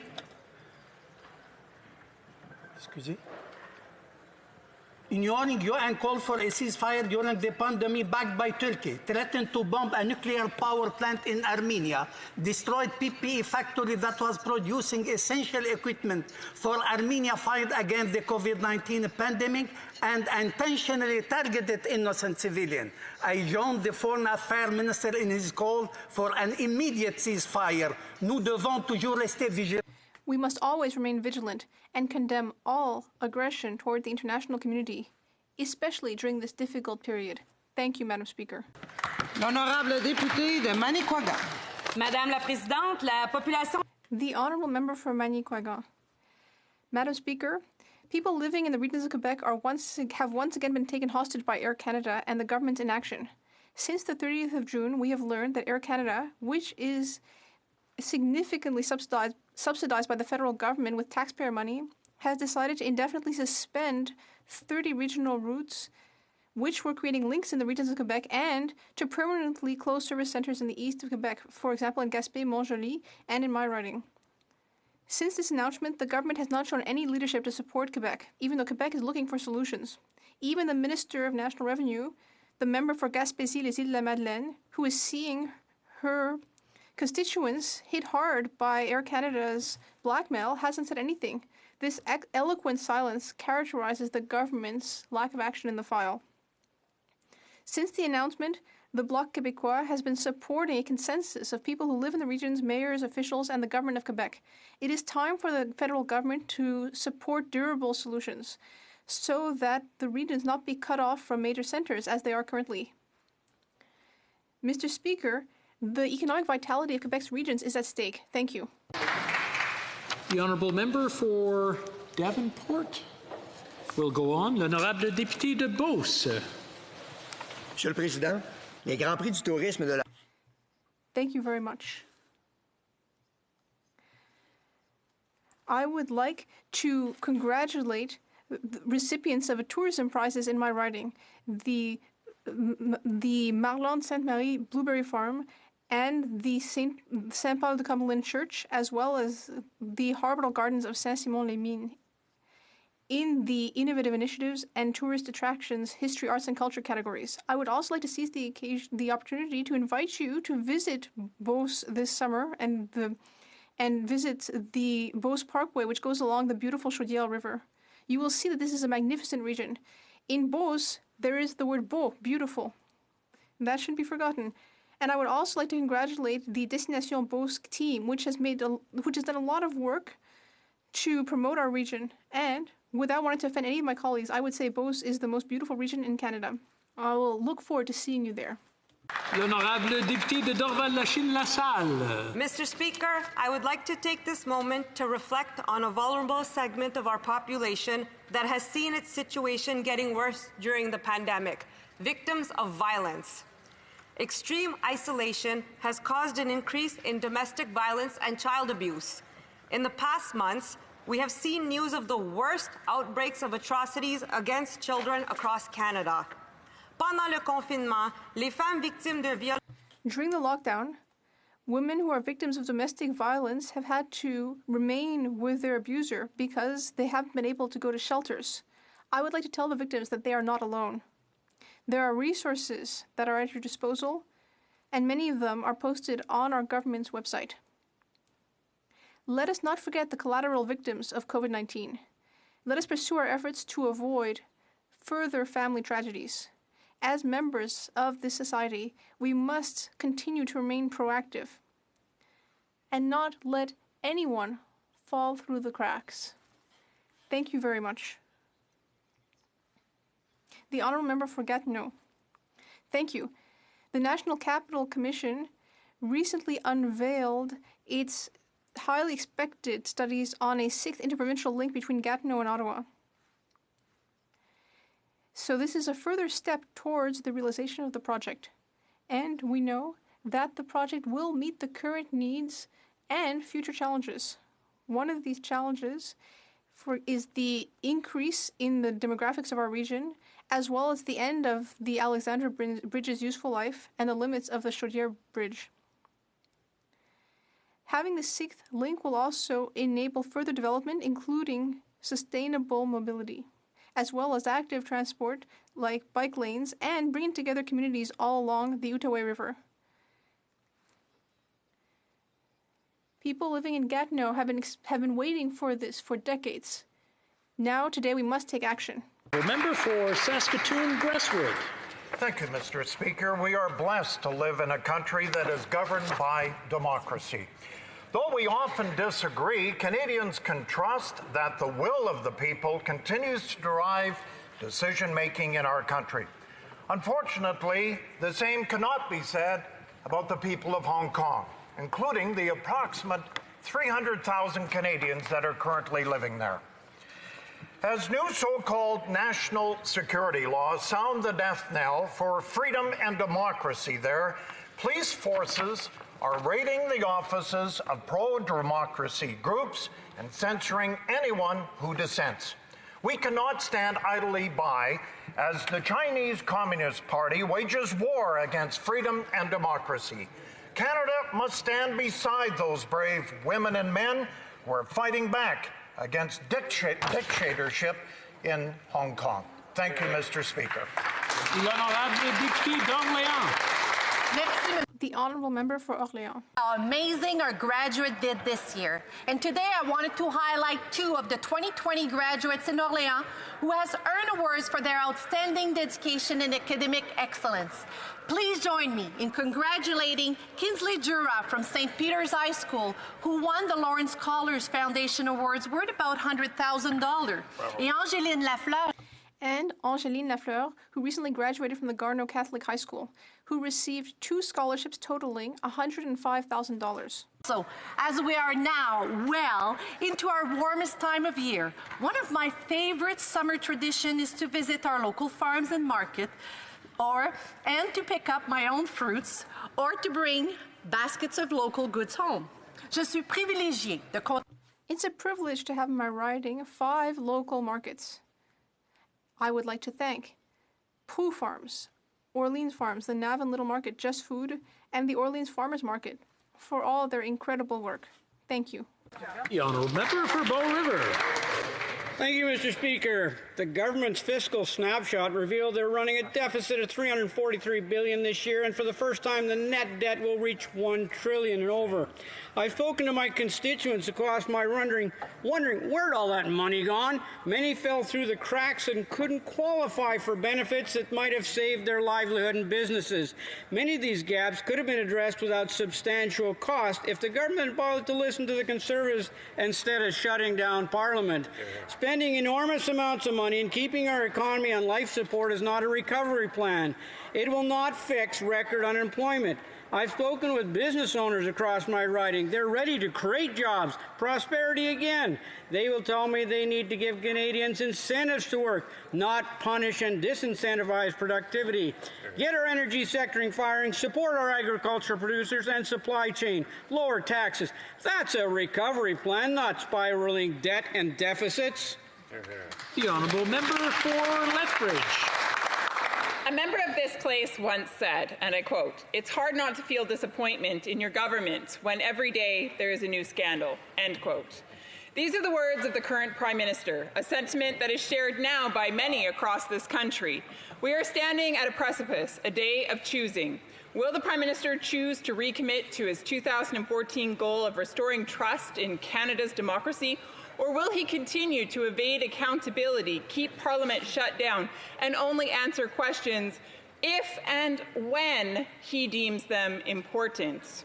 Will the Prime Minister appear before the committee? Will he answer opposition questions? Or will he choose to take personal days when it's inconvenient to face the music? The Prime Minister can bury his head in the sand, he can ignore the public demand for transparency, or he can lead the way in openness and accountability by following his own advice to let the sun shine in. After all, we've been told that sunlight is in fact the best disinfectant. What will he choose? The Honourable Member for Rosemont-la-Petite-Patrie.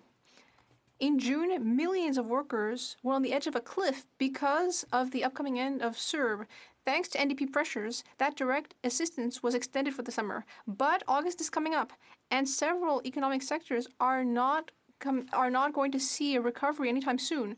Specifically, in the area of arts and culture, creators are very concerned because they know they might not be able to go back to work. A few days ago, 75,000 people from the cultural sector signed a letter asking for a guaranteed minimum income for artists, artisan, and craftspeople. We are asking the Liberals to listen to this and to come up with solutions quickly, because inaction could lead to irreparable harm. We want that the men and women of the theater, arts, literature, music, and audiovisual, we want them to be able to continue their careers and make money from their art, because above and beyond jobs, these works define who we are and nourish our collective soul. Merci, Monsieur le Président. Beaucoup d'aînés vivent dans une... Thank you very much. Many of our seniors are in a precarious situation. That is why the Bloc Québécois has been asking for an increase in the OAS and GIS for some time. The pandemic has made this economic situation worse because our seniors have been affected severely by the effects of the lockdown and by an increase in all sorts of prices for medication, rent, groceries, and transportation. Since last week, seniors have finally received some support for the pandemic. $300 for those who are only receiving OAS and $200 for those who also receive the guaranteed income supplement. The only issue, Mr. Speaker, is that this is just a one-time payment. This assistance should become permanent. The government needs to keep its own election promise and increase OAS and the GIS. Mr. Speaker, the Bloc Québécois will support the government if it decides to go forward with this. It is time for the government to understand that our seniors should not have to choose between their food and their medication. Thank you. Red Deer Lacombe. The outlook wasn't brilliant for Canadians that day. The debt stood at $1.2 trillion and we lost our AAA. And when democracy died at first and ethics did the same, a sickly silence fell upon the voters of the game. The PM took a holiday with carefree wink and smile and treated family, friends, and donors to Billionaire Isle. And when the dust had settled and we saw the very worst, the Ethics Commissioner said, "Strike one. You may not go to first." With a smile of great charity, the PM's eyes did gleam. He pressured the AG. He bade her to intervene. And when she wouldn't do it, he said, "That simply will not do. Lavalin means many votes." And the Commissioner said, "Strike two." A few straggling lips got up to go in deep despair. The rest clung to hope and the Prime Minister's great hair. Then the PM saw 900 mil, a way to help connected friends. And we all knew the PM would not let opportunity pass by again. Oh, somewhere in this favored land, the sun is shining bright, the taxes are much lower, and the government does what's right. And somewhere there are pipelines and jobs are all about, but for you and me and the greater we, our Prime Minister just struck out. The Honourable Member for Hull-Aylmer. Thank you, Mr. Speaker. I rise to join my voice to the numerous tributes to the extraordinary life of the American congressional representative John Lewis. Mr. Lewis died last Friday at the age of 80. He first entered the public scene in the early 1960s as a founder and leader of the Student Nonviolent Coordinating Committee at the tender age of 21. A lifelong practitioner of the Gandhian doctrine of nonviolence, John Lewis and his colleagues put the brutality of racism in high relief by placing themselves at risk through nonviolent actions. Mr. Lewis was one of the original freedom fighters in 1961, freedom riders rather, in 1961.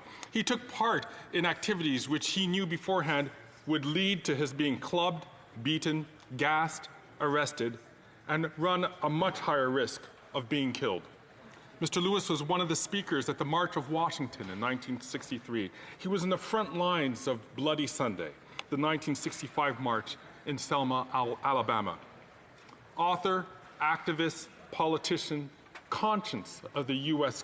Congress, John Lewis inspired generations of people around the world, including me. Thank you, Mr. Lewis, for living the life worth living. Rest in peace.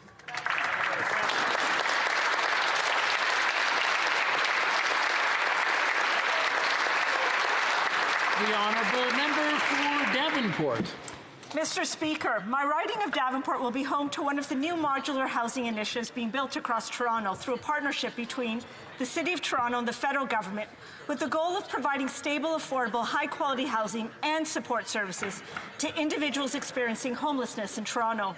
The Modular Housing Initiative will quickly create 100 modular homes by September 2020 and an additional 150 by spring 2021.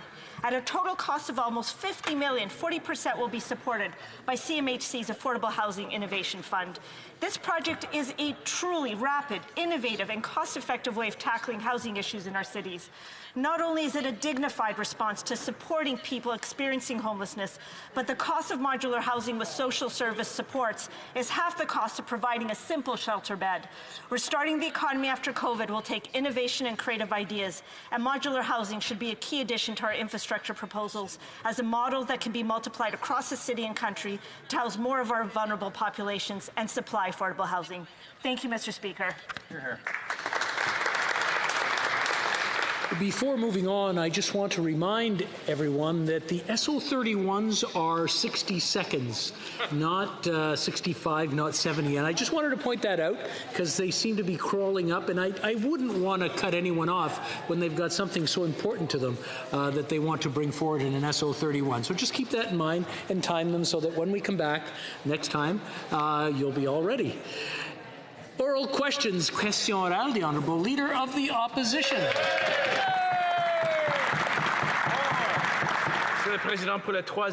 Mr. Speaker, for the third time, the Prime Minister is involved in a scandal. Once again, he thought that the rules don't apply to him. And he compensated an organization which has given members of his family $300,000. And an organization which gave the Prime Minister a huge political platform. Canadians have had enough. They want to know the truth. I have a simple yes or no question. Will the Prime Minister appear before the Finance Committee. Honorable Premier Ministre. Monsieur le Président, nous avons... The Honorable Prime Minister, we have received the invitation, Mr. Speaker. We will consider it, and I'm very happy to be here today to answer questions. I will also be here tomorrow in the House so that the opposition members can ask me all the questions they wish.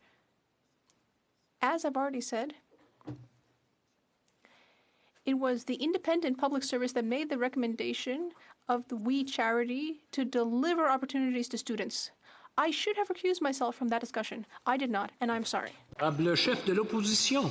This isn't about just a simple recusal, Mr. Speaker. Here we have an organization that has paid cash to the Prime Minister's family and given him and other senior Liberals a massive political platform. That organization gets in trouble after gobbling up millions of dollars worth of prime Toronto real estate and breaking their bank covenant. They then lobby the government for a tailor-made program that they will be able to take an administration fee for managing. The government does them even better, comes up with an even bigger program, gives them a sole source contract, and the Prime Minister would have us all believe that this is a massive coincidence. Will the Prime Minister do the right thing, show up and testify at committee? The Right Honourable Prime Minister. Mr. Speaker, during this unprecedented pandemic, we put out billions of dollars to support Canadians, young and old, workers, employers, and entrepreneurs, to make through this particular challenge that is hitting us all extremely hard. We put forward a $9 billion package for students that included deferral of student loans,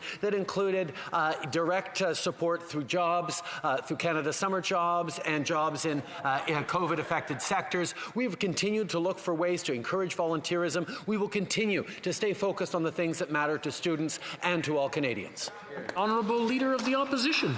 So gross and disgusting that this Prime Minister keeps using the pandemic as an excuse for his corruption. The very first act that this Prime Minister did when the pandemic hit was try to give himself unprecedented power and eliminate the role of the opposition in Parliament. And now we know why, Mr. Speaker, because when they're pushing $300 billion worth of deficit out the door, they will stop and take the time to reward their friends. That is the essence of this Liberal Party under this Liberal Prime Minister. I don't even have a question, Mr. Speaker. It's just disgusting. The Right Honourable Prime Minister. Mr. Speaker, one would think that when a House of Commons is about to pass legislation worth over $50 billion to help businesses with an extension of the wage subsidy, that there might be a question from the opposition on that or on anything they want to bring forward. The fact of the matter is we remain focused on giving Canadians the support they need to get through this challenging pandemic. We will look creatively, we will look carefully at different ways of supporting students and elders, and we will keep doing that, Mr. Speaker, for all Canadians. The Leader of the Opposition. That's right, Mr. Speaker. Nothing to see here. Just move on. Don't ask any of the tough questions. Tough questions about the relationship with an organization that paid members of his family cash, that took administration fees for running sole source government contracts after breaking their bank covenants and having members of their board resign. Now, the Prime Minister is trying to hide behind the public service on this one, but I'd like to ask him a very simple question. On what basis would the public service have made their recommendation that WE was the only organization that could deliver this program? Honourable Prime Minister.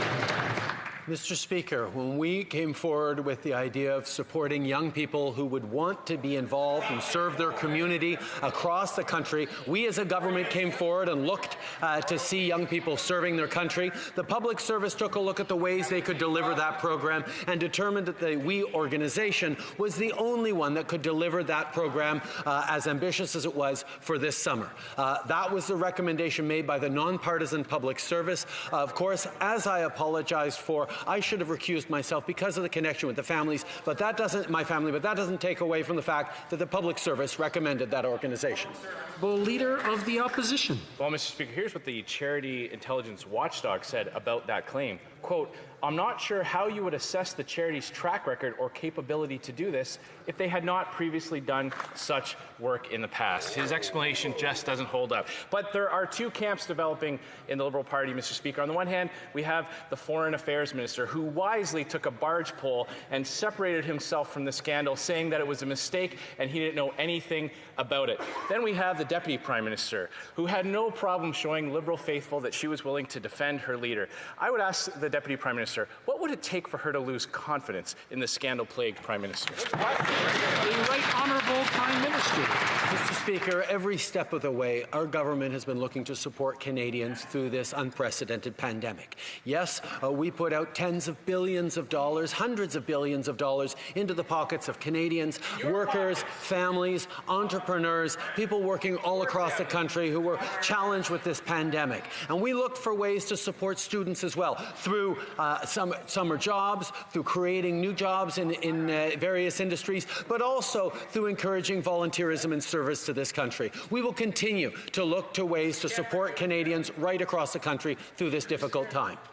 The honourable member for Belleuil-Chambly. Thank you very much, Mr. Speaker.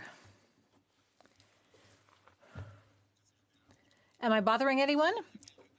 Mr. Speaker, a little while ago, we had a distracting exchange with the Prime Minister with regard to the problems of the Liberal Party and the necessity of the party to improve the wage subsidy. And yesterday in committee, one Liberal MP said that his party or her party was having problems. That's true. Not necessarily for financial reasons, but there are problems. And I think it's because the Prime Minister is crushed under the burden of files which have nothing to do with helping Canadians. Is there any way the Liberal Party will renounce the wage subsidy program? I'd like to reassure the honourable member that the work this government is doing is still focused 100% on Canadians, be it the Safe Restart program with $19 billion going to the provinces and territories, which was signed last week, or the $50 billion for the wage subsidy program, which we are going to pass today in this House. This government will remain focused on the work it must do for Canadians every single day, Mr. Speaker. The honourable member for Belleuil-Chambly. Mr. Speaker, you cannot buy your way out of a crisis. Buying a lot does not mean purchasing well. The Prime Minister clearly is very preoccupied, perhaps too preoccupied with other things which have nothing to do with managing this crisis, without presuming of the result of all the investigations of the committees. Should the Prime Minister not temporarily, because clearly he is thinking of other things, step aside for the Deputy Prime Minister to replace him? Mr. Speaker, as I said last week, we signed a historic agreement with the provinces on a safe restart for the economy.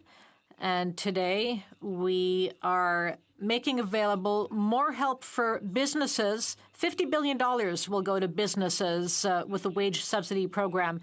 Despite the opposition focusing on one issue in particular, we are working on the issues Canadians care about, and we will keep on delivering support every day for Canadians. The honourable member for Burnaby South. Thank you very much, Mr. Speaker. The Prime Minister has close connections with the We Charity. That's obvious. So why did the Prime Minister not recuse himself when the decision was made to award nearly $1 billion to the We Charity? The Right Honourable the Prime Minister. Mr. Speaker, as government, we are there to help young people, seniors, workers, families throughout this crisis. We wanted to help students by creating service opportunities for them, and the Public Service made a recommendation. They recommended that the We Charity be chosen to deliver all of these opportunities for young people across the country. We agreed to the recommendation. Indeed, and I apologize, I should have recused myself because of those connections between my family and the charity. South. But apologizing means nothing if the Prime Minister keeps on breaking the rules to help his wealthy friends. Here are the facts. The Prime Minister's family has earned over $300,000 in speaking fees from this organization. This WE has said that they don't actually normally pay speakers a fee. Now, on top of that, giving $1 billion to create a brand new program makes no sense when there's so many existing ways to help students that are faster and are proven. So will the Prime Minister admit that this was never about helping students and always about helping his wealthy friends? The Right Honourable Prime Minister. Mr. Speaker, it's a shame to see such cynicism from the NDP in regards to supporting students. We put forward a $9 billion package for students. It included deferral of student loans, creation of new jobs in sectors affected by COVID, enhancing the summer jobs program, and many other things to support students and student organizations. On top of that, we saw an opportunity to encourage service and volunteerism and create opportunities for tens of thousands of young people who want to step up during this pandemic. This is something we believe in deeply and something that this government will continue to work on. Honourable Member for Barrie Innisfil. Well, what's disgusting about the WE scandal is that the Prime Minister's wife, mother, and brother were paid hundreds of thousands of dollars by WE, and then knowing this, the Prime Minister doesn't recuse himself from the decision to give WE $912 million. Now, I'm sure the Prime Minister is grateful that the Deputy Prime Minister proclaimed she still has confidence in him, while other ministers, like the Minister of Global Affairs, is doing everything he can to distance himself from the PM's latest ethical scandal. Will the Minister of Public Services and Procurement tell us which cabinet camp is she in? The Honourable Minister.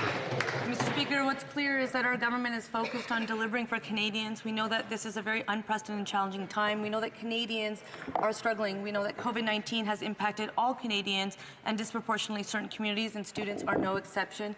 When it comes to the investigation from the Conflict and Ethics Commissioner, we will be working with this office. Thank you, Mr. Speaker. Member for Barrie Innisfil. Well, we already know what camp the Minister of Diversity, Inclusion,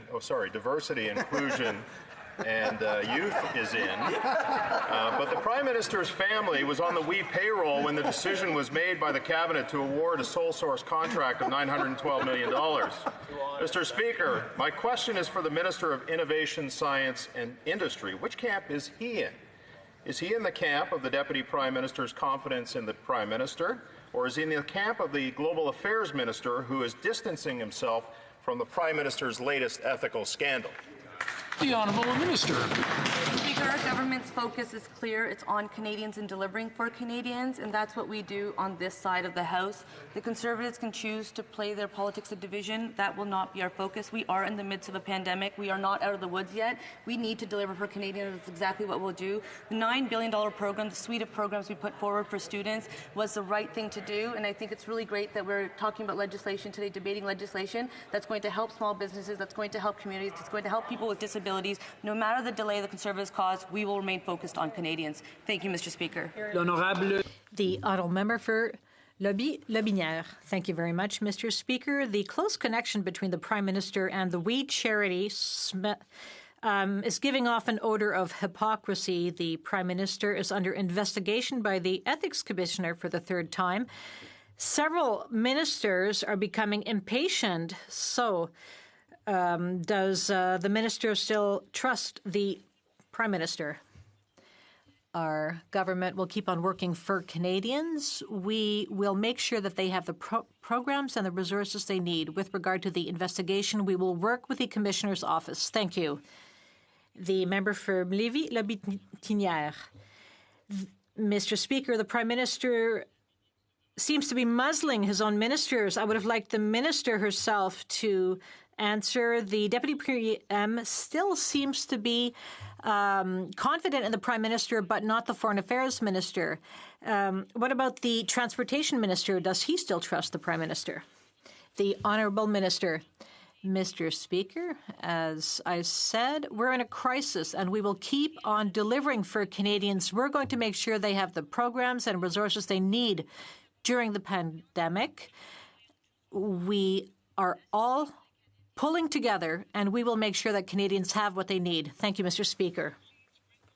Islands and Rideau Lakes. Well, thank you, Mr. Speaker. As we've heard, the Prime Minister is being investigated now for a third time, this time for his $43 million bailout for his buddies at the WE organization. So he spent the last 5 years dividing Canadians, but now we're seeing the divide in his own caucus and in his cabinet. So some cabinet ministers have had enough of the Prime Minister, and I want to find out from the Infrastructure Minister, which side of the divide is she on? The Honourable Minister for Diversity, Inclusion and Youth. Mr. Speaker, it's clear that on this side of the House, our focus is on Canadians ensuring that they have the programs and resources that they need. We know that Canadians are struggling. We know that all Canadians have been impacted by COVID-19, and certain communities have been impacted even greater. And that's why our focus is on ensuring that Canadians have the supports they need, and that's why one of the first things we did was come out with the Canada Emergency Response Benefit. It has helped millions of Canadians in their time of need. Our government will continue to focus on them and ensure that they have the programs and resources to get through this challenging time. Thank you, Mr. Speaker. Well, member for Leeds, Grenville, Thousand Islands and Rideau Lakes. Well, we know that the Minister for Diversity, Inclusion and Youth is where she sits on this issue. She was at committee last week and gave a misleading and incomplete answer in response to questions as part of the cover-up into this latest scandal. So as part of the Prime Minister muzzling his cabinet, she's back on her feet today. But we know the Deputy Prime Minister has come out in favor of the Prime Minister. We know that the Foreign Affairs Minister, not so much. So let's find out from the Liberals. Let's see how they've decided which team that they're on. To the Immigration Minister, is he with the Prime Minister's cover-up? The Honourable Minister. Mr. Speaker, we are in an unprecedented time, and Canadians are facing challenges, and our government is here to respond to them, and we will remain focused on them. As a Minister of Youth, I speak with numerous organizations. When I was asked to appear at committee, the first opportunity, I was there to ensure that questions were being answered, and as I have stated, it was an unsolicited proposal, and it was not the CSSG. The opposition member can continue to mislead Canadians. Unfortunately, we should demand better, and our government will focus on Canadians. Thank you, Mr. Speaker. Order. We have a point of order coming. There's some, okay, wait a minute. There's no point of order during question period, but we cannot use foul language. Now, if you're going to call someone else a name, then the Speaker may call you out. I just want to point that out. And there's been some banter going back and forth. That's something that's acceptable within what goes on. It shouldn't exist at all. But calling someone a name is not allowed, as we've learned in the past. L'honorable député de Rivière. The honourable member for Rivière-du-Nord. I have a colleague who must be very happy to hear her riding called out all the time. Now, Mr. Speaker, the more we're learning about the WE charity, the more it smells. We're being told that we would have received $19 million to manage a custom-tailored program, but then that amount rose to $43 million. They have no experience in managing volunteers, and we learned today that they are not doing well financially. Charity Intelligence says that they are bad managers. They have no experience managing volunteers. Could it be by coincidence that the only competencies WE Charity has is to have donated to the Liberal Party? Merci, Mr. le Président. Thank you, Mr. Speaker. As I said before, our goal is to help Canadians because we realize we're in a pandemic and we face many challenges, as I said at the Finance Committee and elsewhere. We were given a recommendation by the Public Service. I accepted that recommendation, and at committee, I shared the details of the contribution. We shared that the Public Service had negotiated the contract with the WE Charity. I shared those details as asked on committee. The honourable member for Rivière-du-Nord. The apologies of the Prime Minister just don't cut it anymore. He is responsible and accountable for the decisions of his government.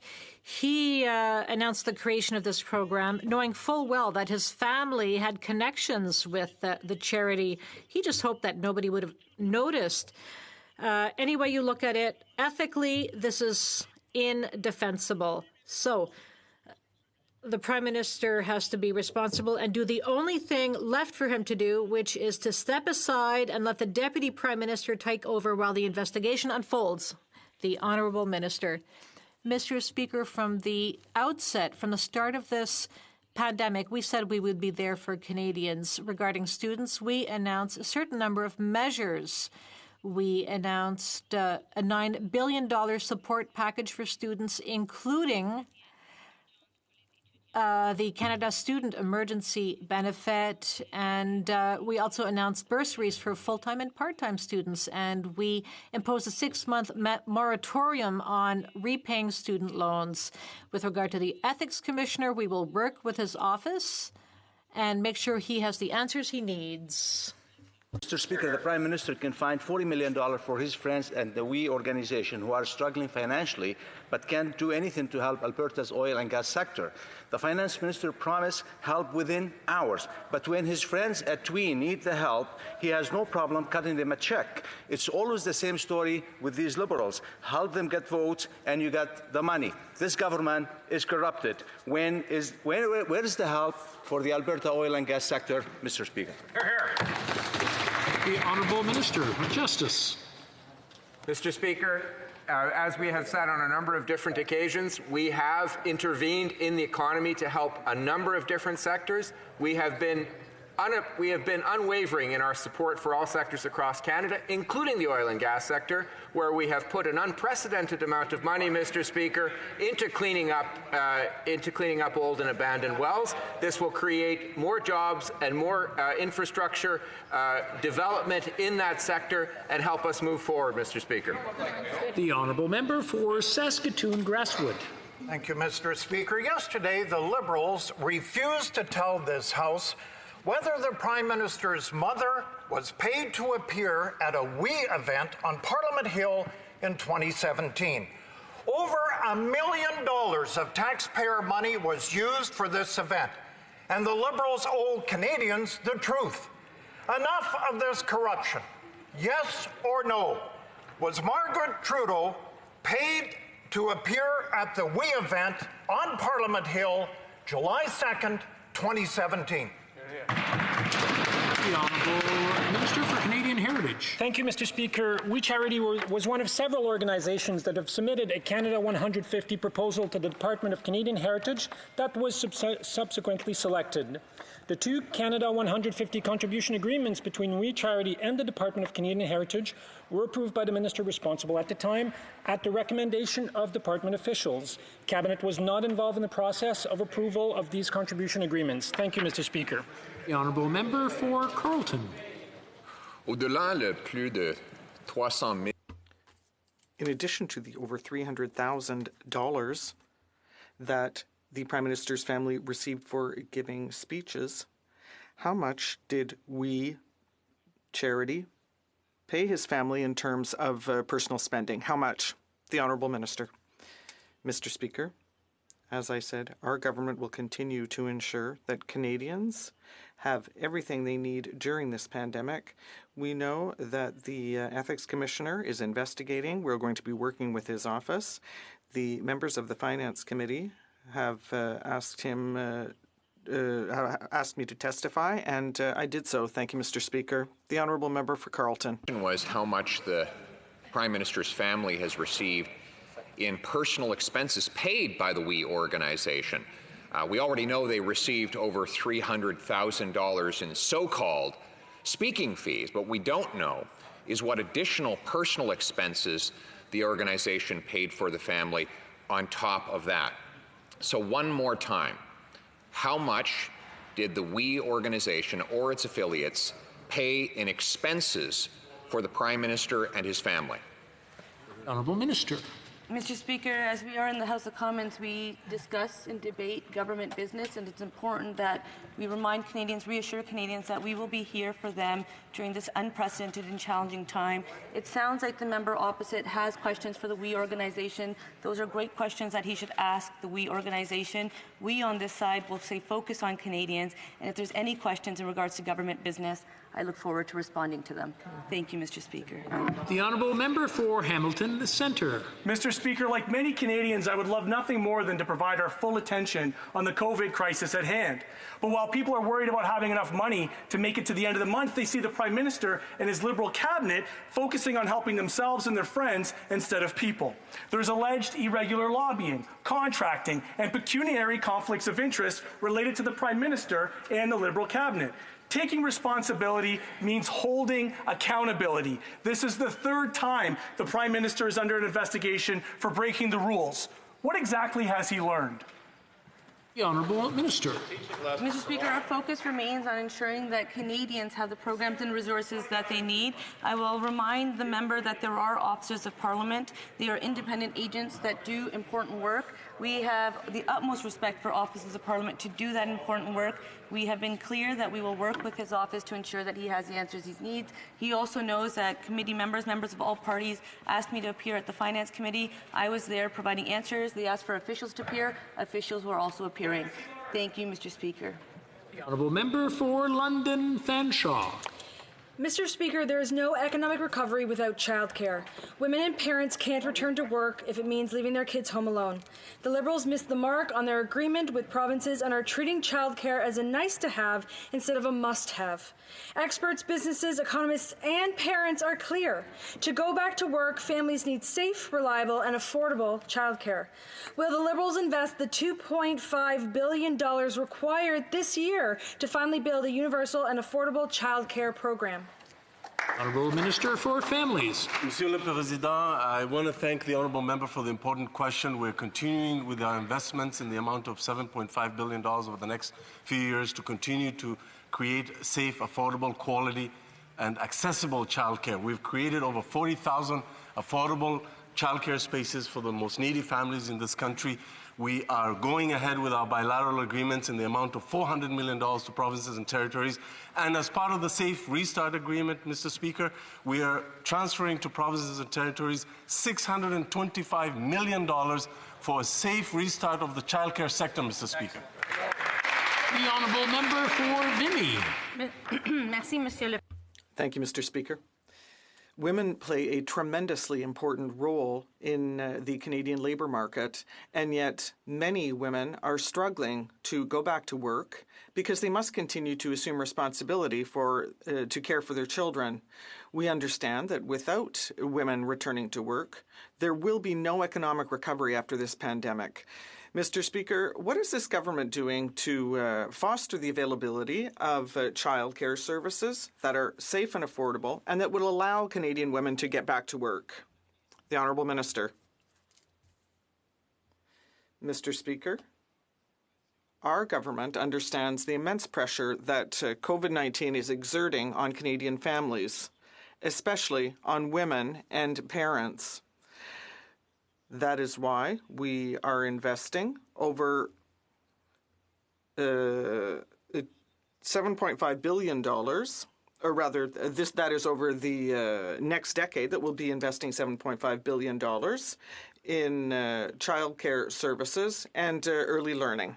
Calgary Shepherd. The national PPE stockpile has existed since at least 1952. It holds ventilators, blankets, towels, PPE, antibiotics, and other essentials. And now, for security reasons, the Liberal government says we are forbidden from knowing how much PPE they had between 2016 and 2020 before the viral pandemic. I didn't realize it was a national security risk to ask the government how many towels they had in 2018.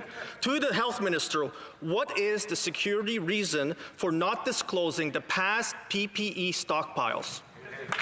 The Honourable Minister of Immigration. Mr. Speaker, our government's record on PPE, has been unequivocally clear and strong. The health and safety of our frontline healthcare workers is our top priority. We've been working with the provinces and territories, with industry and suppliers, and with other partners to ensure that we have enough PPE in Canada to protect healthcare professionals. The PHAC has issued guidance informed by frontline healthcare workers on when a health provider may need an N95 mask, and while it's up to each province and territory to provide instruction on the use of specific PPE, our guidance empowers workers to ask for the PPE they need to stay safe at work. Honourable Member for Yorkton Melville. Speaker, Veterans Affairs depends on our Legions to help with veterans' transitions. Legions also coordinate school visits, teaching our children about the cost of our freedom. For many, Legions are a safe place to find community. 157 Legions face a risk of permanent closure due to restrictions on their fundraising efforts, and there's been no flexibility to include them in the COVID-19 Economic Response Plan. The Minister of Veterans Affairs says we hope to have some more to say on this shortly. When did the Minister begin to think about the impact of the pandemic on Canada's Legions? Minister for Middle Class Prosperity. Thank you, Mr. Speaker. We fully understand the vital role that Legions play in supporting our veterans and small communities across the country. Some of them have qualified for the Emergency Community Support Fund, but we know that not all of them do. As the Prime Minister indicated quite clearly, we are working on a solution to this, and I hope we'll have something to share very soon. Thank you, Mr. Speaker. Honourable Member for Haldimand, Norfolk. Oh, Mr. Speaker, a constituent of mine works an essential service every Sunday, unless there's a fifth Sunday in the month. If she works that, then she has to sacrifice her whole CERB payment because she'll have been paid a whopping $2 more than the limits allow. Now, that's just a dumb system, Mr. Speaker, but Conservatives believe that people should always be better off when they work. So we proposed a plan that would truly support Canadians as they get back to work. Why won't this government implement our common sense plan to support Canadians? The Honourable Minister.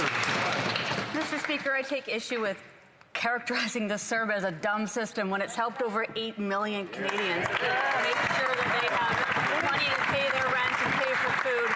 We have worked extremely hard to evolve the CERB with the evolving state of this pandemic. We're continuing to do so. We are absolutely committed to make sure every Canadian has the support they need during this crisis. The Honourable Member for Bow River. Thank you, Mr. Speaker. Business owners and employees in my riding are spending time and money every day juggling hours and changing schedules to accommodate CERB.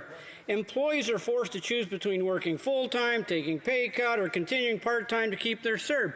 Business owners can't find enough staff to reopen, even stay open. Why won't this government stop disincentivizing productivity and make CERB more flexible by implementing the Conservative Back-to-Work plan?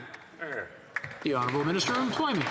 Mr. Speaker, when CERB came into effect, we were asking Canadians to stay home. We are now encouraging Canadians to go back to work. That's why when we added weeks onto the CERB, we created new language in the attestation where Canadians are committing to seek out work opportunities, to take jobs when it's reasonable to do so. I have a lot more confidence in Canadians and their wanting to work, Mr. Speaker, than clearly the other side does. The Honourable Member for Laurentides-Labelle. Mr. Speaker, we have a health care crisis to manage, a global pandemic, and the possibility of a second wave. All of us are having to deal with an international economic crisis and as well as a public finance crisis. The last thing we need is a leadership crisis at the head of this government. In the interests of everyone, will the Prime Minister step aside in favor of the Deputy Prime Minister during the investigation? The Honourable Minister. Thank you, Mr. Speaker. The Prime Minister has the full confidence of all the government, all the caucus. We're working to do better for all Canadians. We're trying to be here for those who are ill, for those who are looking after ill people, for our seniors, for persons with disabilities. And that is why we're here today with the support of everyone to make a real difference for all Quebecers and for all Canadians. And that's what the member should focus on. The Honourable Member for Laurentides-Labelle. Mr. Speaker, we're in the midst of summer. In Quebec, it's the construction holiday, and the House is sitting exceptionally because the COVID-19 crisis is forcing us to take swift action. And yet here we are embroiled in another Liberal scandal involving the Prime Minister because he is not trustworthy. We can see it because of his lack of ethical judgment. The Prime Minister, will he please step aside while the Commissioner investigates and thus allow the House to focus on the real issues linked to COVID-19? The Honourable Government House Leader. The real issues is that we were there when Canadians needed it. We looked after people who lost their jobs. We looked after businesses when they needed aid with the wage subsidy. And the real issues is that we are here today for people with disabilities. We've been here for our seniors. Those are the real issues. The Prime Minister is working on this, and so is the entire government. Thank you. The Honourable Member for Beauce. Mr. Speaker, on February 6th, I sent a letter to the Minister of Immigration decrying the wait times for foreign workers. In committee on May 22nd, he said that he would reply to me. With the pandemic, things have gotten worse. There are 15 businesses in my riding that are having trouble with immigration, and they wrote directly to the minister with no reply. On July 7th, I wrote to him personally to ask for another meeting, and again on July 13th, and I was told that this meeting would happen soon. Mr. Speaker, can the minister tell me how I must interpret this lack of response? The Honourable Minister. Thank you, Mr. Speaker. We are committed to working with the Quebec government to find a way to recognize the important work done by these people. We had an approach that was very compassionate, that was very principled, and I am ready to work with my colleague. Thank you. The Honourable Member for Beauce.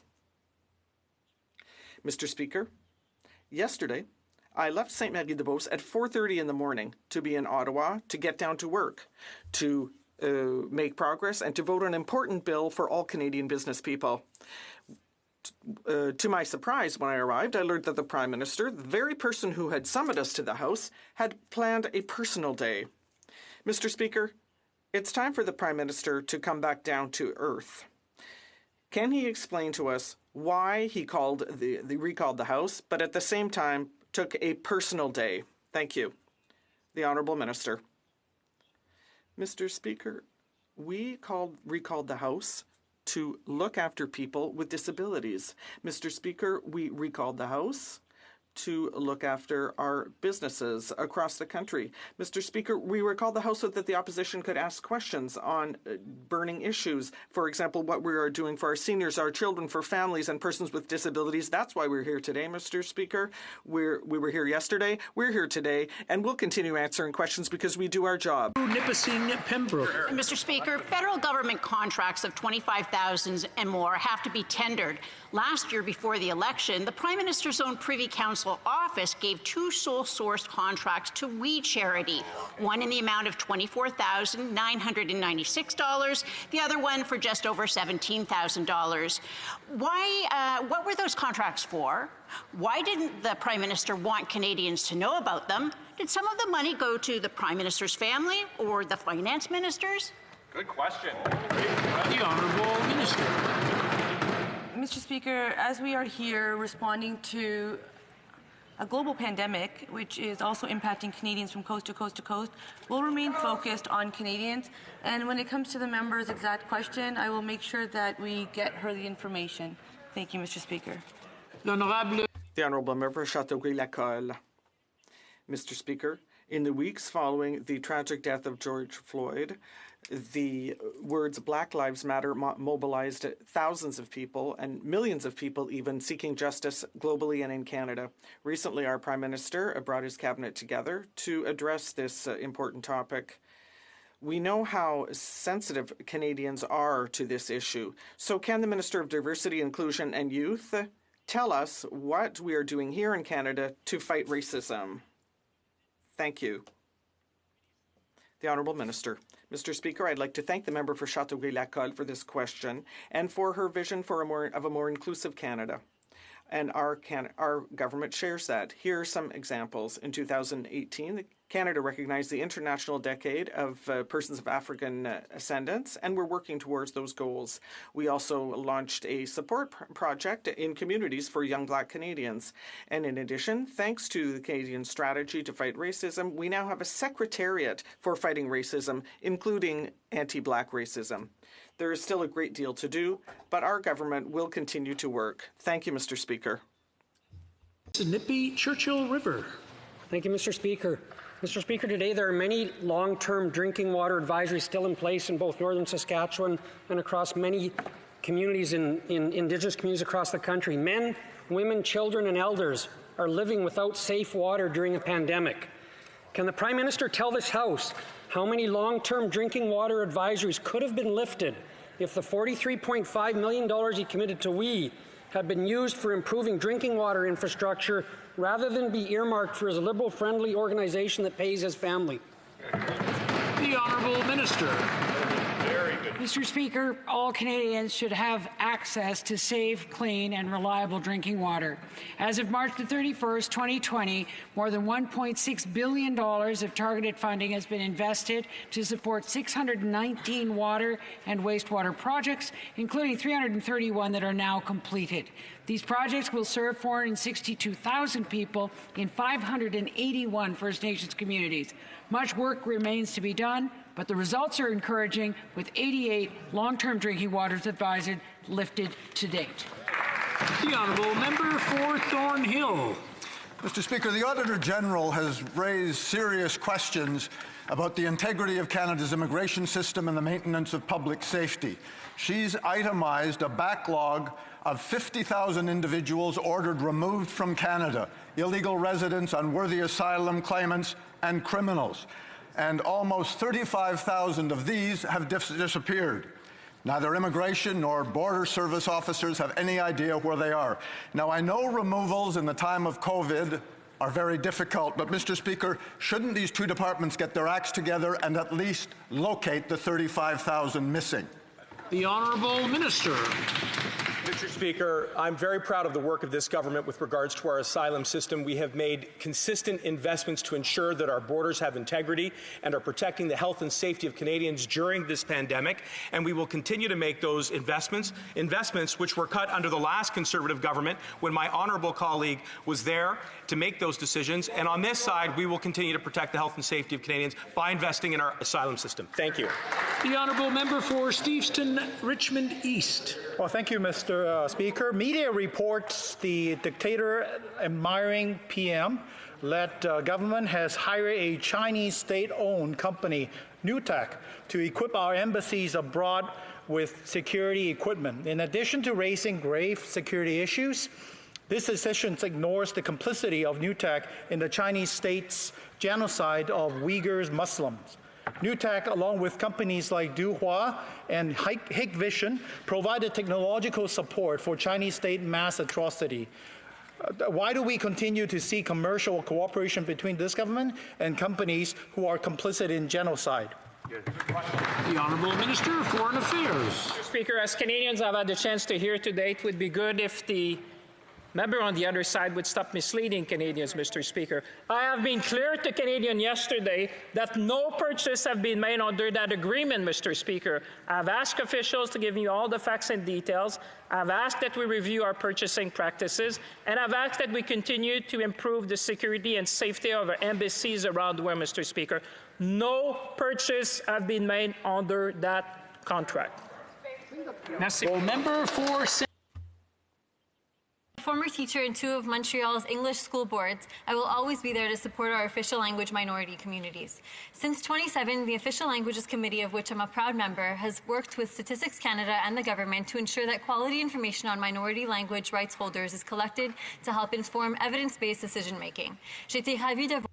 I was delighted to see that our study and our recommendations from the last parliamentary session helped and informed this process. This House on new questions in the 2021 census regarding linguistic minorities. Thank you. The Honourable Minister of Innovation.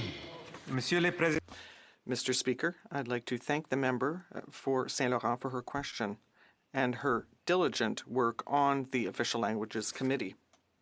Harper Conservatives who gutted the census, we worked with Statistics Canada to determine the best ways to collect better quality information on language right holders, veterans, Indigenous people, and many other groups.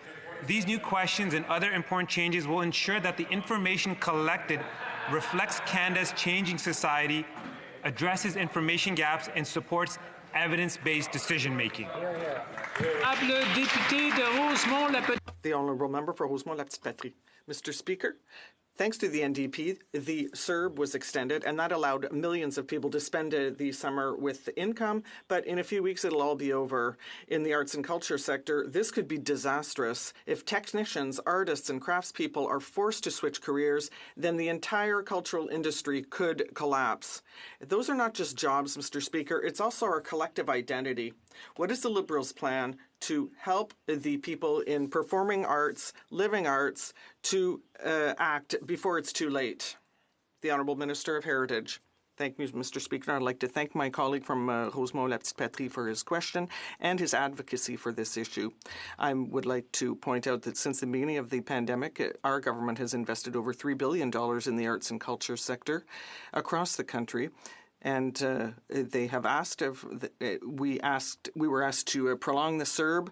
We did, and we made sure that artists could also receive this. And we've been there from the beginning for artists, and will continue to be there for them. Thank you. For Fredericton. Thank you, Mr. Speaker. The pandemic is forcing us to rethink the world we live in, from food security to our workspaces and the impacts of systemic racism. As we continue to respond to the COVID-19 health crisis, we must not forget that the climate crisis is also a health crisis, an economic crisis, a social crisis. They are intricately connected, and our response requires that we build resilient communities that will be ready to adapt.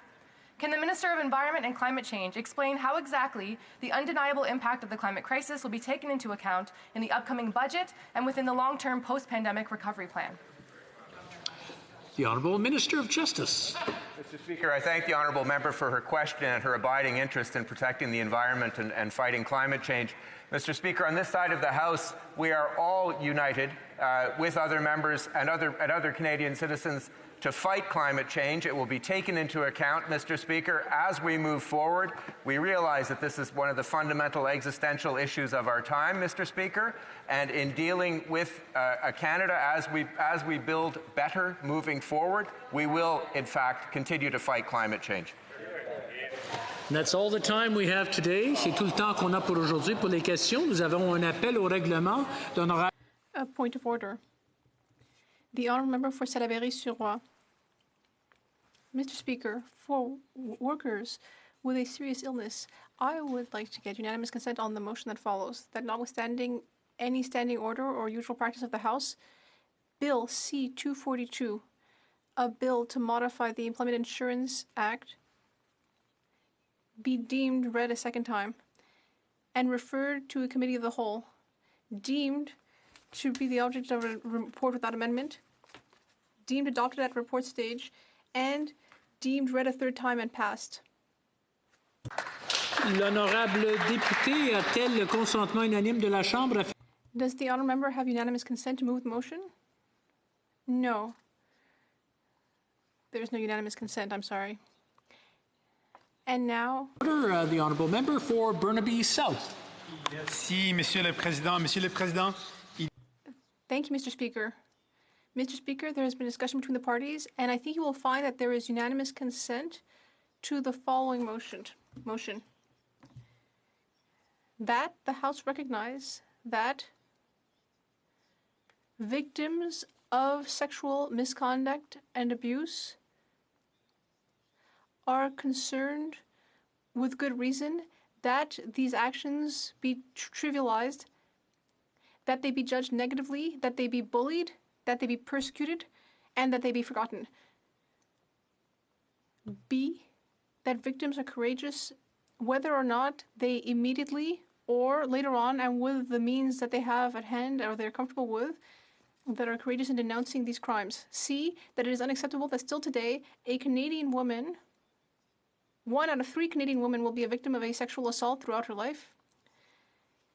D, the system has failed when it comes to protecting the survivors of these actions, and that the government be asked to create an expert committee similar to the one created by the government of Quebec, with the participants from the 3 other parties in the National Assembly. A committee with the mandate to create measures that will benefit victims of sexual assault and conjugal violence, in order to give them to allow them to regain trust in the judicial and extrajudicial systems. Le député a-t-il le consentement? Does the honourable member have unanimous consent to move the motion?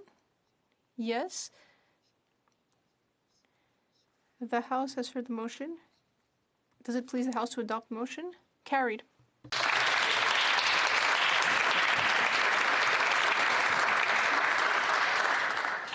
Comme il est 15h06, conformément. It being 3:06, pursuant to order made Monday, July 20th, 2020, it is my duty to interrupt the proceedings and put forthwith every question necessary to dispose of the second reading stage of the bill now before the House. The question is as follows.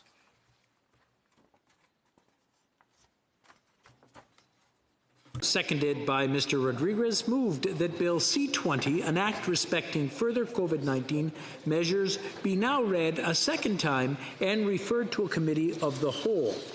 Is it the pleasure of the House to adopt the motion? Yes. Carried? Very good. Accordingly, the bill stands referred to a committee of the whole pursuant to order made on, we have the clerk would like to say a few words before I continue. This bill, deuxième lecture de ce projet de loi. Accordingly, the bill stands referred to a committee of the whole pursuant to order made on Monday, July 20th, 2020, Bill C-20, and an act respecting further COVID-19 measures is deemed considered in committee of the whole, deemed reported without amendment, deemed concurred in at report stage, deemed read at a third time, and passed. Bill, troisième lecture de ce projet de loi. Accordingly, pursuant to order made on Tuesday, May 26, 2020, the House stands adjourned until tomorrow at noon. Have a great